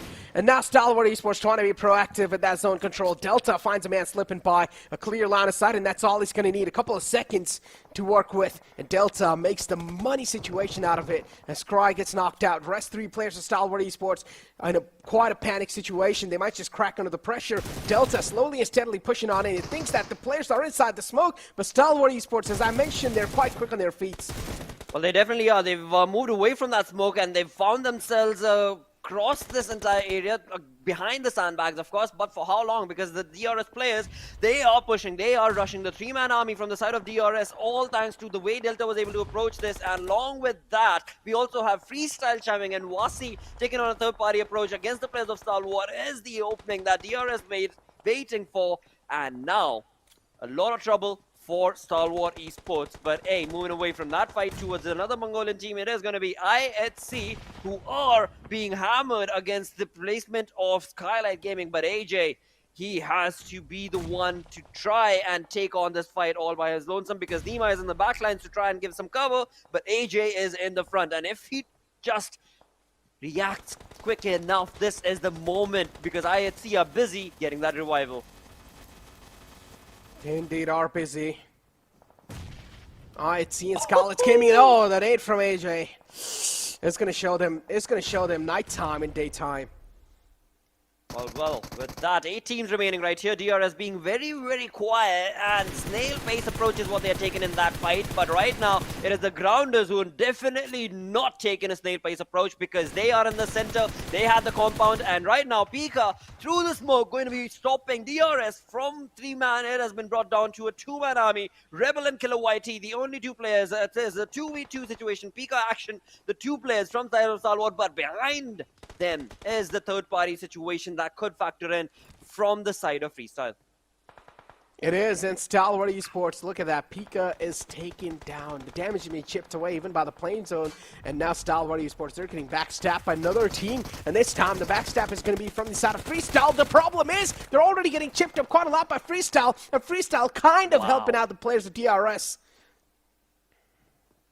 Well, they will be able to walk away, even though it's just been brought down to a two-man army. DRS will be able to walk away with those elimination points for their side, and it is going to be none other than Stalwart getting eliminated right there. Alongside that, Skylightz Gaming also getting eliminated thanks to the nade parade, but look at the amount of eliminations that this team has been able to accumulate. 10 defeat points to the side of that team, but hey, T2K Jane, the nades doing the action for him right now as he's bringing from one side to the other, so many teams down, and his teammate Sandesh also helping out. TDK is looking in full force. All 4 players up. 3 elimination points wrapped up. TDK, it seems like they again have the mindset of winning this game. But Freestyle and other teams that have the majority of the men available, the grounders as well, it might just be the biggest thorn in their way. At this point, they will just have to cross their fingers and hope that maybe these players will get dismantled as they're trying to close on in.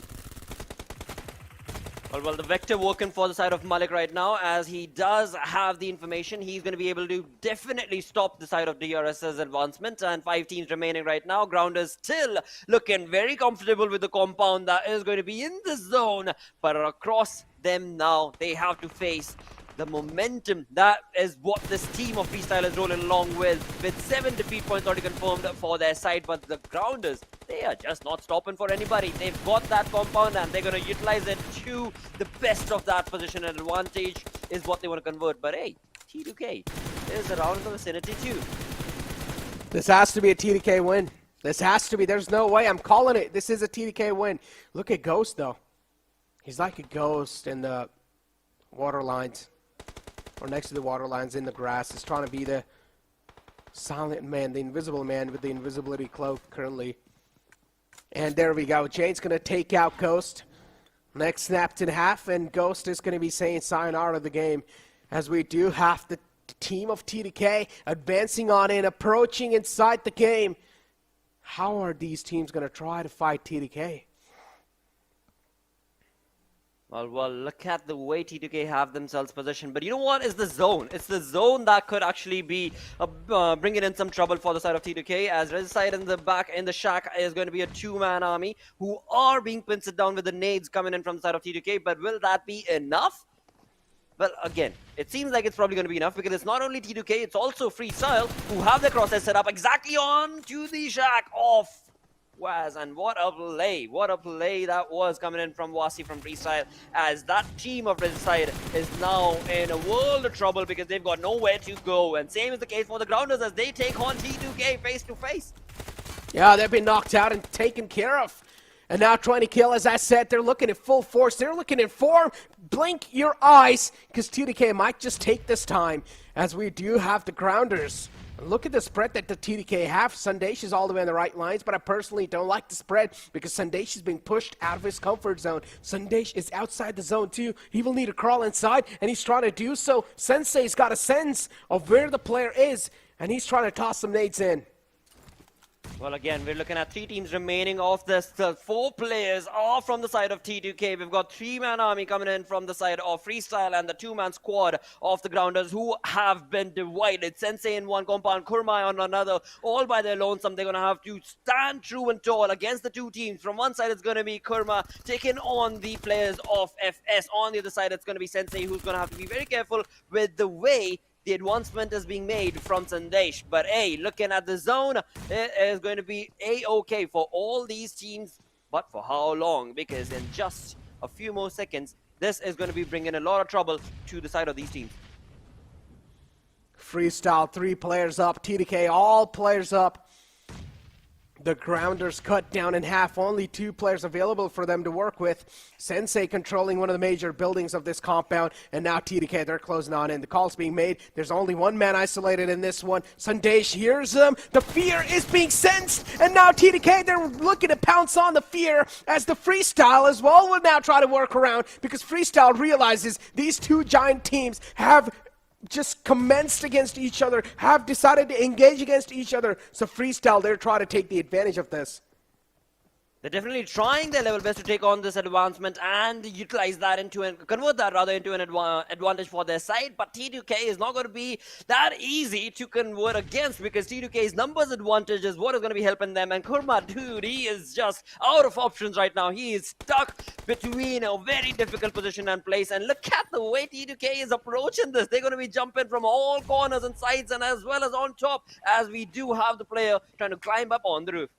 They're trying to create some off angles. There you go. Kuruma spots out one of the players. But oh, that's a huge whiff. And now Kuruma will need to pay the price for that, because Freestyle knows exactly where he is too. And Vector in his hands as well. Vector's going to be a huge shredder in the close ranges. And that's what exactly is going to happen. Tyron is going to put the final nail in the coffin. TDK, all 4 players up. The players of Freestyle, they're being pinned down in the basement. How are they going to try to make a way out? They're being pinned inside the house. And TDK, currently they have the best spot they can ask for. Freestyle, they're being trapped. They're suffocating down to their death. The wall of death is also engulfing them slowly and steadily. What can Freestyle do? They're cracking under a lot of pressure. 2 players inside the house. Not a lot of space to work with. They're being suffocating to their death. Last man alive, and he will fall down too. T2K, what a great way to close things out. 3rd chicken dinner of the day, and not even phased. Wow, what has gotten into T2K today, dude? Because this team is on a roller coaster ride in terms of the way they've taken on the advancement and pushing all the way up. All the way up. This is phenomenal. I mean, now, looking at this kind of play, I do believe Stalwart Esports, they should be keeping a keen eye out towards the players of T2K, because this team is a behemoth that you do not want to face in that battleground. That team is something that has done today. What have they had for dinner? What did they do? What did they do today? I want to know, man. Chicken after chicken after chicken, that's what they've got going for them, and that is exactly the thing that was needed from the side of T2K as well. But right now we're going to go on a short little break. I'm going to go find my cap and we'll be right back.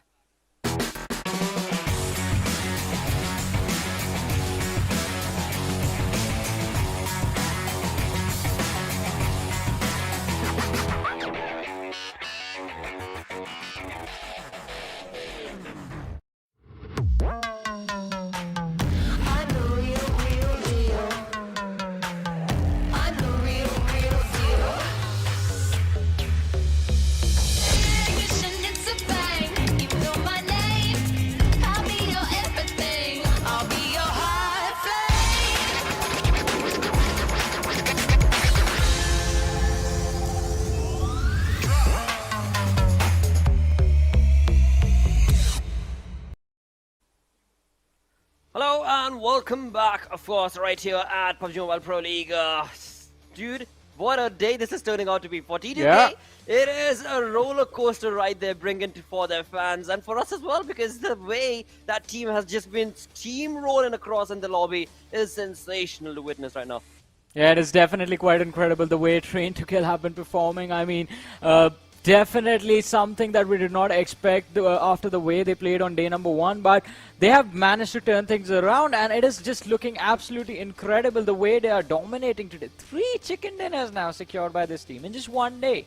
Exactly, just 1 day. But hey, with that we move on through to the most valuable player, and that's going to be AJ, coming in from Skylightz Gaming with 5 eliminations, 5 knocks, absolute pristine conversion rate right there coming in from the dude, as he was also part of 1 assist, 815 total damage dished out from the man. But hey, along with that, we also do have to look at the top players list. So let's see who all are going to be part of that. Well, let's see. I mean, we do have AJ, then there's Waz from Regicide. Now, even Regicide had a pretty decent run in this matchup, but it is going to be a little too late for them. I mean, from here on out, recovering the massive jump, the massive climb that they have ahead of them, it's going to be quite difficult to make it happen. But moving forward, we have Shaptar and Sensei from the Grounders, and then Tyrant sitting on the 5th position with 3 eliminations, but 474 damage dished out. Quite nice. Quite nice indeed. And the Grounders, I mean, again, so when it comes down to the placement that this team has been sitting on, you know, it's not looking good. But this game, the way that zone shift made a curveball for the other teams, it actually worked out advantageously for the side of the Grounders, as they were able to capitalize on that position very, very beautifully. And the same can be said, of course, for the side of Freestyle, wherein Freestyle actually converted the positioning for themselves and utilized it with the aggressive stance that they pushed on from one team to the next. They got so many elimination points this time around, 11 to be precise, right there on our screen. Well, I mean, 11 eliminations right there for Freestyle, 9 for Train to Kill. But look at where the top performers of the lobby are. Stalwart Esports and JyanMaara. 5 points to Stalwart, 2 to JyanMaara. Not really having a good time in this matchup. Definitely not. And looking on to the side of I8 as well, as they walked away on the 7th position this time around with no elimination points, only placement points working for their side. And of course, as we push through to 52x rage, the first team to get eliminated. I mean, Necro was talking about it. It's the curse that has been drawn from the producer's side, and that is just not good, mate. Because initially it started off with just like a laugh gag, but now it's actually turning into quite a curse, because earlier it was Seal that was selected from blank, and then it moved on to 52x rage, and both the teams not having decent outing on those particular games. Yeah, I mean, definitely. It's quite unfortunate, but hey, even the production is just getting started with their predictions. Even it took us a while to get ours correct. So exactly. Maybe down the line, maybe in the next PMPL, the production will also start getting it right. But for now, I guess it's time to enjoy the action once again with the Oppo F21 moments on our screens. Absolutely, and right off the bat, in the first few minutes of the game itself, we saw quite a lot of elimination points taking place, where indeed a few of the players were mowed down, the others were being gunned down, as DRS did not have a good start. It was Snipe YT coming in from JyanMaara, who was not only able to capitalize on that position once, but twice actually, because he was able to get, just a few minutes later, another elimination point for himself and his team. And now, this team, Freestyle, they have made it perfectly known in the lobby that even though they might be sitting on the 16th position, the morale is definitely not down. But this moment, this fight that Stalwart and High Voltage took, I mean, High Voltage just opened up the gates for the Stalwart side to be able to push against them. Well, I mean, sad. Train to Kill, I mean, it is sad, but it can also be quite exciting depending on which perspective are you looking at from. So... yeah, it's all going to be about perspective. If you are rooting for Stalwart Esports, then it was definitely a little bit upsetting. But hey, if you're looking for chaos in the lobby, in the rankings, then all of this looks fun. It was absolutely quite a lot of fun and quite a lot of chaotic plays being made right here on this map of Erangel. As we look through the damage graphs, we have T2K up on top. Along with that, the Grounders, 2082 damage is what they were part of, with that small little compound that they had control of. Every single direction they looked at, they had easy pickings for them. Well, it was easy pickings for them, as you said, in every single direction. But in the early stages of the match, we also saw a little bit of action, a little bit of a scuffle from the teams that were eliminated earlier on. We saw Seal Esports try their level best to take a fight, JyanMaara as well. Stalwart Esports, that middle of the table exit, not really doing too many wonders for them. But now, here comes the play in action. Stalwart Esports, Train to Kill. Got a 1 game to go. Exactly. And the difference is minuscule. 13 it's not even points. There's no difference. This is the amount of difference that we're looking at right now between the side of Train to Kill and, of course, Stalwart is something that they do in their dreams, and they're just, sleeping around. And that is something that they've worked quite aggressively towards. And looking on, of course, through the way that they've been able to do this, along with the chicken dinners that Train to Kill have been working towards, they've also got those placement points right there. 119, exactly same as the side of Stalwart. Well, I mean, it is going to be quite impressive, but now moving on to the second page of the rankings, while IHC were able to avoid staying here for long, 52x raids, the drop. I just spoke to Necros at the starting of the day and I was saying, like, yeah, the drop wasn't stagnant, like, it wasn't too drastic. Now it is. They are on the second page, sitting on the 9th spot. Yep. It is. It is massive. It is a massive, massive turn and churn that the team has gone through, actually, because you look at the way they started day number 1 and now where they're at. A very clear distinction in terms of the way that approach has actually changed from the side of 52X Rage. But hey, I mean, it's not all shambles right there, because you've got the sides of other teams that have moved on up. We've got IHC, we've got Train to Kill moving all the way onto that second position. But now is the most important conversation to be had. What team are you going to be predicting, Johnny? All right, so I want that switch to happen. I want someone else to take the first position away and put a little bit of pressure on Stalwart Esports. So Train to Kill, it's time to get the 4th of the day.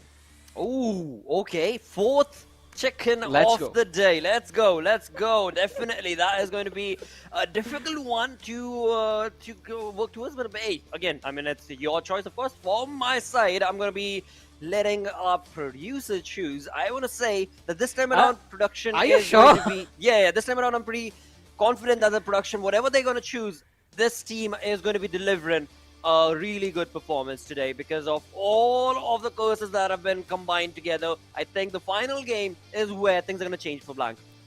Well, for Blank, for IHC, let's see. I mean, two totally different entities hoping that IHC performs. And, I mean, of course, the fans are going to be rooting for IHC as well. They've managed to wiggle their way into the top 8. But now, I think if they manage to win a chicken dinner in this match, 7th place, it's going to be there for them. But Deadeyes Guys are just right above them. So it depends how Deadeyes Guys are going to play this one. Challenging DRS in just one game, it's going to be tough. So there's not a lot of possibility of that happening in this matchup. But hey, let's see. The game can be something completely different from what we think is going to happen.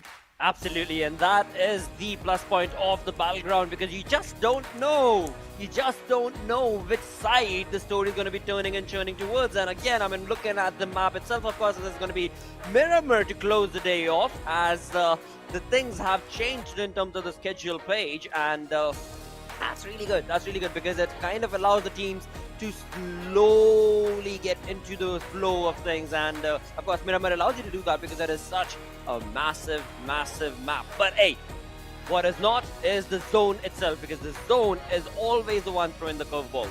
Yeah, I mean, the zone is always going to throw a curveball. Doesn't matter if you're a player or a spectator. But for now, I mean, this trajectory of the plane leans heavily towards the northern part of the map. Any team trying to head towards the southwestern side is going to be in a lot of trouble. But talking about trouble, we do see I-8 heading towards the city of Los Leones. Now, Seal Esports also like to play from the spot, so it's going to be quite interesting to see what is going through the heads of the players of I-8. I-8C, we do see them heading towards El Azhar, so if the circle is anywhere towards the eastern side, I think that is what I-8C are hoping happens now. Hopefully that I will want to see happen for the side of IC. But hey, what do we have here right off the bat in the first few minutes of the game, or first few seconds of the game? They've got some shots being taken place, and that's going to be the side of Mad Max taking on shots against the players of High Voltage. And of course, that's too far-fetched right now. But indeed, looking onto the mini-map, you can clearly see that High Voltage did get some damage. It was Vadu who was almost eliminated before he was even allowed to land his feet in the battleground.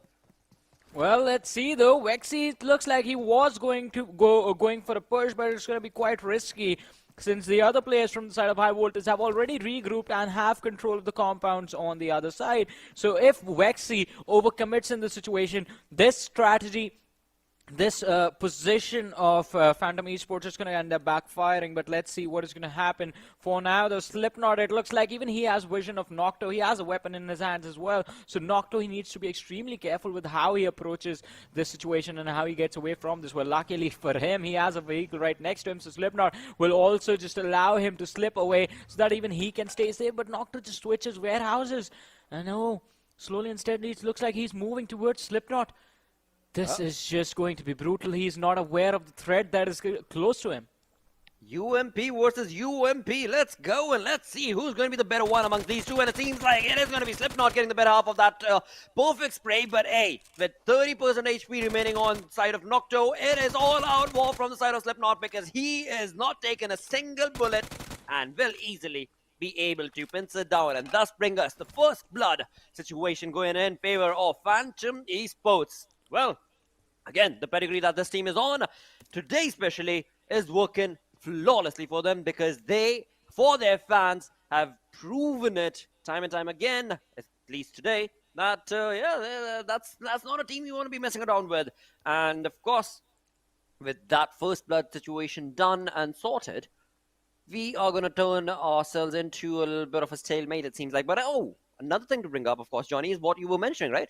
As you look onto the zone, we've got the side of IHC at Al-Azhar, and they are pretty comfortable as of now. But let's see. Of course, this is just the first zone, so the most important thing is going to be where exactly will the shift. If it shifts towards the eastern side, then maybe there will be an opportunity for IHC to be able to capitalize. But as of now, it is looking like the real soldiers are sitting in the center and, of course, are going to be looking pretty comfortable as well.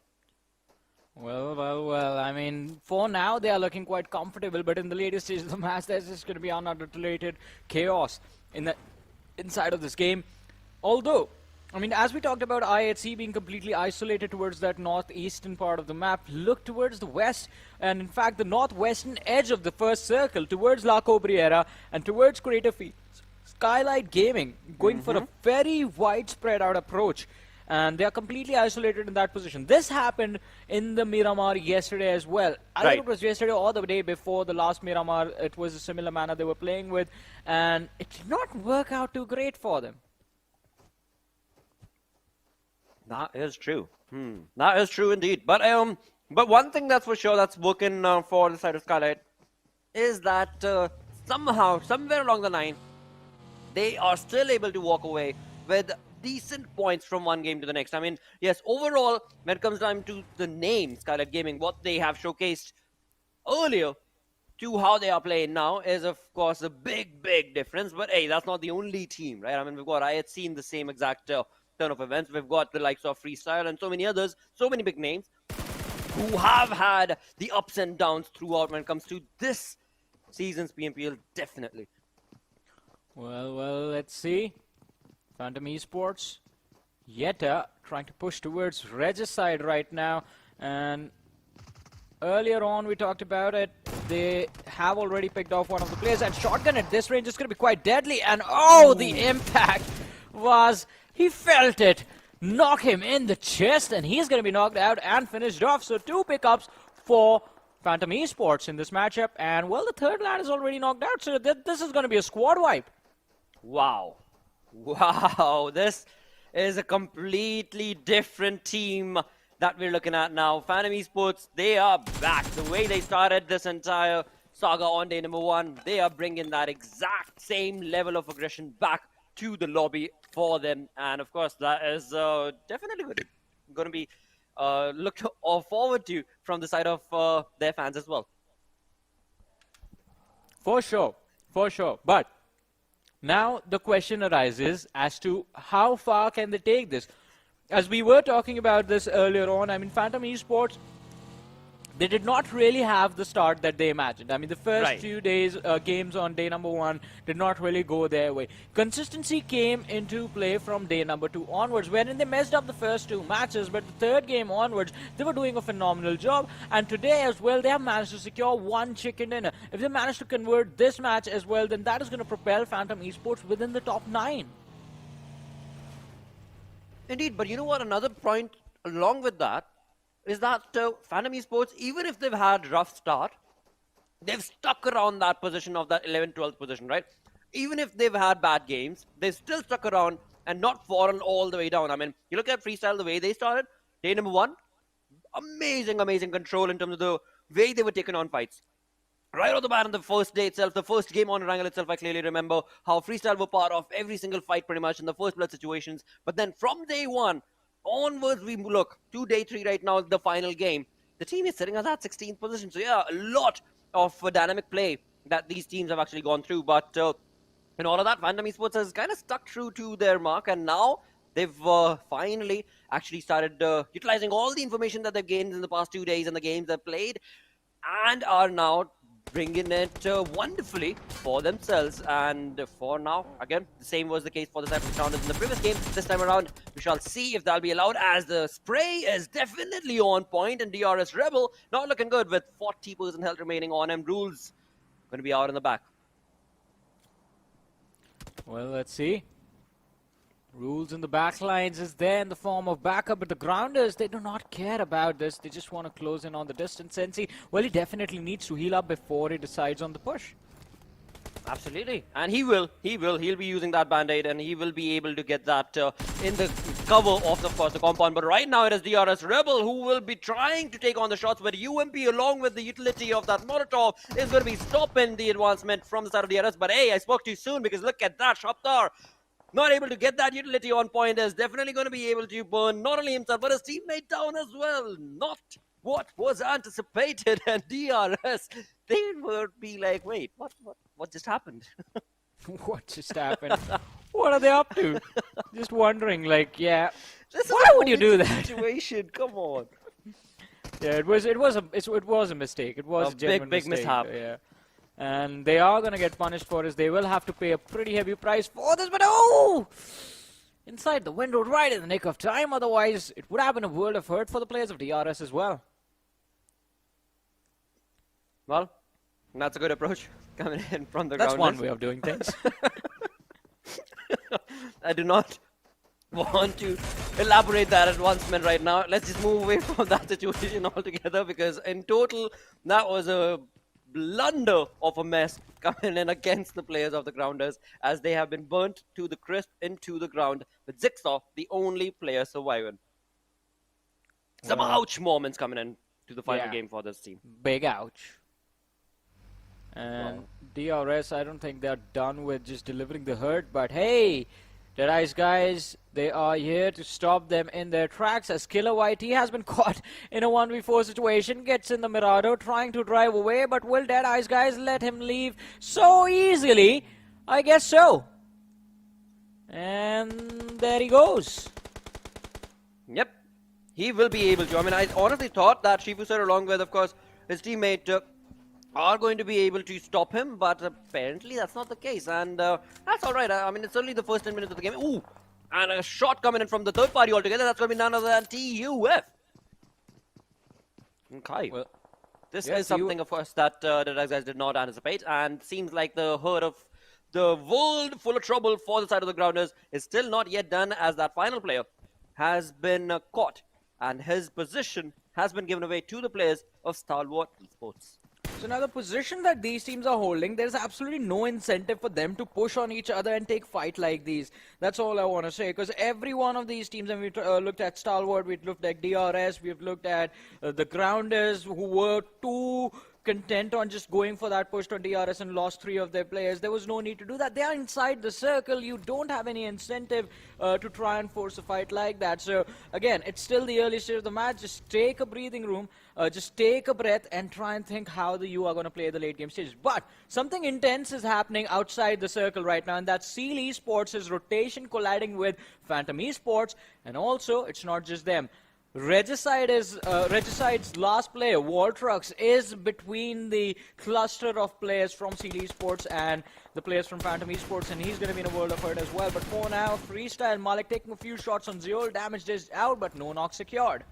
Again, the distance being the most epitome thing to bring up and talk about, because even if they were able to get that knock confirmed right there, they will not be able to convert that into anything further because of, again, the distance being so very much. But on the other side, it seems like Freestyle will be able to get a shot on the players of JyanMaara. And looking at that YouTube audience's prediction, they've got 89% support going in favor, along with you, Johnny, for the side of T2K.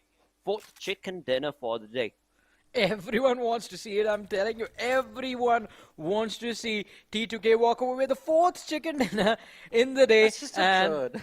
Also, I think, you know how if only one team keeps on performing, things get a little bit stale. I think that's also one of the reasons people want to see Stalwart Esports just being pushed to the limit and see exactly what their limit is. And right now, T2K is in the perfect position to do that. But talking about positioning, well, everyone's positioning has turned into an absolute nightmare right now, because the circle just goes extremely west, and now it is all on top of Hacienda del Patron.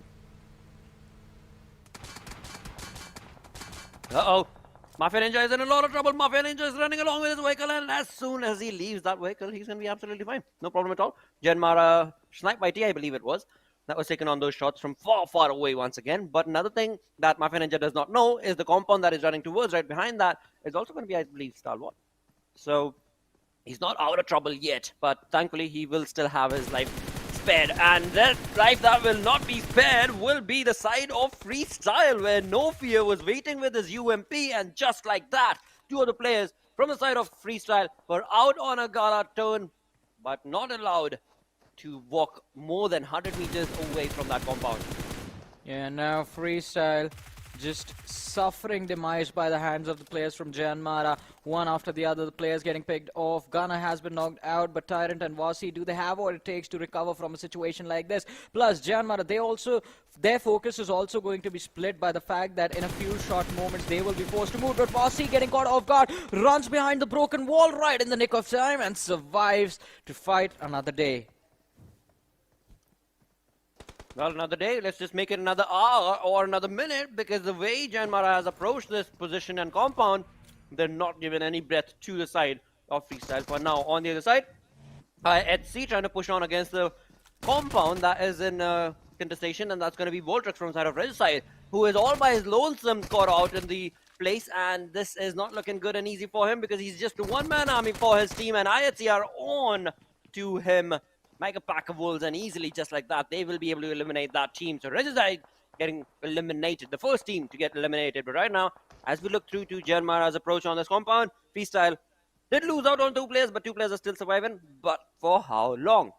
We've got the blue zone catching up to both of these teams, and well, all right, that's a good approach. JyanMaara have decided to let that be and walk away, thus giving Freestyle another chance to be able to survive for just a little bit longer, try and maintain a few more placement points maybe, and high voltage, one dude walks right into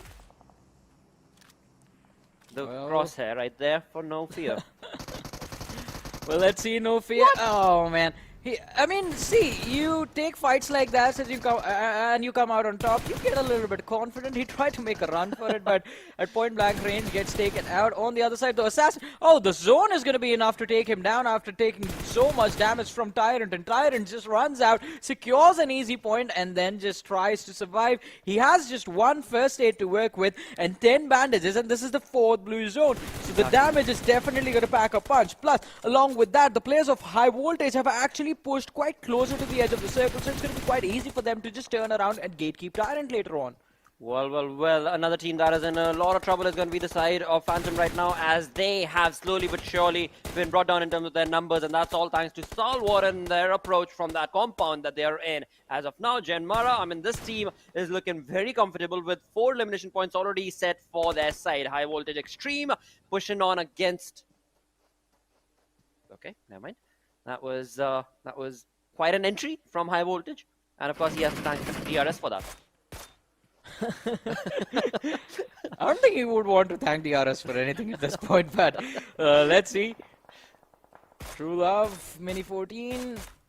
Oh, Rebel, he's just very lucky. He just drives between the gaps. Quite nice. A good try, definitely. A definitely good try coming in from the side, but just no conversion over there. On the other side, I did just see IHC are taking on a bit of a troublesome situation of their own, because their 2 players have been knocked down but have not yet been eliminated. So there is still a possibility, an opportunity maybe, that they will like to convert for their side. But we'll come back to that conversation, because right now it is a stalemate between I8 against the players of TUF, where TUF have also had a slow poke day. Yeah, it has been quite slow for them, but oh no, Mafia Ninja just blowing up 52x rates to bits and smithereens, resulting in them losing out one of the key players. Their frontliner has been picked off. Now 3 men still remain, and they're trying to make a push for the zone. It's not going to be easy though. They are being shot at, but they do manage to find some safety for themselves. In the meanwhile, on the other side, the Freestyle being forced to take an exit from this matchup. 17 minutes in, almost the 18-minute marker. 12 teams remaining. 41 players still... What? I think Zol just fell out and got knocked out. Now, IHC, let's see if they do manage to give a revive to their teammate, because they are quite close to the players of Seal Esports, and with Zol being down, they're going to be down in numbers. IC and Alex been down quite close to the ridge, but they are applying a lot of pressure on Seal Esports at the same time.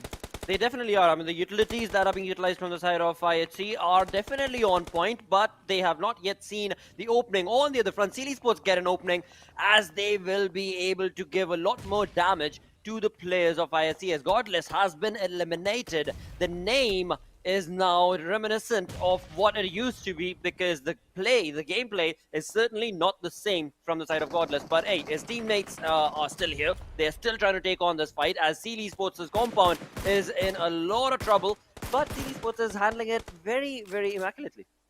Yeah, they are being quite immaculate, quite classy about this, but let's see.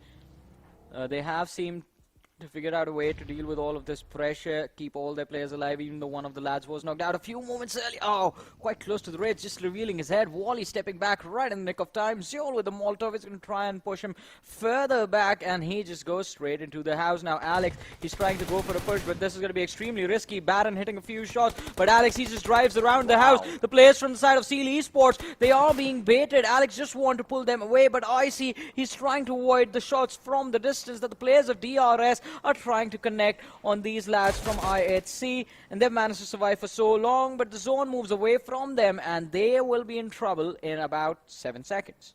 Yeah, ouch moment being caught for the side of IHC, as well as in fact Stalwart as well, because we did see DRS taking on shots against the players of IHC, but another point was the fact that Skylightz Gaming were actually taking on shots against the players of Steel as well. So a lot of problems for both of these teams, as finally the push has been made. IHC's Zeol down to almost 10% HP is still not going to be stopping, but just as wrong moment to try and uncrouch, and that was right in the crosshairs, where indeed Stalwart will be able to stop that advancement that was being made from IHC. In all of this, we do have third parties being taken on from the other side of the turf altogether, where I8 as well as TUF are in another fight.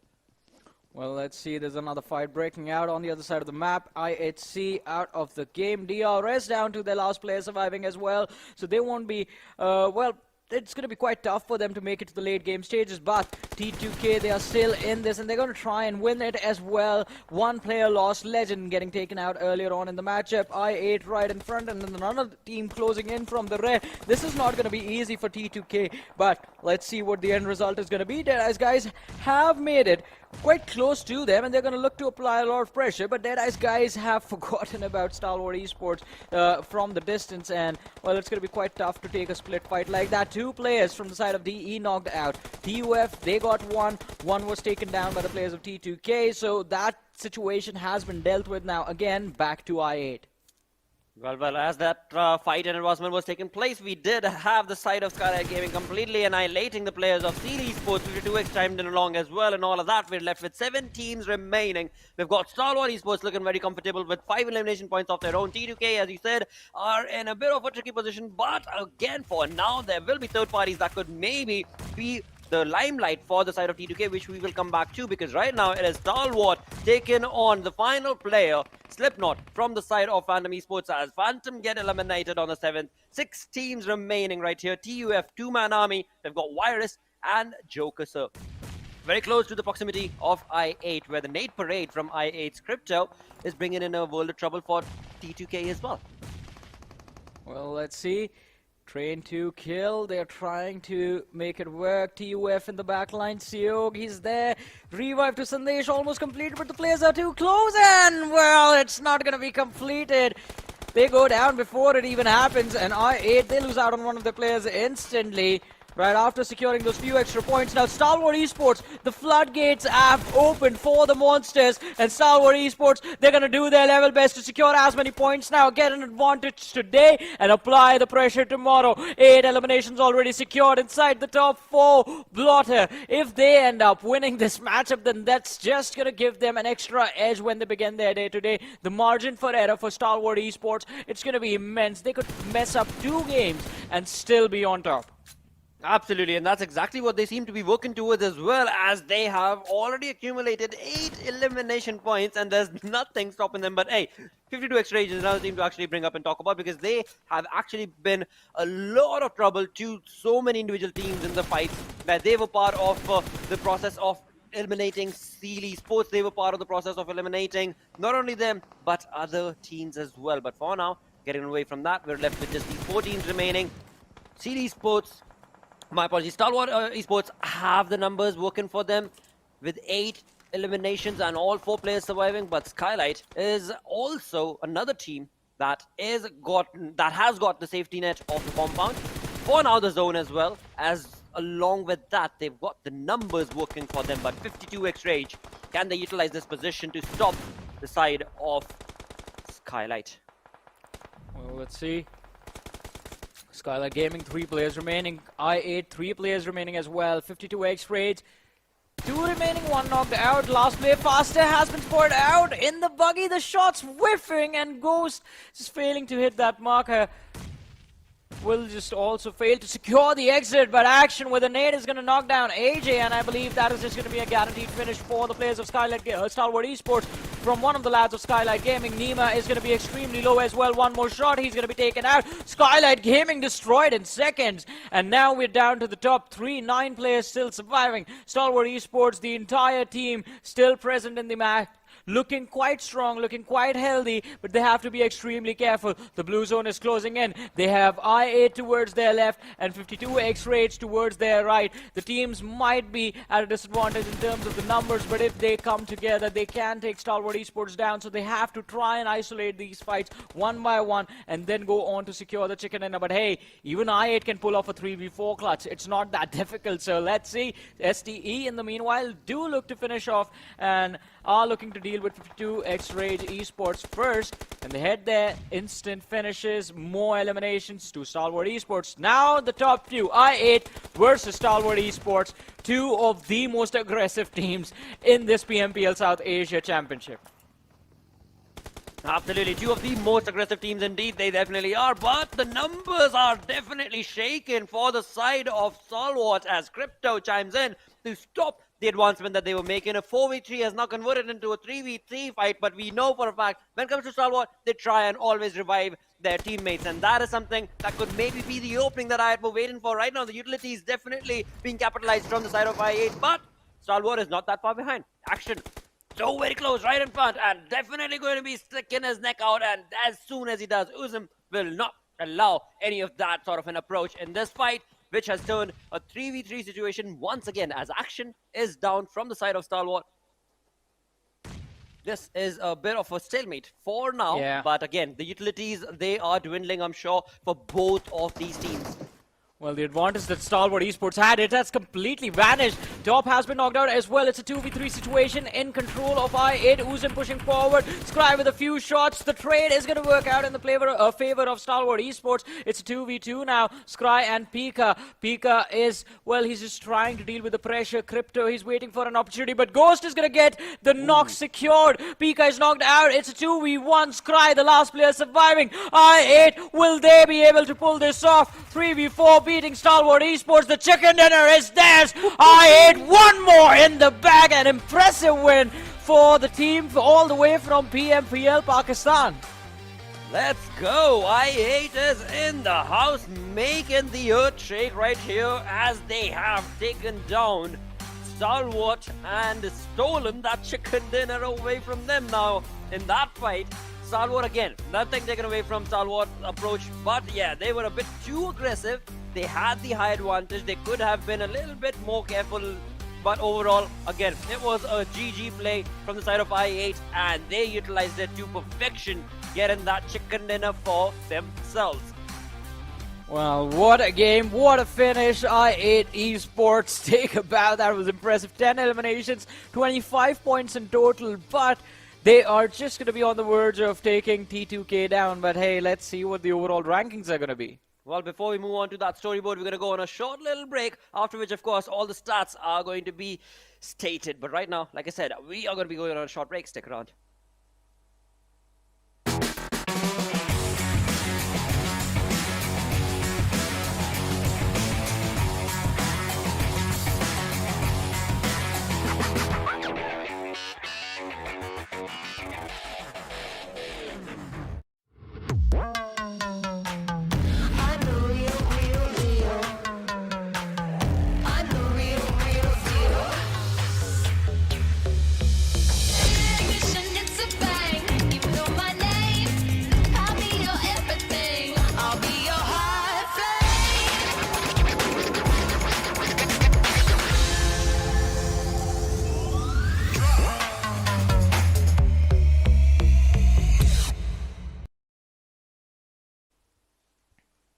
hello and welcome back once again to PUBG Mobile Pro League South Asia as we have completed day number 3. The final game just done and we've got I8 taking that chicken dinner. Sadly, Johnny, T2K were not able to get that fourth.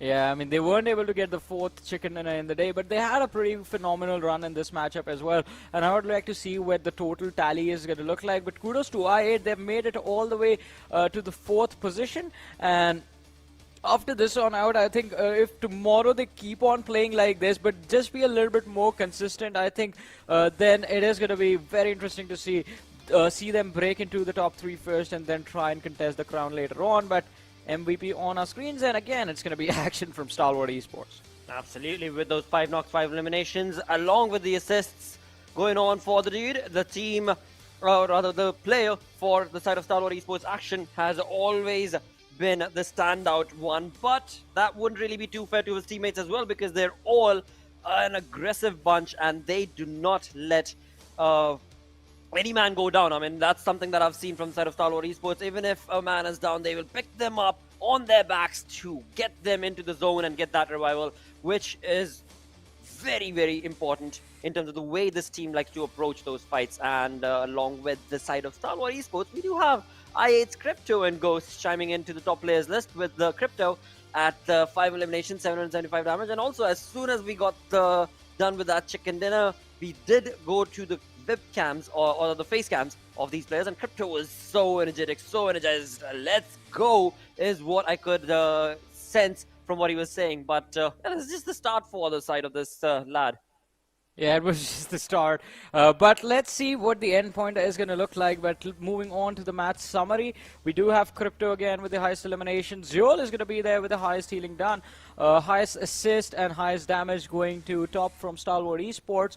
But again, this match was just way too intense. Did not really expect so many fights to break out all of a sudden in Miramar specifically. So the fights were quite nicely placed out.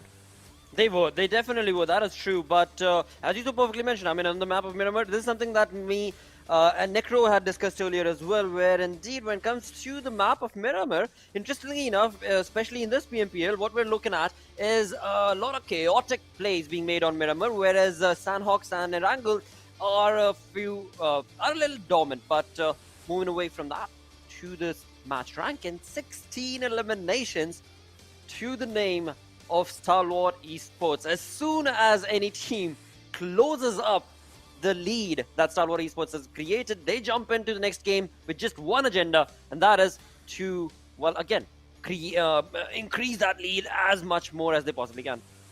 Well, yeah, and again, I mean, the match rankings, the eliminations, 16 eliminations to Stalwart Esports. That is just impressive. And the way they got them as well, it wasn't like they were isolating fights from the teams. They were isolating fights within the team itself, but then taking multiple fights at the same time. And I know it sounds a bit confusing, but that is what they were doing. And we do have the Oppo F21 Pro moments in front of us. And again, Phantom Esports, they had a pretty good start. Regicide was completely wiped out in the first few minutes of the match by Phantom Esports. Absolutely. I mean, Phantom Esports, they have definitely had a good day is what I would say. In fact, but I just hope that this kind of play style that they've found, they're able to just keep that up. And this was a big oopsie for the side of the Grounders as they did push on to try and take on that compound. But sadly, one bad Molotov resulted in the entire clan getting demolished. Yeah. And again, I mean, Stalwart Esports, I don't know what made them rush and push towards I8 like that, what made action move so aggressively. Right. I think they just did not expect I8 to be the team that they had to face over there. Because I've said this time and time again, I've been quite vocal about this, that while most of the people think that none of the other teams from South Asia will be able to match the Mongolian Giants in terms of their firepower, I mean, there are multiple teams that are as aggressive as them, I8 being the toughest competition in terms of just raw firepower to the Mongolian Giants, Stalwart Esports and IHC, of course. And you can't take them lightly. You can't take I8 lightly. If you try and underestimate them, they are just going to knock you down hard. They're going to punish you. Yeah, that's true. Yeah. That is definitely true, and that is something that we've seen again and again from the side of I8. If at all there's anything, there's consistency from that team, and there is also resilience from that team, wherein they don't let those things get to their heads. I mean, they just fall back to try and be better, and then they come back and they are better. I mean, that's just the approach that we've seen from the side of I8 over the years. But right now, when it comes to the points were close. The points are not close. just with the entire storyline since day one for Stalwart Esports. Yeah, but this is I don't know why they like to play like this. I think they just like to lure the opposition, lure the competition. Like, hey guys, you can get close, you can be first, you can take the first position away from us. And as soon as a team gets close, they are like, psych, we were just kidding.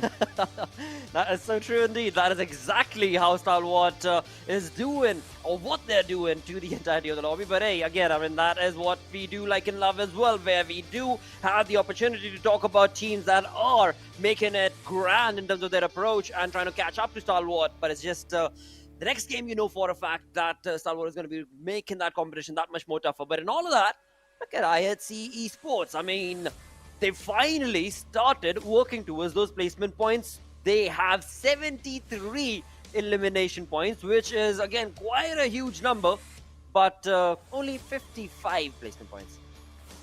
Oh man, that's gonna be a kind of weird start to look at, but still, I mean, they are making the climb slowly and steadily. They are moving out onward and upward, so we're gonna be hopeful that tomorrow they get a few more placement points and we see them move up more quickly. But not a lot of changes on the second half of the ladder as well. It's just TUF leaving the 16th position for the 15th position, but they are quite far away from the rest of the competition. Absolutely, for now they definitely are. Phantom Esports are slowly but surely trying to climb up, as well are the Grounders side. 52 X-Rays sticking to that 9th position decently, but again, I mean, there's only 6 games remaining that will be played out tomorrow, and that will be all when it comes down to all these 16 teams and the opportunity that's been given to them. So hoping that tomorrow all these teams that are sitting on the second page of the leaderboard are going to be bringing that A game for every single game. Well, let's see. I mean, tomorrow, the final day, the last day, it's going to decide who will be the champion and who will just walk away with, well, a lot of money and just the dream of lifting the trophy being completely shattered. But hey, you still win a lot of money from that $150,000 prize pool that's there. But the team of the day, it is going to be Train to Kill, because getting 3 chicken dinners in a single day does not matter if it wasn't a hat trick. They still got 3 chicken dinners. It ain't easy. It is not. It is definitely not. And the way the team has played today, they have climbed up such massive teams and giants. It is phenomenal, the approach that Train to Kill have taken. And I did talk about this on day number 2, I believe, where indeed when it comes down to the players of T2K as well, I mean, compared to how they've played earlier, this time around, their approach and their aggressive stance has actually increased quite a massive fold. Well, yeah, I mean, that definitely has been quite interesting to look at, but I mean, Train to Kill, look at that Erangel run that they had today. 25 eliminations secured in the 3 Erangels that they played. 4,200 damage dished out. Miramar, they played Miramar twice, 10 eliminations. I mean, the Miramars did not really go their way, but even Necro was mentioning this. There are 3 Erangels in every single day. If you just focus on that one map, things are going to work out. And I think Train to Kill, they heard his thoughts, they heard his message, and they were like, alright, Erangel it is. And then just converting the maps beautifully out of nowhere. And it was quite impressive. They managed to be consistent on that particular map. But other than that, MVP rankings, and it's the 3 Stalwart players in the top 3 right now. Exactly. There's no contestation from any other team for now, at least. I mean, we've got Sandesh from TTK sitting on that 5th position. We've got No Free from JyanMaara sitting on the 4th. But the top 3 are all Stalwart bunch, and they are competing against each other as well. Because in the end, when the final plays are done tomorrow, the MVP will be walking away with $2,000 pocket heavy. Yeah, $2,000 in their pocket, and it's going to be quite impressive to see exactly who at the end of the day is going to be walking away with that prize money in their pocket, and also Which team will be walking away with the lion's share of that $150,000 prize pool, the $40,000 that are there? But along with that, I mean, these two lads, Stalwart Esports, Pika, Top, and Action have always been the cornerstones. We've always talked about Action and Top in particular since every single tournament they have showed up. They are the ones mostly performing. But I'm so happy that finally Pika also gets his moment in the limelight. And he has been absolutely phenomenal with every single play that Stalwart Esports have made, and it's going to be quite interesting to see exactly what tomorrow is going to bring to the table for them. Oh yeah, it's going to be crucial. It is definitely going to be the final games, the 6 games that are left, because after all the 3 days effort that has been put in from these teams, it has been for this final day. And that final day, of course, as was mentioned by Johnny as well, quite a lot of things on the line. I mean, you've got the trophy, you've got the money, you've got the name. I mean, lot of things that these players have been working towards, and it all goes down to how tomorrow's 6 games are going to play out. Well, yeah, how the 6 games that are supposed to happen tomorrow, how are they going to play out? It's going to be quite interesting to see. Again, 3 chicken dinners for Train to Kill, 2 for I8, and then there was that 1 winner chicken dinner for Phantom Esports. Again, tomorrow, the last day, I'm expecting a lot. I mean, the teams at the top are going to be trying their level best to solidify their position. On the contrary, the teams at the extreme bottom have this wonderful opportunity of just letting loose, just playing for chaos, be the harbingers of chaos, and just not let anyone else have fun. Absolutely, and that is something that we did see today so many times. Is that exactly? I mean, from the grounders, from freestyle, from high voltage, we saw them taking that sort of a stance against these big names, and that is exactly what we want them to do. Because if you're sitting on that bottom half of the leaderboard, it's okay, it's all right. You just need to bring in that AWOL approach to the game, and you just don't know. I mean, the game that we saw on Erangel, there.